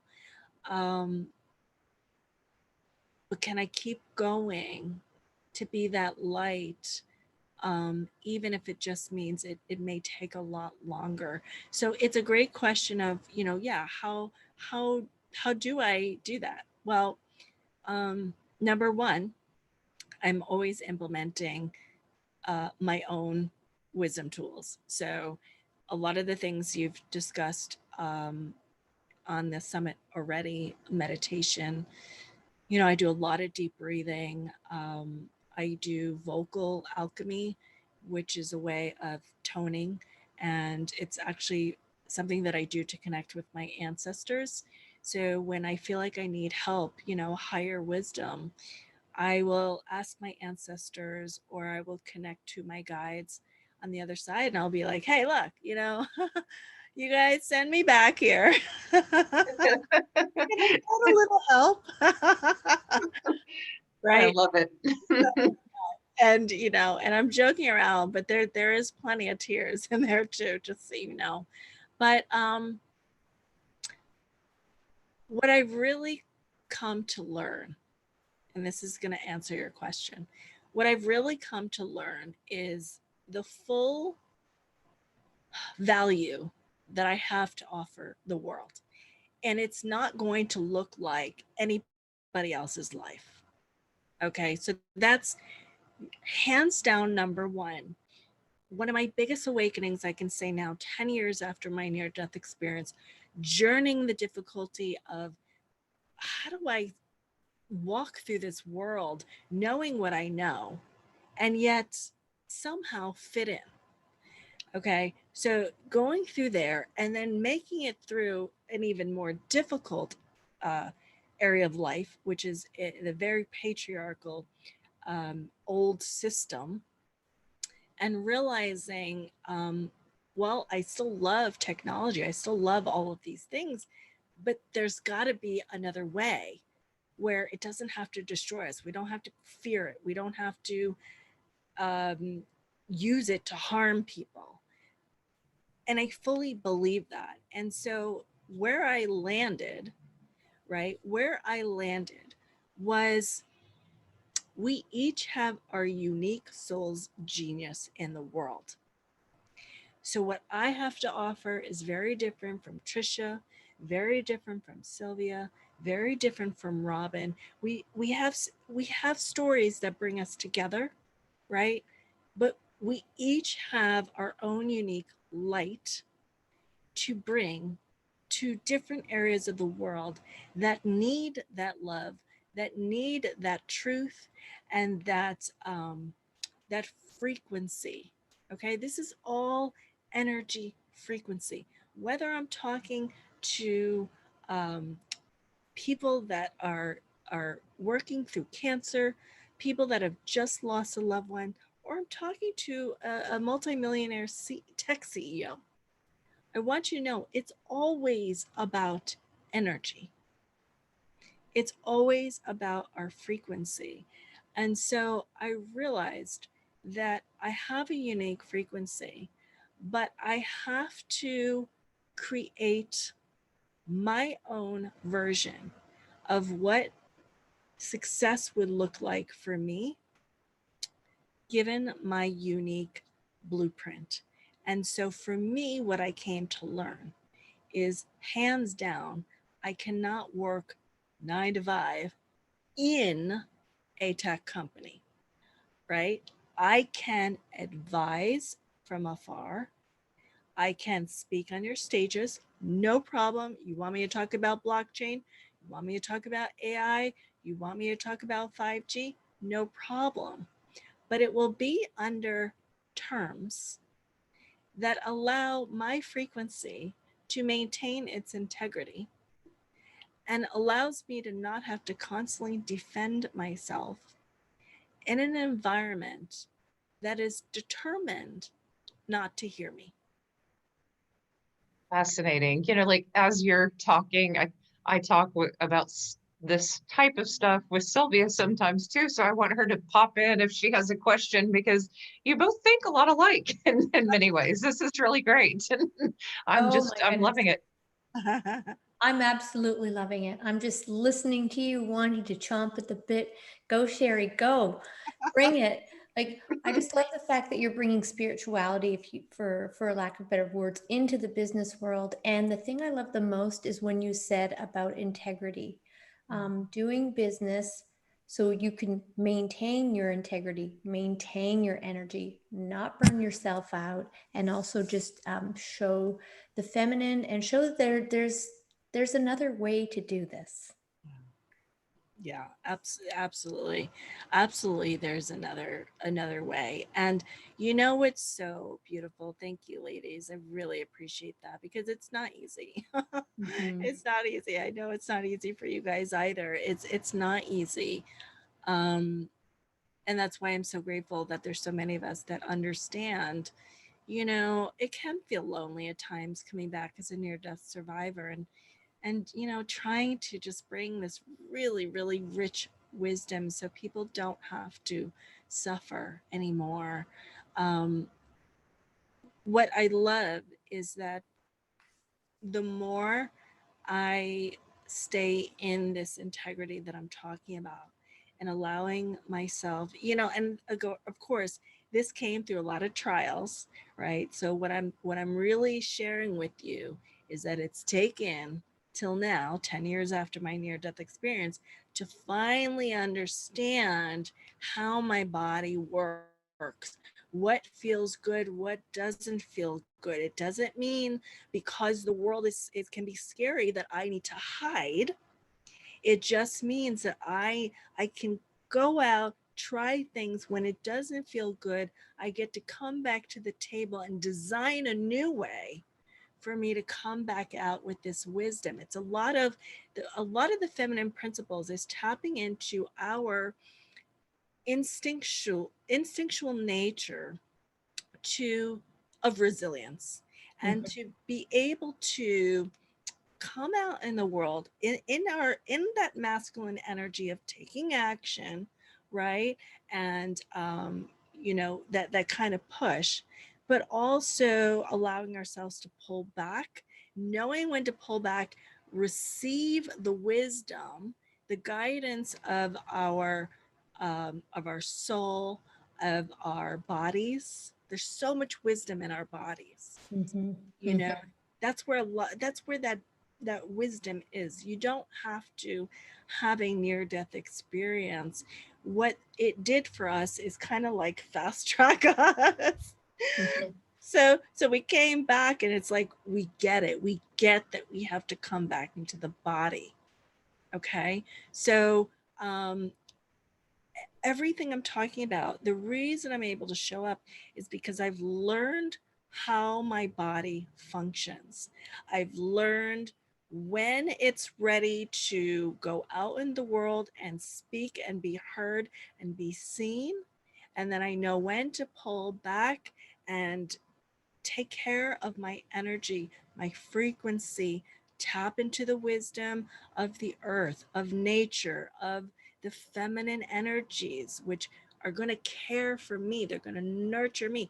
The outside world, your business world, cannot nurture you the way nature, your mind, the way the foods you put in your body, the time you take to love yourself, the time you take to journal and work through what we call the shadow elements. Those are the parts of our soul that we don't like so much, because they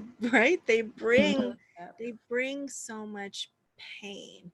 And the pain can come from, like we talked about in the beginning, some of the wounds from childhood, right? Whether they're sexual traumas, abuse, verbal abuse, the death of a parent, being bullied.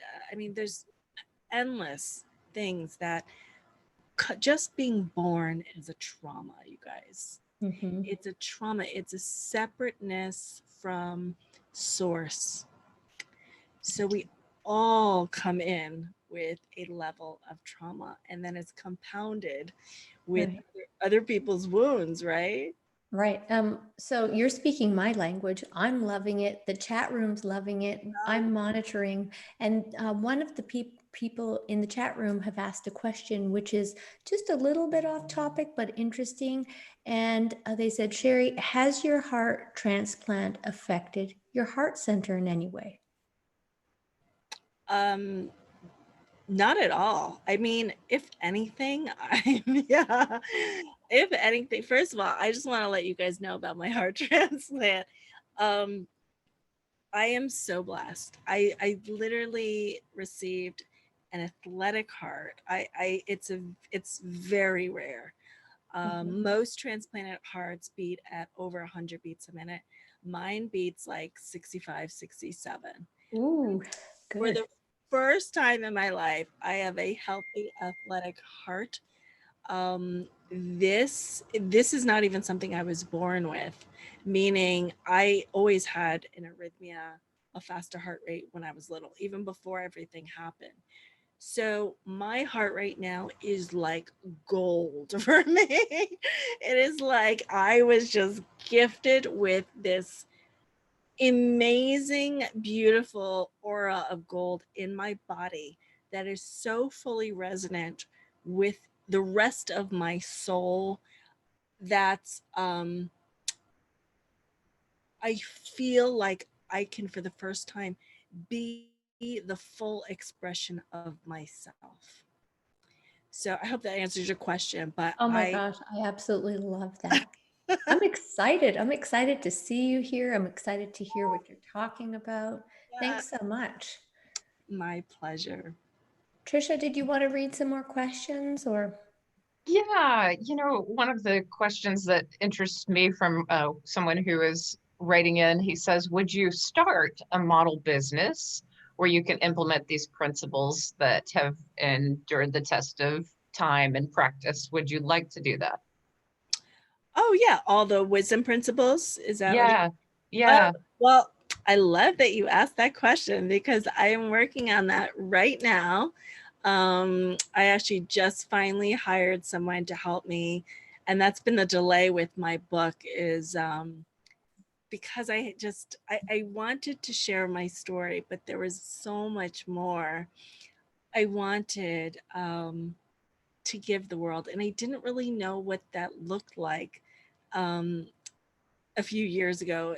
And even when many of you guys saw me on Megyn Kelly and Dr. Oz, I really, it didn't come to me, and I had to trust with time that the answers would come to me. Well, I am so happy to say the time has come. This awakening, everything I've shared with you today really led me to the most amazing group of people in my life now, and they recognized that I needed to pull together these wisdom principles, and they will all be coming out soon. So I have a bunch of, there's gonna be an online course, there's gonna be a whole bunch of teachings to finally share with people how I have done so much with my life in just 5 years after such an incredible life altering event, and how I was able to really just disabled on my bed, crying my eyeballs out, unable to feed myself. Like I couldn't move my body. The body was so destroyed in bringing me back to life. And I tapped into these wisdom principles. I tapped into the understanding that this is not the only dimension that we are experiencing right now. and I didn't know how to share that until now. So the answer to your question is yes. The wisdom is coming. It's going to be so rich and so wonderful. And all of you will be able to apply these principles, whether you're in business or you want to share it with loved ones or you're going through an illness right now.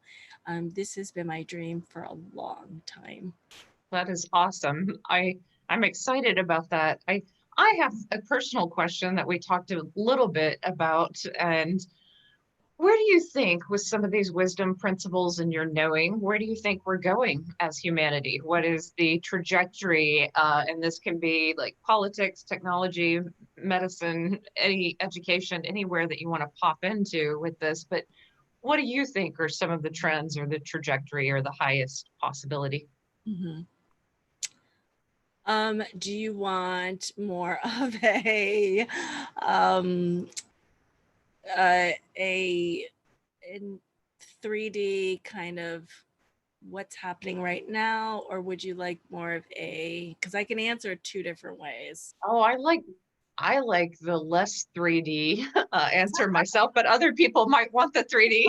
I want the energy. Okay, I'll put the energy. If anybody in the chat wants some more 3D. Okay, so energetically, this has been a long time coming, you know, where we are now. This is absolutely a long time coming. People are being woken up to the truth that so many of us near-death experiences know. But to have that awakening all at once is a bit of a shock to the system.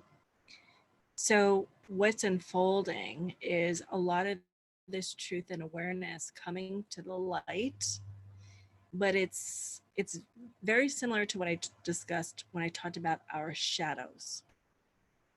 These are painful wounds of the past that we as individuals have to learn to look at right in the face. We have to stare at the things that we don't like about ourselves or that we want to remain hidden in a dark closet with the key thrown out. Okay. This is anyone that's ever done spiritual personal development work, you know how difficult it is to face traumas of the past. It is not easy. The same thing is happening right now with the world. We have been going down a path, I would say, really since World War II, where a lot of stuff was hidden.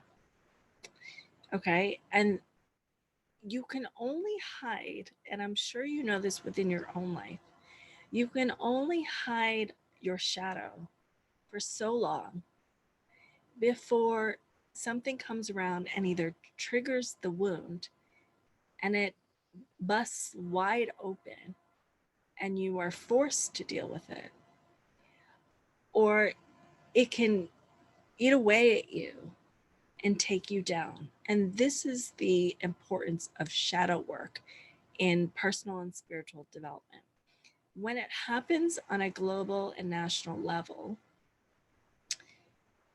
the things that were hidden from us for so many generations are now busting wide open. And when you have billions of lives around the world waking up to the deepest, darkest shadows of humanity that have been going on for, you know, thousands and thousands of years, but were so hidden from us, you know, really sit in a very big and strategic way since World War II. It's going to cause chaos. Okay. We're not talking somebody had an affair type of shadow. We're talking deep, deep wounds of the collective.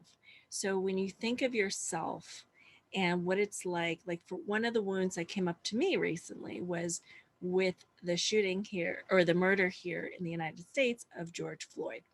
So what that did was that triggered my own wound of being a woman of color in the United States, and what that's been like for me. Positive, things that feel good, things that don't feel good. Again, it always comes back to, does it feel good? Does it not feel good? So I had already been addressing these issues, but seeing this murder right in front of my eyes go viral accelerated my healing that I had already begun doing. It accelerated it to the point where I lost my footing for a few weeks, right? And had to use my tools that I am aware of and bring myself back to center. Now, you're talking the collective now, right? So when something comes up and it's triggered, and it triggers the wounds of billions of people around the world with one issue, then another issue, then another issue, then another issue, we're seeing these multiple wounds of our past rising to the light for healing. And I have a question, and that's really deep and very profound, and thank you. I do have a question for you regarding the shadow that you're talking about and business, just for a moment. So do you find that a lot of spiritual entrepreneurs come into the space, this online space, and they want to, share their purpose? However, they're struggling. And when you hear the word struggling, do you think it's because of this stuff they haven't worked out? Do you equate success with the ability to stand in your own shoes, as you put it? To be authentic, to be real? Do they have a lot of shadows that they're dealing with that are preventing them from having success in life? Yeah, I mean, I think the word success really it's so 3D, it really is. I mean, I can't even relate to that word when people say it. Like, I get it, and I know what you're asking, because our whole world has been, it's trained us for success, Success for me looks very different. But what most people think of is probably financial, right? Being able to take care of yourself, being able to maybe speak on stages, be heard, have your message get out. All of that is one form of success, Yes, I mean, I will say this. When it comes to spirituality, I think the biggest misconception is that we are teaching because we have just reached this level of enlightenment where we have addressed all of our wounds and have no more triggers. And I think that is so false. And here's me. Well, I don't think anybody really addresses them, but would you say, like, someone looking at you, they're like, look at this woman. She's had this experience. And then 5 years later, you're standing your ground, you're sharing your wisdom. And I know a lot of people personally that would love to do it.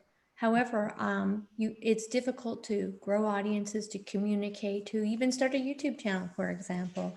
And I know it seems lightweight, but really, I think people are struggling. They feel pain. They see someone like you. So what advice could you give that person who wants to share their story, who wants to share their gift with the world? Yeah, absolutely. So I did not come back and show up like this. So I definitely want you guys to know that. We're talking 5 years of practice being on camera, practice sharing my story, like many thousands of times. So I'll just break it down for you so realistically you can understand. So when I came back, I had this wisdom, right? That I could heal, I could do all these things, that my soul was meant to expand. Okay, there's a chunk of wisdom right there. Okay, well, but I'm still afraid of going on camera. I was terrified of cameras. I would pass out. I would sweat, literally, like just. I was so bad that I remember one time I worked for a company, and they were like, "Oh, let's put you on the website, you know, doing video." They were like, "Okay, you can sit down now." I was so bad. Okay, I was so bad on camera. They were just like halfway through filming, they were like, "Okay, yeah, we're done with that." So how did I get to being able to deliver like a powerful, you know, segment with Megyn Kelly on NBC? Well, it started with realizing that there's always two ways I can approach everything in life. I can approach it with fear, or I can approach it with love and possibility. Ooh, I like that. Yeah. Love it. That's great. Yeah. I mean, that's everything. Any challenge that comes my way. So I still remember that very first day. I didn't have anybody teaching me how to go on live. I didn't. I was struggling. I felt gross because I was just in a coma. You know, I felt broken. I was crying every day. I just said to myself, I either continue crying and feeling like a victim, feeling sorry for myself, and that becomes the rest of my life, or I take a chance on this one piece of wisdom that my soul is meant to expand. I have no idea what that looks like. I have no idea what that will look like, but I know and I can trust that my soul purpose is to expand. I love that so much. I have to jump in because, yes, fear and love being these dichotomies, I've also found like it's fear versus freedom, like that freedom to expand. Like in times where I felt so broken down and so small, like when I took one step towards a different future, a different light, I felt myself begin to expand. And I was like, oh, I'm choosing freedom. Yes, absolutely. And freedom for me at the time literally meant just connecting to the outer world. So I want you to understand, my vision was not, I'm going to speak on stages around the world. I didn't even know if I was still going to be alive a year from then, right? I was still in the first year of transplant. I was still bedridden. So I want you to understand, it was just the trusting of possibility. That's it. I could not see anything further from that. It was trusting in one step. Let me just press go live. That's it. And what happened from there was I realized I didn't know what to talk about, right? And so it was okay. Well, let's just keep doing that one action just every day. Just keep pressing live. Just keep trusting that there is a bigger way that your soul knows it needs to expand. And what ended up happening was people loved, eventually they would just find me very quickly. It didn't even take that long. People started finding me and just connecting to just something about me. We all have something about us that will attract the right people. We just never take the chance to realize that if you feel a certain way, I guarantee you, out of the 7+ billion people in the world, there is somebody else on this planet that feels the same way as you, and or has the same ideas or thoughts about you, right? And it's about understanding that these are the positive things about technology, is from my bed, all alone, with no help. My husband worked during the day, no help after receiving a heart transplant. I knew that the gateway to the outer world, because I couldn't leave my bed, I knew the gateway, the opening was live streaming, because it could connect me even if nobody in the United States liked me. Some other country. There was some other country. Maybe somebody in another country could connect with me. That right? That's the power of possibility. That's just like we're doing right now. We're just streaming out. People from the entire globe are hearing you. Yeah. So we have 5 minutes, and I wanted to ask you a deep and personal question for everyone, on behalf of everyone. Could you give us a healing message from your intuitive, beautiful self about the collective consciousness today and how we can heal? I know that's a very big question for 5 minutes. That's what I love about these talks. That's what makes them so fun. Yeah. Okay, so let's all kind of tune in together. We can actually do this together, right? So all of us, we could just close our eyes for just a few seconds so I can kind of tap into what everybody's kind of feeling right now. You know, there's a lot happening.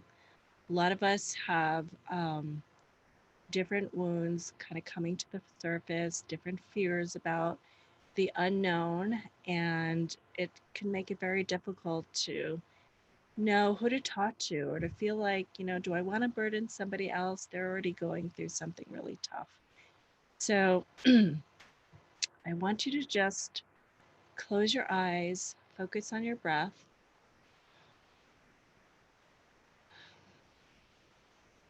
When you do deep breathing, when you take that inhale, I want you to fill your belly up.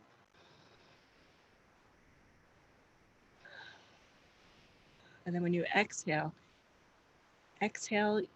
out all the air from your belly. This is a different way of breathing, right? So you're not so much breathing from your lungs, like your chest.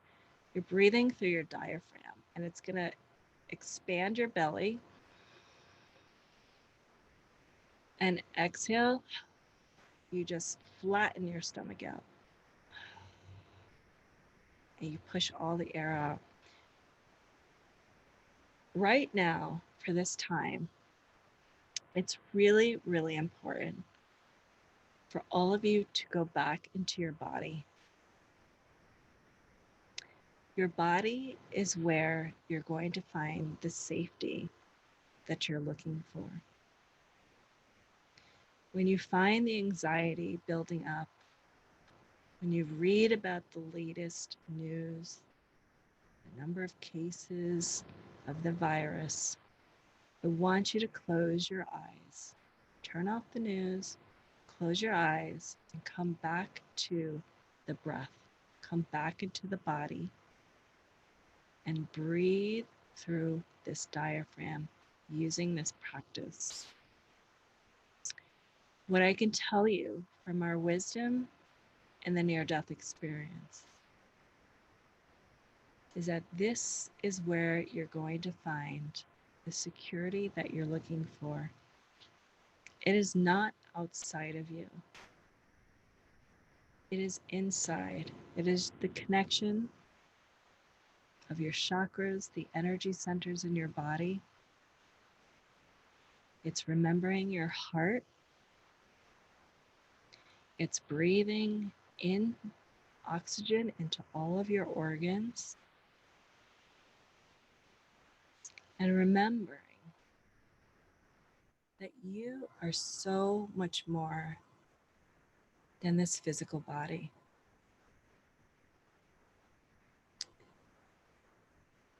What's happening in the outer world has nothing to do with who you are as a soul and your purpose and your existence here on earth.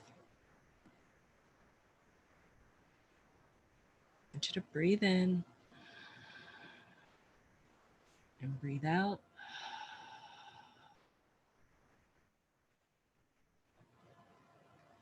You do not need to stay in a state of fear because the outer world tells you to. Feel your breath. Notice where your power is. It is in your body.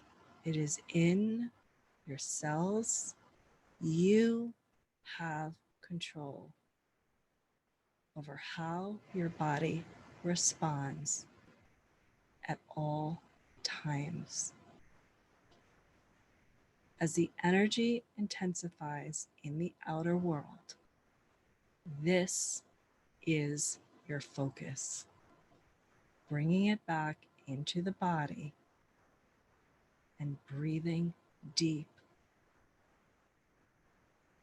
Connecting to all the dimensions that empower your soul to be here on earth as you are meant to be. The world is shifting. It's going to take some time, but you do not need to ride these uncertain times in fear. Take a deep breath in and out. This is your power. Remember, the energies are going to get intense because the truth is coming to light. Your power is in your body. And breathe.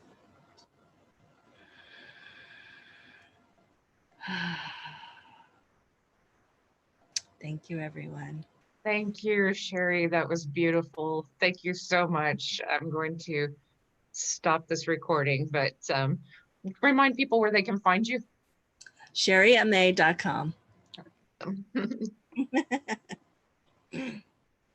All right. So my next guest is Peter Panagore, and I am going to just a second unmute him, and then let's see.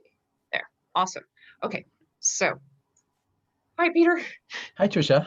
Hi, How are everybody. you? I'm great. How are you? Hi, Sylvia. Welcome to the live stream. Thanks for having me. Yes, thank you for ending this beautiful day. It's going to be a great ending. It's just been a great day. I feel like I'm here with all my friends, and it's just, the energy is amazing. It's really wonderful. So I have a lot of questions for you, but is there anything that you want to just begin with? Tell us what you've been up to. What is new in your life? What's new? I just took a swim in the ocean, and I found out afterwards that there was a great white shark about 3 miles from me. Oh my God. Yeah. So the lesson is check sharktivity before you get in the water. But it was fine. All the seals are out offshore. So that's most recent. That's pretty recent. All right.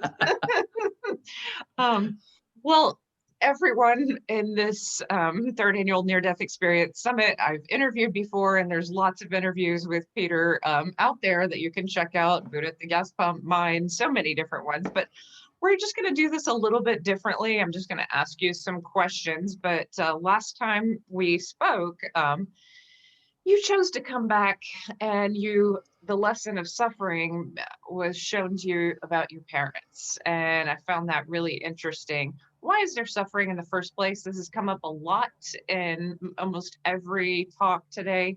And why can't God just step in and just immediately end suffering and transform PTSD and transform pain and just, be that immediate? I think that's what happens when we die. When we die, all suffering ends and we move from imperfection to perfection. And so this world can only exist because of imperfection. If you take away the imperfection from it, it becomes heaven. And then it ceases to exist. And the only way that suffering exists in the world is when it's matched up with love.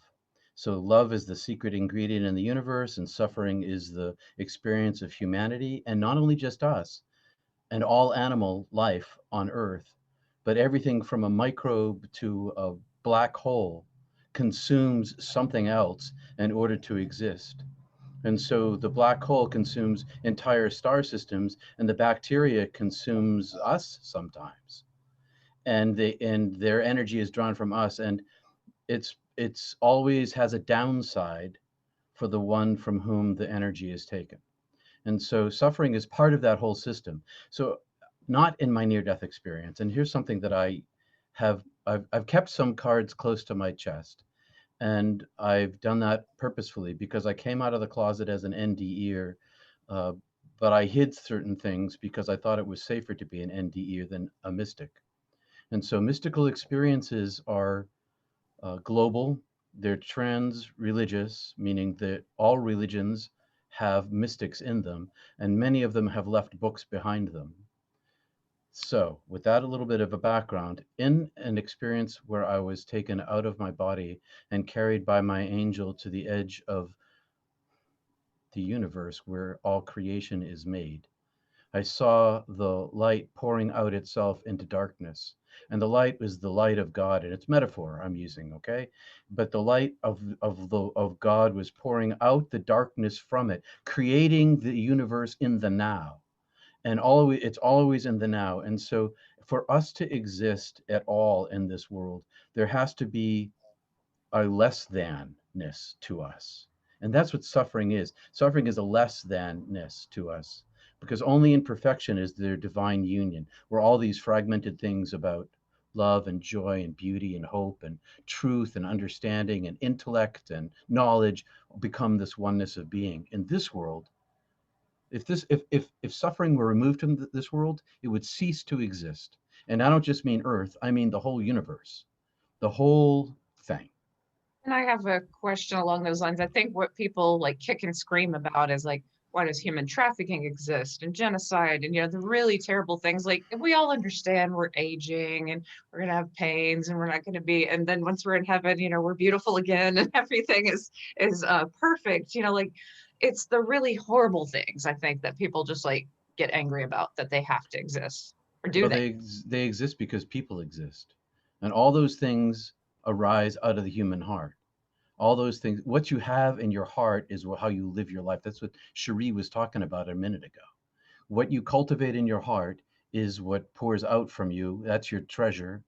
And so people are frightened, and people want for themselves. They want to own, they want to control, they dehumanize others for their own advantage. Human trafficking, genocide. There's the list of human inhumanity is as long as human history exists, and it's always interpersonal, and there's always someone who suffers. It's the question for me isn't really why is there suffering, because there is suffering. I accept suffering as a given, and I struggle with my life to overcome suffering. Personal suffering, I break my leg, I get it fixed, I take pain meds, I let it heal.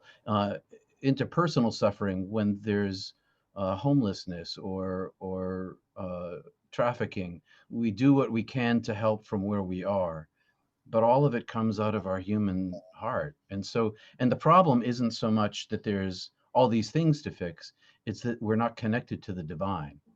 It always comes back to that oneness of being.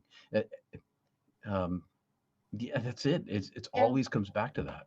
And that oneness experience changes us as near-death experiencers, because I don't look at myself as being unable to not be one with people in South Korea when I was there, or one, you know, as I'm traveling. It doesn't matter what nationality. That oneness is just a oneness that extends far and wide. And so I'm curious, I want to ask you kind of a tough question, and we've touched on it in a few other segments, but what did your NDE teach you about racism and, deep topics around people not feeling like they're one and hating one another? Well, when I was dead, I had no gender and I had no race. I had no body and no cells, and I was consciousness, and that was my true self. My higher self is my true self. And the body I inhabit is the clothes that I wear when I'm alive. And so the suffering that we give each other, that's the same thing that comes out in racism. It's tribalism, my tribe against your tribe, which helped humanity survive early on when we were first forming groups. Tribalism was a mechanism of society that bound us together against the other and made us strong. But now we have a global society, and we have all these different races, and we still have tribalism. And it's based in the stories we tell ourselves about who we are. And it's not like I don't, when you look into the eyes of another human being and the light is inside you and you see the light inside them, then all the cultural differences melt away. They melt away because they're wearing clothes too. They're wearing the skin that they're in too. And so racism is a real thing of suffering. We've got slavery. We've got the original genocide in America that we haven't talked a lot about, Native Americans, and all that we have done and are doing now. And we have the history of slavery, where we stole people from their lands and commoditized them, and then we disenfranchised them after the war, and they continue to suffer the consequences of a society that systematically has established norms that exclude them in all these different levels. And well, it's no wonder people are angry, because that's a real experience. And so how do we overcome that? We see love. We're brothers and sisters. And I know that sounds trite, but you look in someone's eyes, you see their humanity when you are connected to the inner God, to the one within you. The deeper you go inside yourself, the more clear it is that the one who is outside of you is the exact same as you. Yeah, beautifully said. And I wonder if you understand this feeling as well. The sense of oneness extends sometimes to even trees and plants and my environment. Like I can feel this sense of, it's not just human beings, but it's just like everything. The sense of I go out and I am one with this world. And if we had a better balance around that, then we'd care about the water that we drink. We care about, if you're poisoning this one river, then you're poisoning all rivers. I think there'd just be like a greater awareness that oneness was a part of more people's consciousness. And that's a side effect of our near-death experience. I experienced the same thing, Tricia.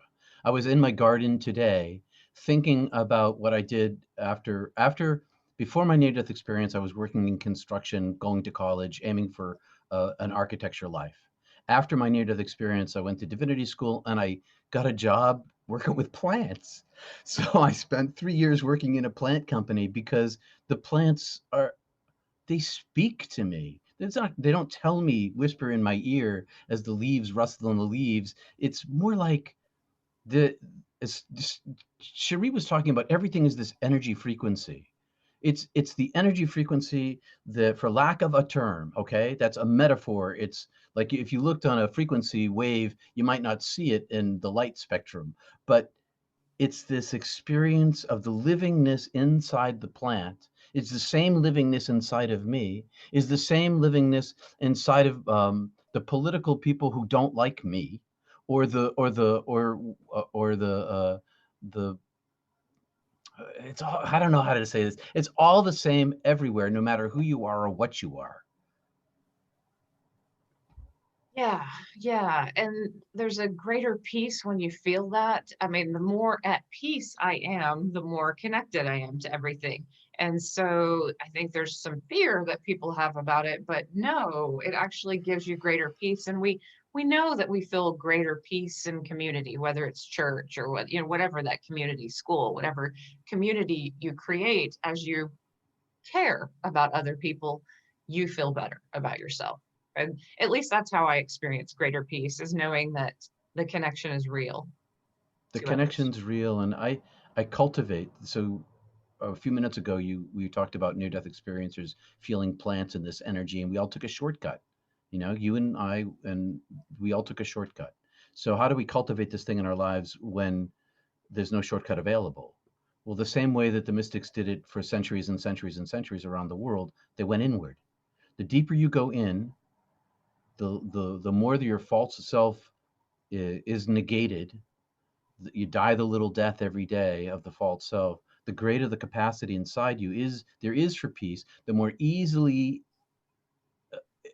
your eyes naturally see the light inside another person's eyes. It's all, the deeper you go within, the easier it is without. The deeper you find peace within, the more peace there is without. And it sort of comes with you through your day, comes with you through your life. And so after my near-death experience, I was lost and alone, and I was confused and in despair. And the only thing I knew to do was to meditate, because I'd been meditating for years before this. And so I just dove deeper in. And in that process, I found that you don't need a near-death experience to find the peace that comes from near-death experience. Yes, that's a great point. I have a question, and I'm going to try to phrase it in a way that makes sense. But so there's a lot of people whose voices are coming to the surface right now. I think these times, maybe people feel like, oh, I could actually die tomorrow, so I'm going to say and do what I need to say and do. You know, like there's this urgency, and it's different for different people. Cherie Aimee was talking about letting go of triggers and replacing that with greater love and this awareness. What do you feel like coming out as a mystic is part of your truth, going, you know, I don't have time to waste, I need to just own this? Well, I had a long-term plan, frankly. I planned on coming out. If the hell coming out as an NDE or thing worked out in terms of people not thinking I was a kook. And because, so near-death experience, in my scholarly opinion, based in William James's writing from Harvard University back at the turn of the last century, created 4 marks of mystical experience. They're transitory, they start and they end. They're passive, they happen to you, you don't make them happen. They're noetic, they leave your soul marked with knowledge that's ineffable, the 4th mark, just beyond the reach of your mind, and therefore unable to be spoken. And near-death experience fits all of those categories in the same way that it fits the categories of the great mystics of Rumi or Julian of Norwich or Catherine of Siena, all these people, Catherine of Genoa, any of these people. And also it fits the categories of people who have visitations from the dead. When someone you love die, or you know somebody who's died and they come to visit you and communicate telepathically love to you and give you a knowledge of the life after death is real, then you have a noetic knowing in your heart. You shift from belief to knowing that your dead loved person is still alive. You understand love and beauty and truth and that their experience over there, because they communicated to you directly. But when you talk about it, it loses all its power. And you don't make it happen. It happens to you, and it has a beginning and an end.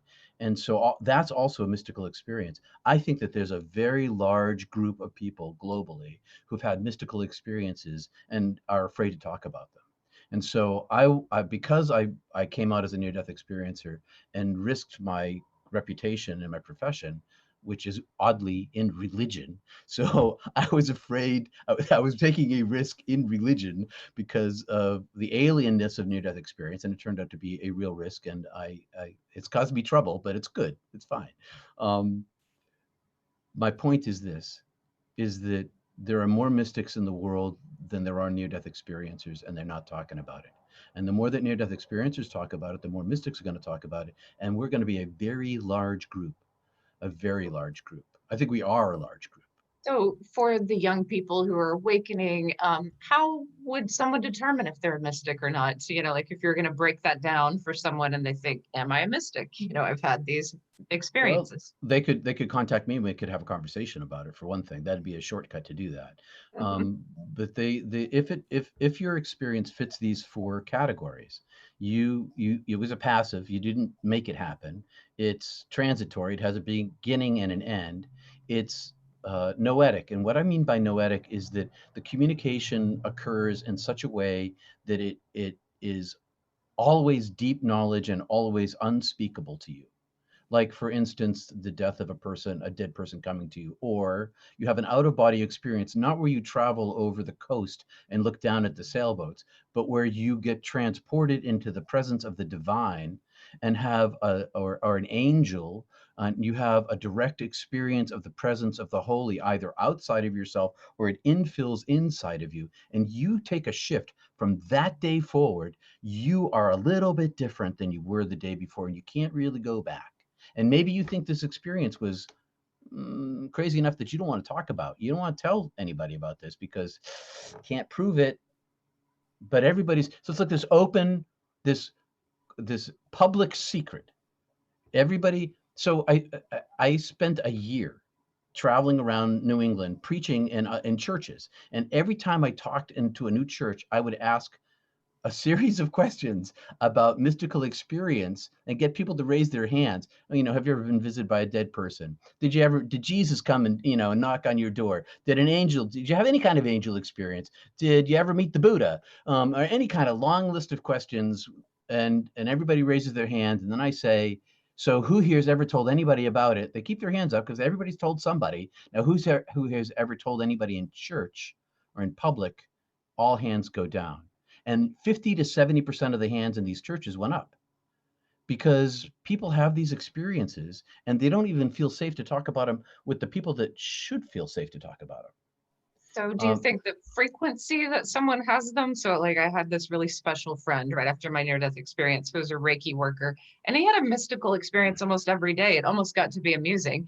Like we're like, oh, he saw Jesus today. Oh, he's clearing ghosts today. Like he it just can lived in happen. that world. Yeah, that can happen. And then some people like Mother Teresa of Calcutta, she only had one in her life, which drove her to establish this thing that she did with the poor in India, but she only had one, and she wished she had more, but she didn't get them. Why someone gets them and other people don't, that's a mystery to me. But you can cultivate the relationship, and the cultivation of the relationship is a side effect of the life of meditation and prayer. And the deeper you go inside yourself, the more space you create inside yourself for openness for the flow to fill you, or flow through you, better yet, the more likely you are to be available for such an experience. Good point. I think that meditation does make us more available. There's more space for it. It's a time-tested thing. The reason why meditation gets passed down in the monasteries and convents around the world, whether you're Buddhist or Hindu or Sufi, it's because it works. It's, tools that don't work don't get used. They get left behind. Tools that work, they get handed down. So this is going to lead into my next question, but what do you think is the importance of modern day mystics? So these times, what do you think, how are mystics addressing what's going on in our world? Mystics have always been a destabilizing commodity in all religions, which is why they've been banned in Protestantism in the West. And why the Catholic Church kept them mostly in monasteries, and why some Muslims and Jews were killed, because they're always a destabilizing factor, because they're not doctrinarian or dogmatic, because the divine direct experience of God has nothing to do with believing anything. It has to do with knowing the knower who knows you, who touches you. And so in the modern world, where spirituality, for the first time in the history of humanity, is being driven forward by medical science, underline, bold, italicize that word, science. Science is driving spirituality globally and has for 50 years plus, ever since cardiac care came online. and creating mystics through near-death experience all over the world, in every culture, in every language, of every economic status, of every, among everybody. And so there's that, okay, there's that. And then there's just the natural mystical experiences that everybody has all the time and they don't talk about. I think the near-death experience community is a messenger community sent by God, millions and millions and tens of millions of voices all around the world to begin to talk about humanity has not changed in 300,000 years.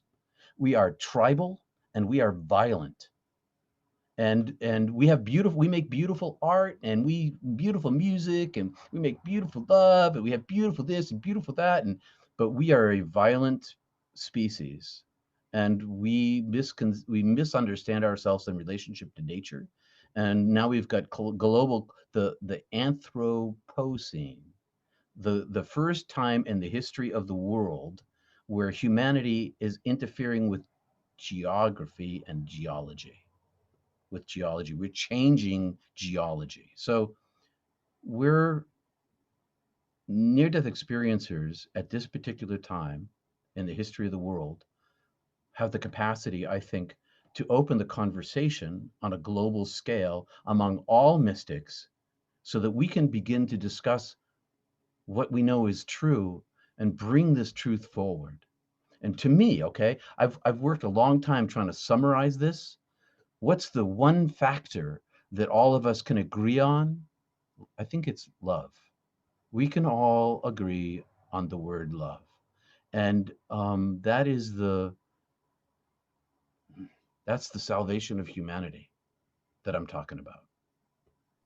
And that salvation, does that apply to even the COVID-19 pandemic, to, racial issues in the US and around the world, social, economic issues, political unrest? What do you think this awakening is? And is it just love, or is it fierce love? It's action. Love becomes effective when it's actualized. And so I can say to somebody, I love them. I love you, I love you, I love you, I love you, I love you. But if it's my kid and I love my kid, but I don't care for my kid, then my kid grows up wild and uncared for and filthy. And so caring is the action of love and love is the experience of it. And so in terms of racism and climate change, and we act where we are. So we act where we are. We do what we can within the environment that we're in. And you guys were talking about freedom before with Cherie. The freedom that arises from near-death experience is knowing that I'm not from here. I'm passing through. I'm going to be fine when I die. And so therefore, I get to stand up and speak my mind at risk of my body, at risk of my reputation. I do it carefully and cautiously and thoughtfully. But, there came a time during the Civil War when you had to pick sides. That's just what happened, And yeah, and there was a wrong side of history at different times in humanity. It's not always this side or that side. Sometimes there's a wrong side. That's right, and that's correct. And so where I am now, okay, I make my choices. I make crazy choices from the point of view of the world, out of love. And I was thinking today, I was in the garden, what's the craziest thing that I've ever done as a near-death experiencer out of love? I was on a mission project with the Sister City Project from New Haven to Leon, Nicaragua, as the war was winding down in Nicaragua. And we were there for 2 weeks. And as we were doing research, we were doing research, I'll leave that alone. It ended up as an article in the New York Times. I didn't write it. I was just a researcher, what a professor wrote. But we landed in Tegucigalpa.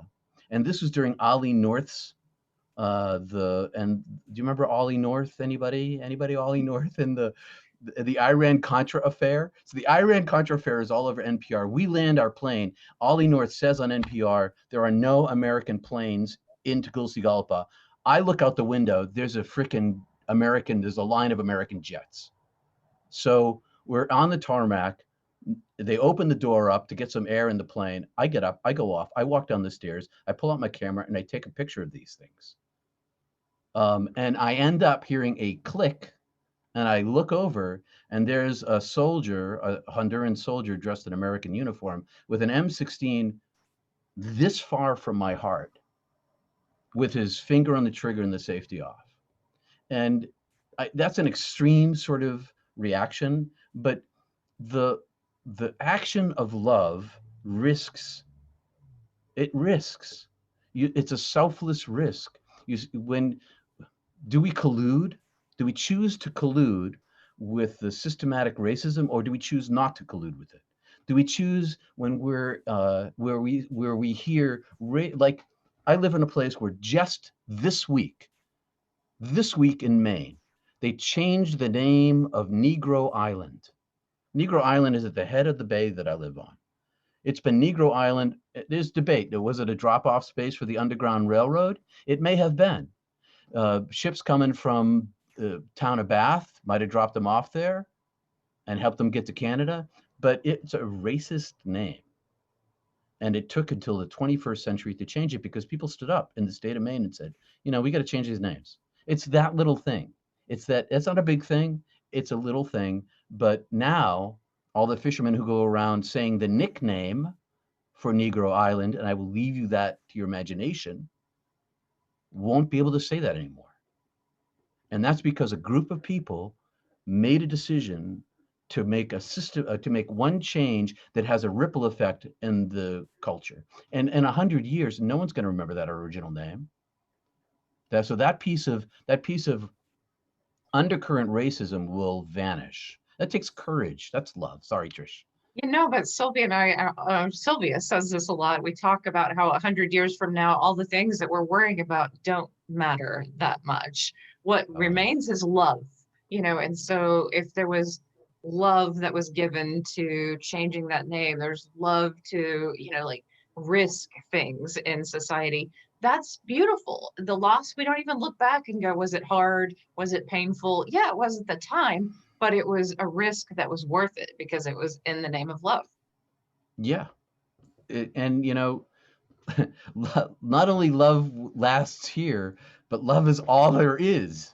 On the other side, that's it. It's 100,000 bazillion trillion % love on the other side. And it is literally the only lasting thing that there is, period. And Peter, go ahead, Sylvia. Yeah. Speaking of love, I just had to interject and tell you that I've been monitoring the chat and people are loving you there. Thank you, everybody. I work for the boss. I work for the boss, and the way in is the way out. You want to connect to God, so people want to move from belief in biblical thinking or whatever system that you have into being a direct experience of the divine that has no name and is accessible and unexpressible. You can do that by going inward. You can do that in groups by going inward. You can share this frequency, this radiance inside yourself with others. It's most important. People ask me, what's my purpose in life? My purpose in life is to become as wide a channel for the light itself as I possibly can be. And I never point to me. It's never about me. It's always about the love and the light itself, because it is so much bigger than me. Go ahead, Tricia. Kind of coming back to that oneness experience, do you think that oneness experience pushes us in the direction of the ways that we want to help?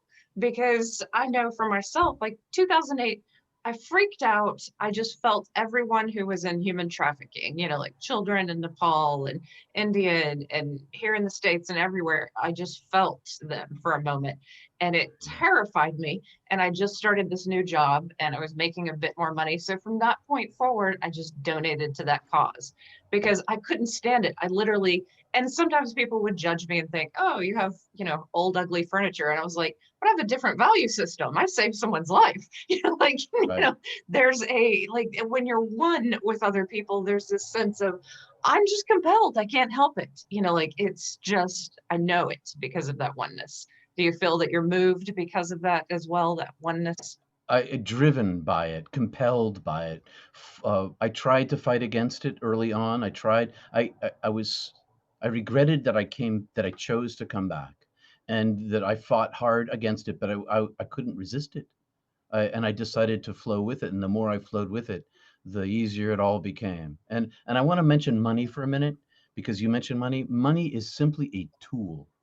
It is a tool, and that's why in 1 Corinthians 13. Sorry about all the biblical stuff. I do have that education. I work in religion. Okay, just to be clear with everybody, I work in religion. I am not a believer. I know God is real. I work within Christianity because it's an effective language. I belong to God. But so in 1 Corinthians 13, the word, and the greatest of these is love. That word is also charity. That's another translation for that word. Love is charity, just like love is joy, love is truth, love is hope, love is understanding, love is bliss, love is paradise, love is knowledge, it's all these things. And so money is a tool to effect caring driven by love. And so where you put your money is where your values are. And so I don't know what more to say about that, except for this, that the more money you have, the more opportunity you have to affect more lives. I read last week that Mrs. X Bezos, who I don't remember her name, she gave away like $1.4 billion last week or whatever. She's got $6 billion. That's still a lot of money, okay? But 1.4 billion of her estate, of her value, is like a fifth of it. And so, and the change that she can have an impact by giving money to support the things that have her values, makes the message larger. It inflates the message. It grows the whole thing. And so the only reason why I mention this is because people sometimes wonder, should I give money to prevent trafficking? Yeah, you should. If that's where your heart is, you want to give money to homelessness, give money to homelessness. You want to give money to the YMCA because they're doing a good job with kids, give it there. It's a tool to express love. Yeah, exactly. Love and connectedness.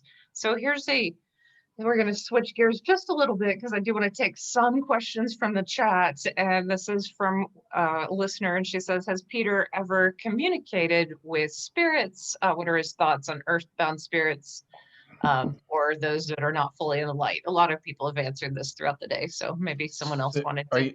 Are you talking about ghosts? Ghosts, yeah. Yeah, well, ghosts are people too.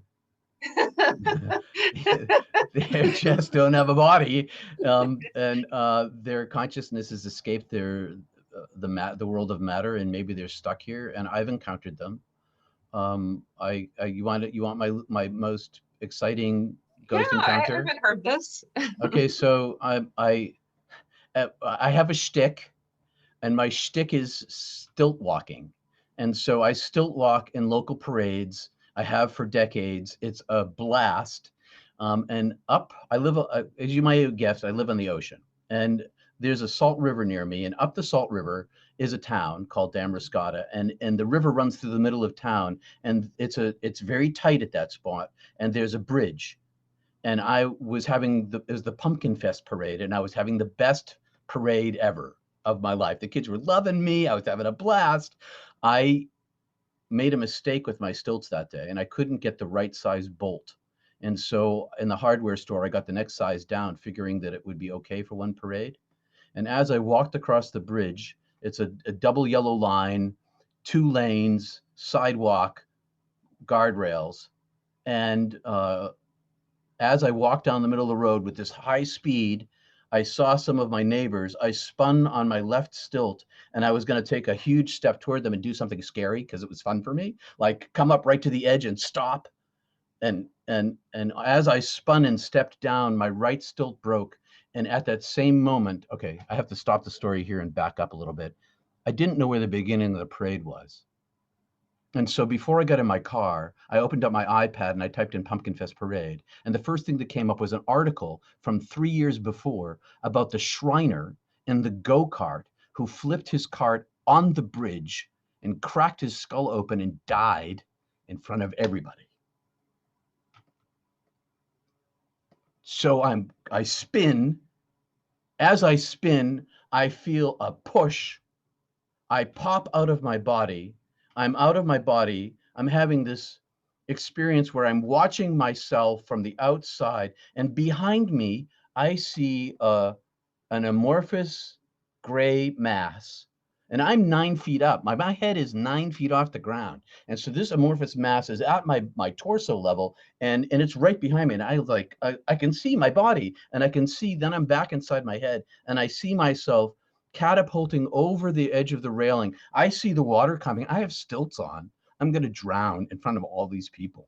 And I see this happening. And as this happens, as my stilt breaks and I have my forward motion, I instead, for some unknown reason, instead of going over the railing, I go right to the ground. Boom, like boom. And everybody's like, ah! And I'm okay. And a couple of my buddies were there, and they had ripped off their shirts. And one was going to go in the water this way, and one was going in the water this way. They were going to rescue me, and they were at the railings. So I pick up my stilts. We walk to my buddy's car. I'm sitting in a car, and I get a phone call. And the phone call's from another near-death experiencer. She was run over by a car on her bicycle. She's not, you don't know her. She's private. Columbia doctorate, emergency medical technician, biology professor. She calls me on the phone. I haven't talked to her in a year. She says to me, "What happened? What just happened?" I haven't talked to her in a year. I said, "What are you talking about? What just happened?" She said, "There's a man appeared to me just now and said that he wasn't trying to kill you. He was sorry that you think that he did. This guy saved me. He saved me." And my friend, who hadn't, like I said, hadn't talked to in a year, he visited her. And then this guy sticks to me. Now this guy is my companion, my ghost companion for like 3 weeks. And he's like with me all the time. And I finally called my friend up and I said, he's stuck here. I don't know how to get rid of him. I mean, I need to get rid of him.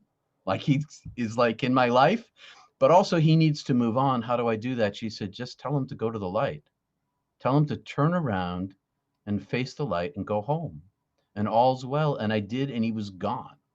Mm-hmm. And so, yeah, that happens. Okay, that is one of those categorically crazy stories, okay? Oh no, I think we near-death experiencers have them. I say when you've crossed the veil, you just kind of see things from the other side. Sometimes it happens. It happens. And instinctively, right after my experience, I knew to say, go to the light to those types of spirits, to just go to the light. I knew it as a beautiful place. So, that is one way to convince them. So what I would like to ask you now is, how do you find peace here on Earth, in this place, knowing what you know? I go inward. My only peace, my only strength, my only connection is inside. It's always only through the oneness of being. And so without that, I don't know what I would do. I would be lost. And so I know I talk a lot about meditation and a combination of Raja and Hatha yoga, because the driving of the single mind, make your eye single and your body will be filled with light, said Jesus. And it turns out to be true. And so the deeper I dive inside myself, the more peace I have in the world. And I carry it in the daytime when I meditate in the morning. The peace kind of flows through my day, and then it accumulates over a lifetime. Because in the moment of divine listening and silence, you enter into the now. And in the now is the presence of the holy always. And so this doesn't like it doesn't ever go away. It's always present. And so you accumulate moments of now after moments of now after moments of now, and you fill yourself up with this, and it creates this, you become a channel of peace, a presence of peace, the more you reach into it. And that's the only way I function in the world. Without the divine interconnection, I don't know what I would have done. I would have been, I don't know what other people do who are near-death experiencers who don't do that. Because not only can the experience fade in a way, it messes you up. It's as much a blessing as it is a curse. And the curse part of it is, how do you manage yourself in a world that everybody sees you like you were the day before, but you are not even the same person whatsoever. So it's like the movie Avatar, where you're inhabiting the body and you know it and nobody else does. So how do you live peace in that? You got to go inside. Well said. And I think of you and others who've had near-death experiences like me in our 20s, because we're not childhood NDEs, that they're plucked from the continuum and, they're a different breed, but we weren't 50 or 60 having one either. We were just out of childhood and just out of teenage years. And so it's this, there's a different quality to it. It's like we've spent our entire adult lives like this, and there's a bit of a burden to it.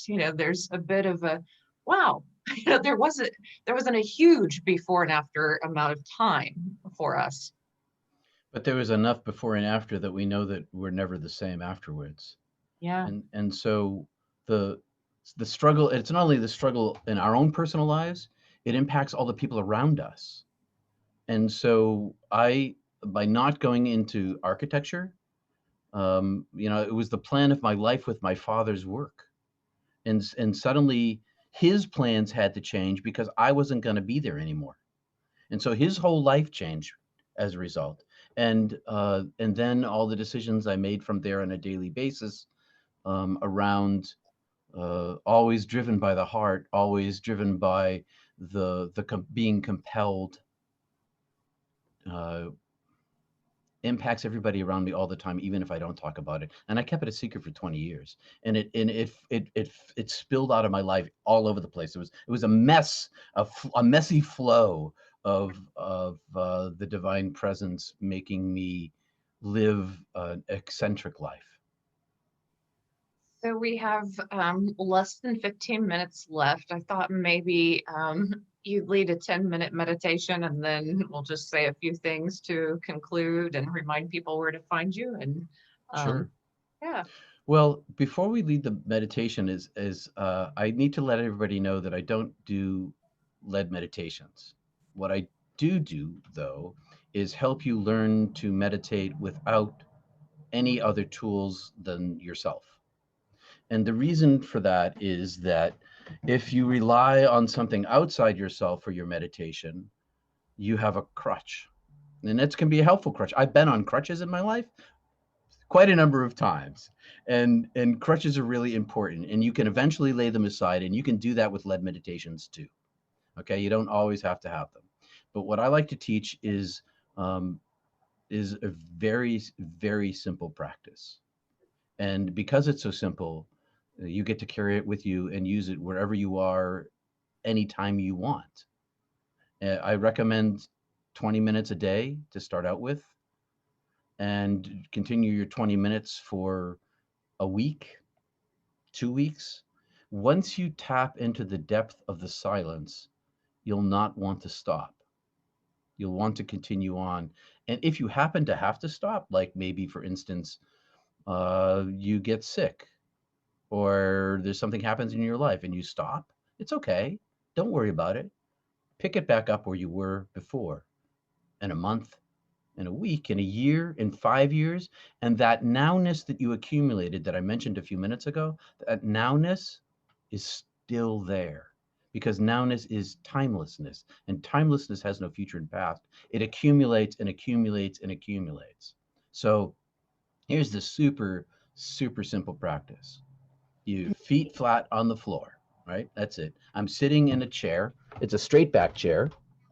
And the reason why it's a straight back chair is because sometimes you fall asleep.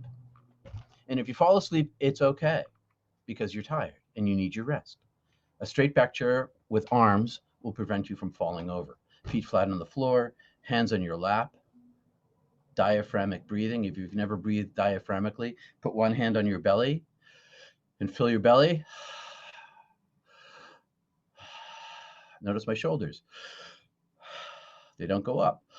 They go up when I breathe in my lungs. When I breathe diaphragm, they breathe. They stay still. So it's a diaphragmic breathing. Ideally, your nose. Sometimes you can't breathe through your nose because it's stuffy.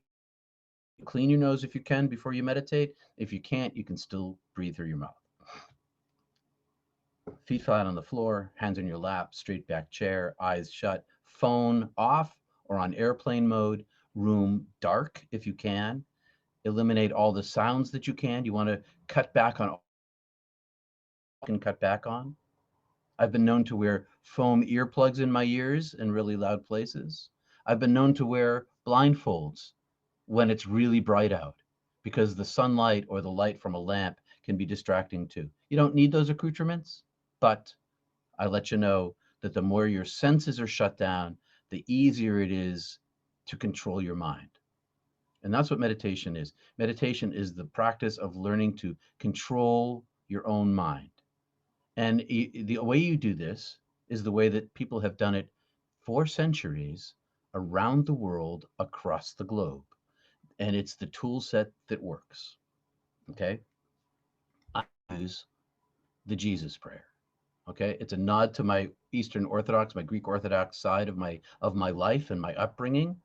The Jesus prayer. There are mystics in the Eastern Orthodox Church, like there are mystics who study the Kabbalah, and there are mystics who study Sufism. All of those are forms of mysticism that lead to the place of ineffability, knowing the knower, touching, having an experience that is inexpressible. So I use the Jesus prayer. I repeat this prayer, and I hold my mantra. Think of it as a mantra.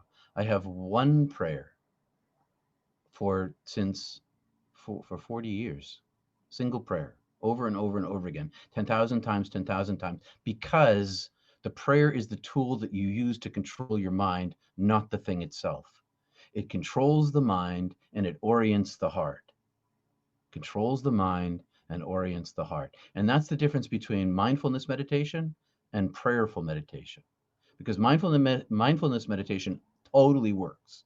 And the side effects of meditation are real, and you don't have to be pursuing God for them to work.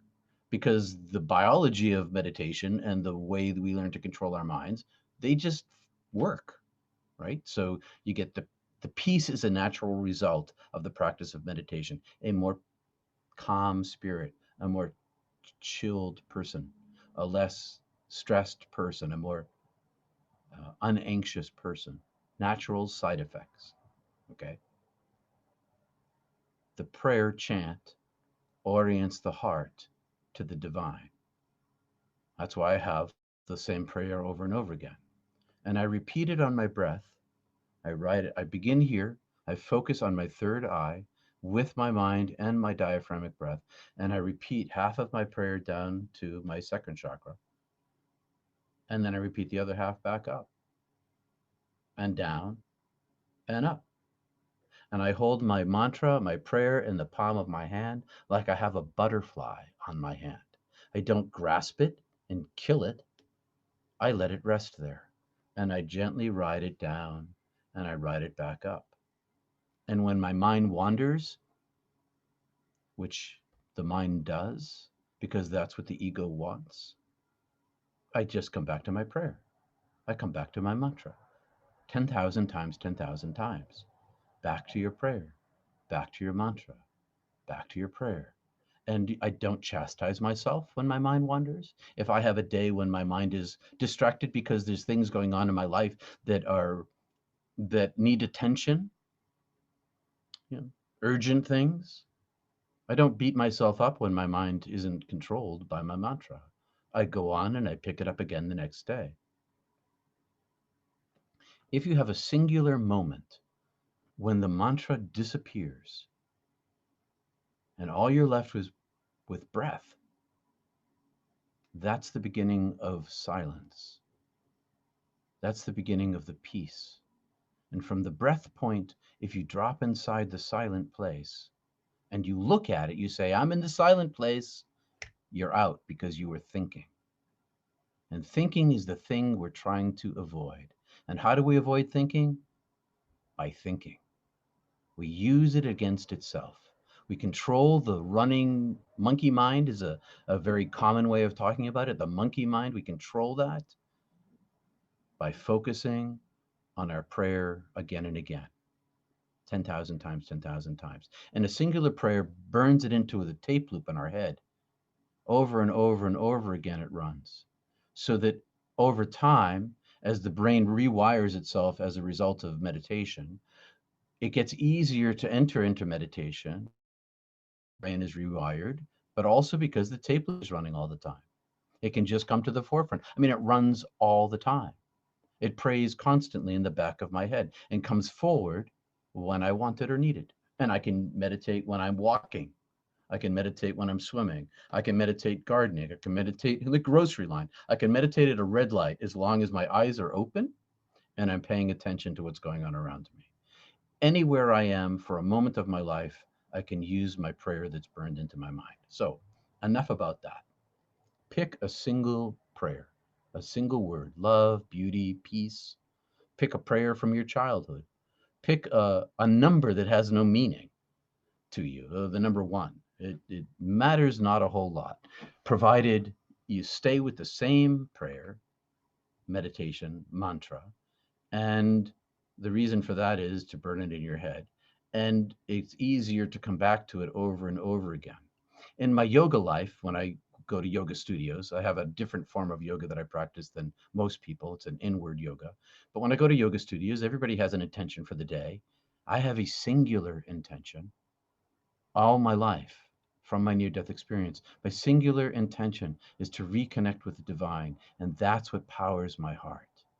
That's what powers my prayer life. That's what makes me stronger in the world, able to face the suffering, because suffering is real. And just because I had a near-death experience doesn't mean that I don't experience suffering. I experience it just as much as everybody else, and all the beautiful and ugly ways that it comes.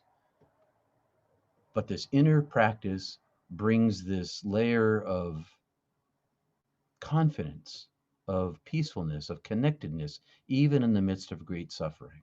And the more we practice it, the more we get connected to the divine, the more we are able to be in the presence always. So a couple of minutes of meditation. And I'll lead you into it, okay? Hands on your lap, feet flat on your floor. I hope you picked a prayer word. I had to move my chair to get my arms set up correctly. So my feet are flat, my spine is straight, my muscles are relaxed. I stretch out my mouth, I stretch my face because I'm going to begin by relaxing my face. I sit down in the chair and check all the muscles to relax the ones that can be relaxed. And I relax my face. And breathing in through my nose, into my diaphragm, not forced, just relaxed. I breathe in through my third eye, down to my diaphragm, and I exhale out the same way. I'll see you in a couple of minutes.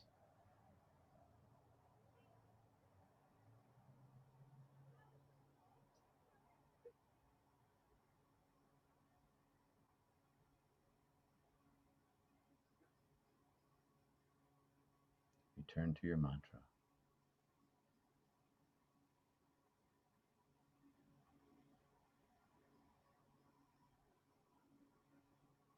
Return to your prayer.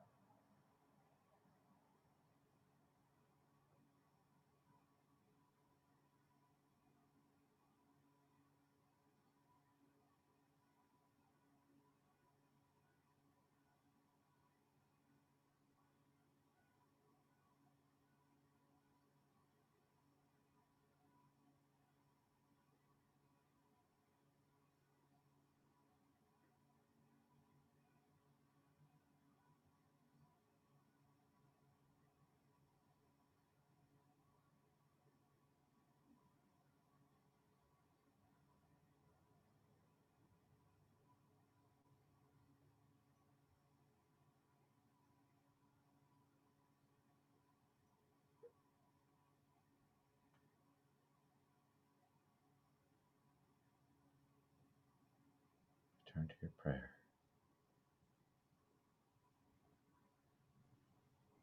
Breathe into your belly.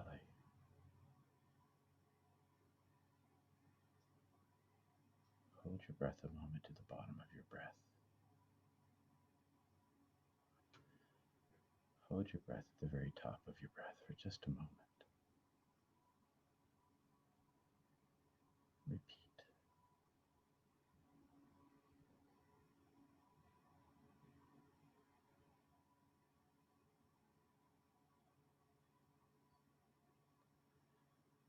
Hold your breath for just a beat.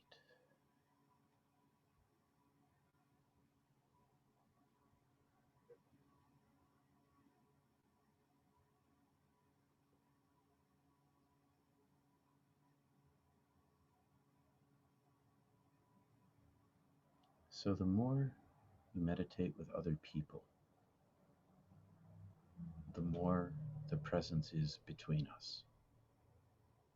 So when two or more are gathered, I am there. The I am, the isness, the beingness is present. It's like the rabbis, when two rabbis gather, there are three opinions. When two people gather, there are three presences. The one between us, the holy, the one inside us, the holy, and the one inside the other, the holy. And when there are group meditations, the holy magnifies itself. It becomes a radiance.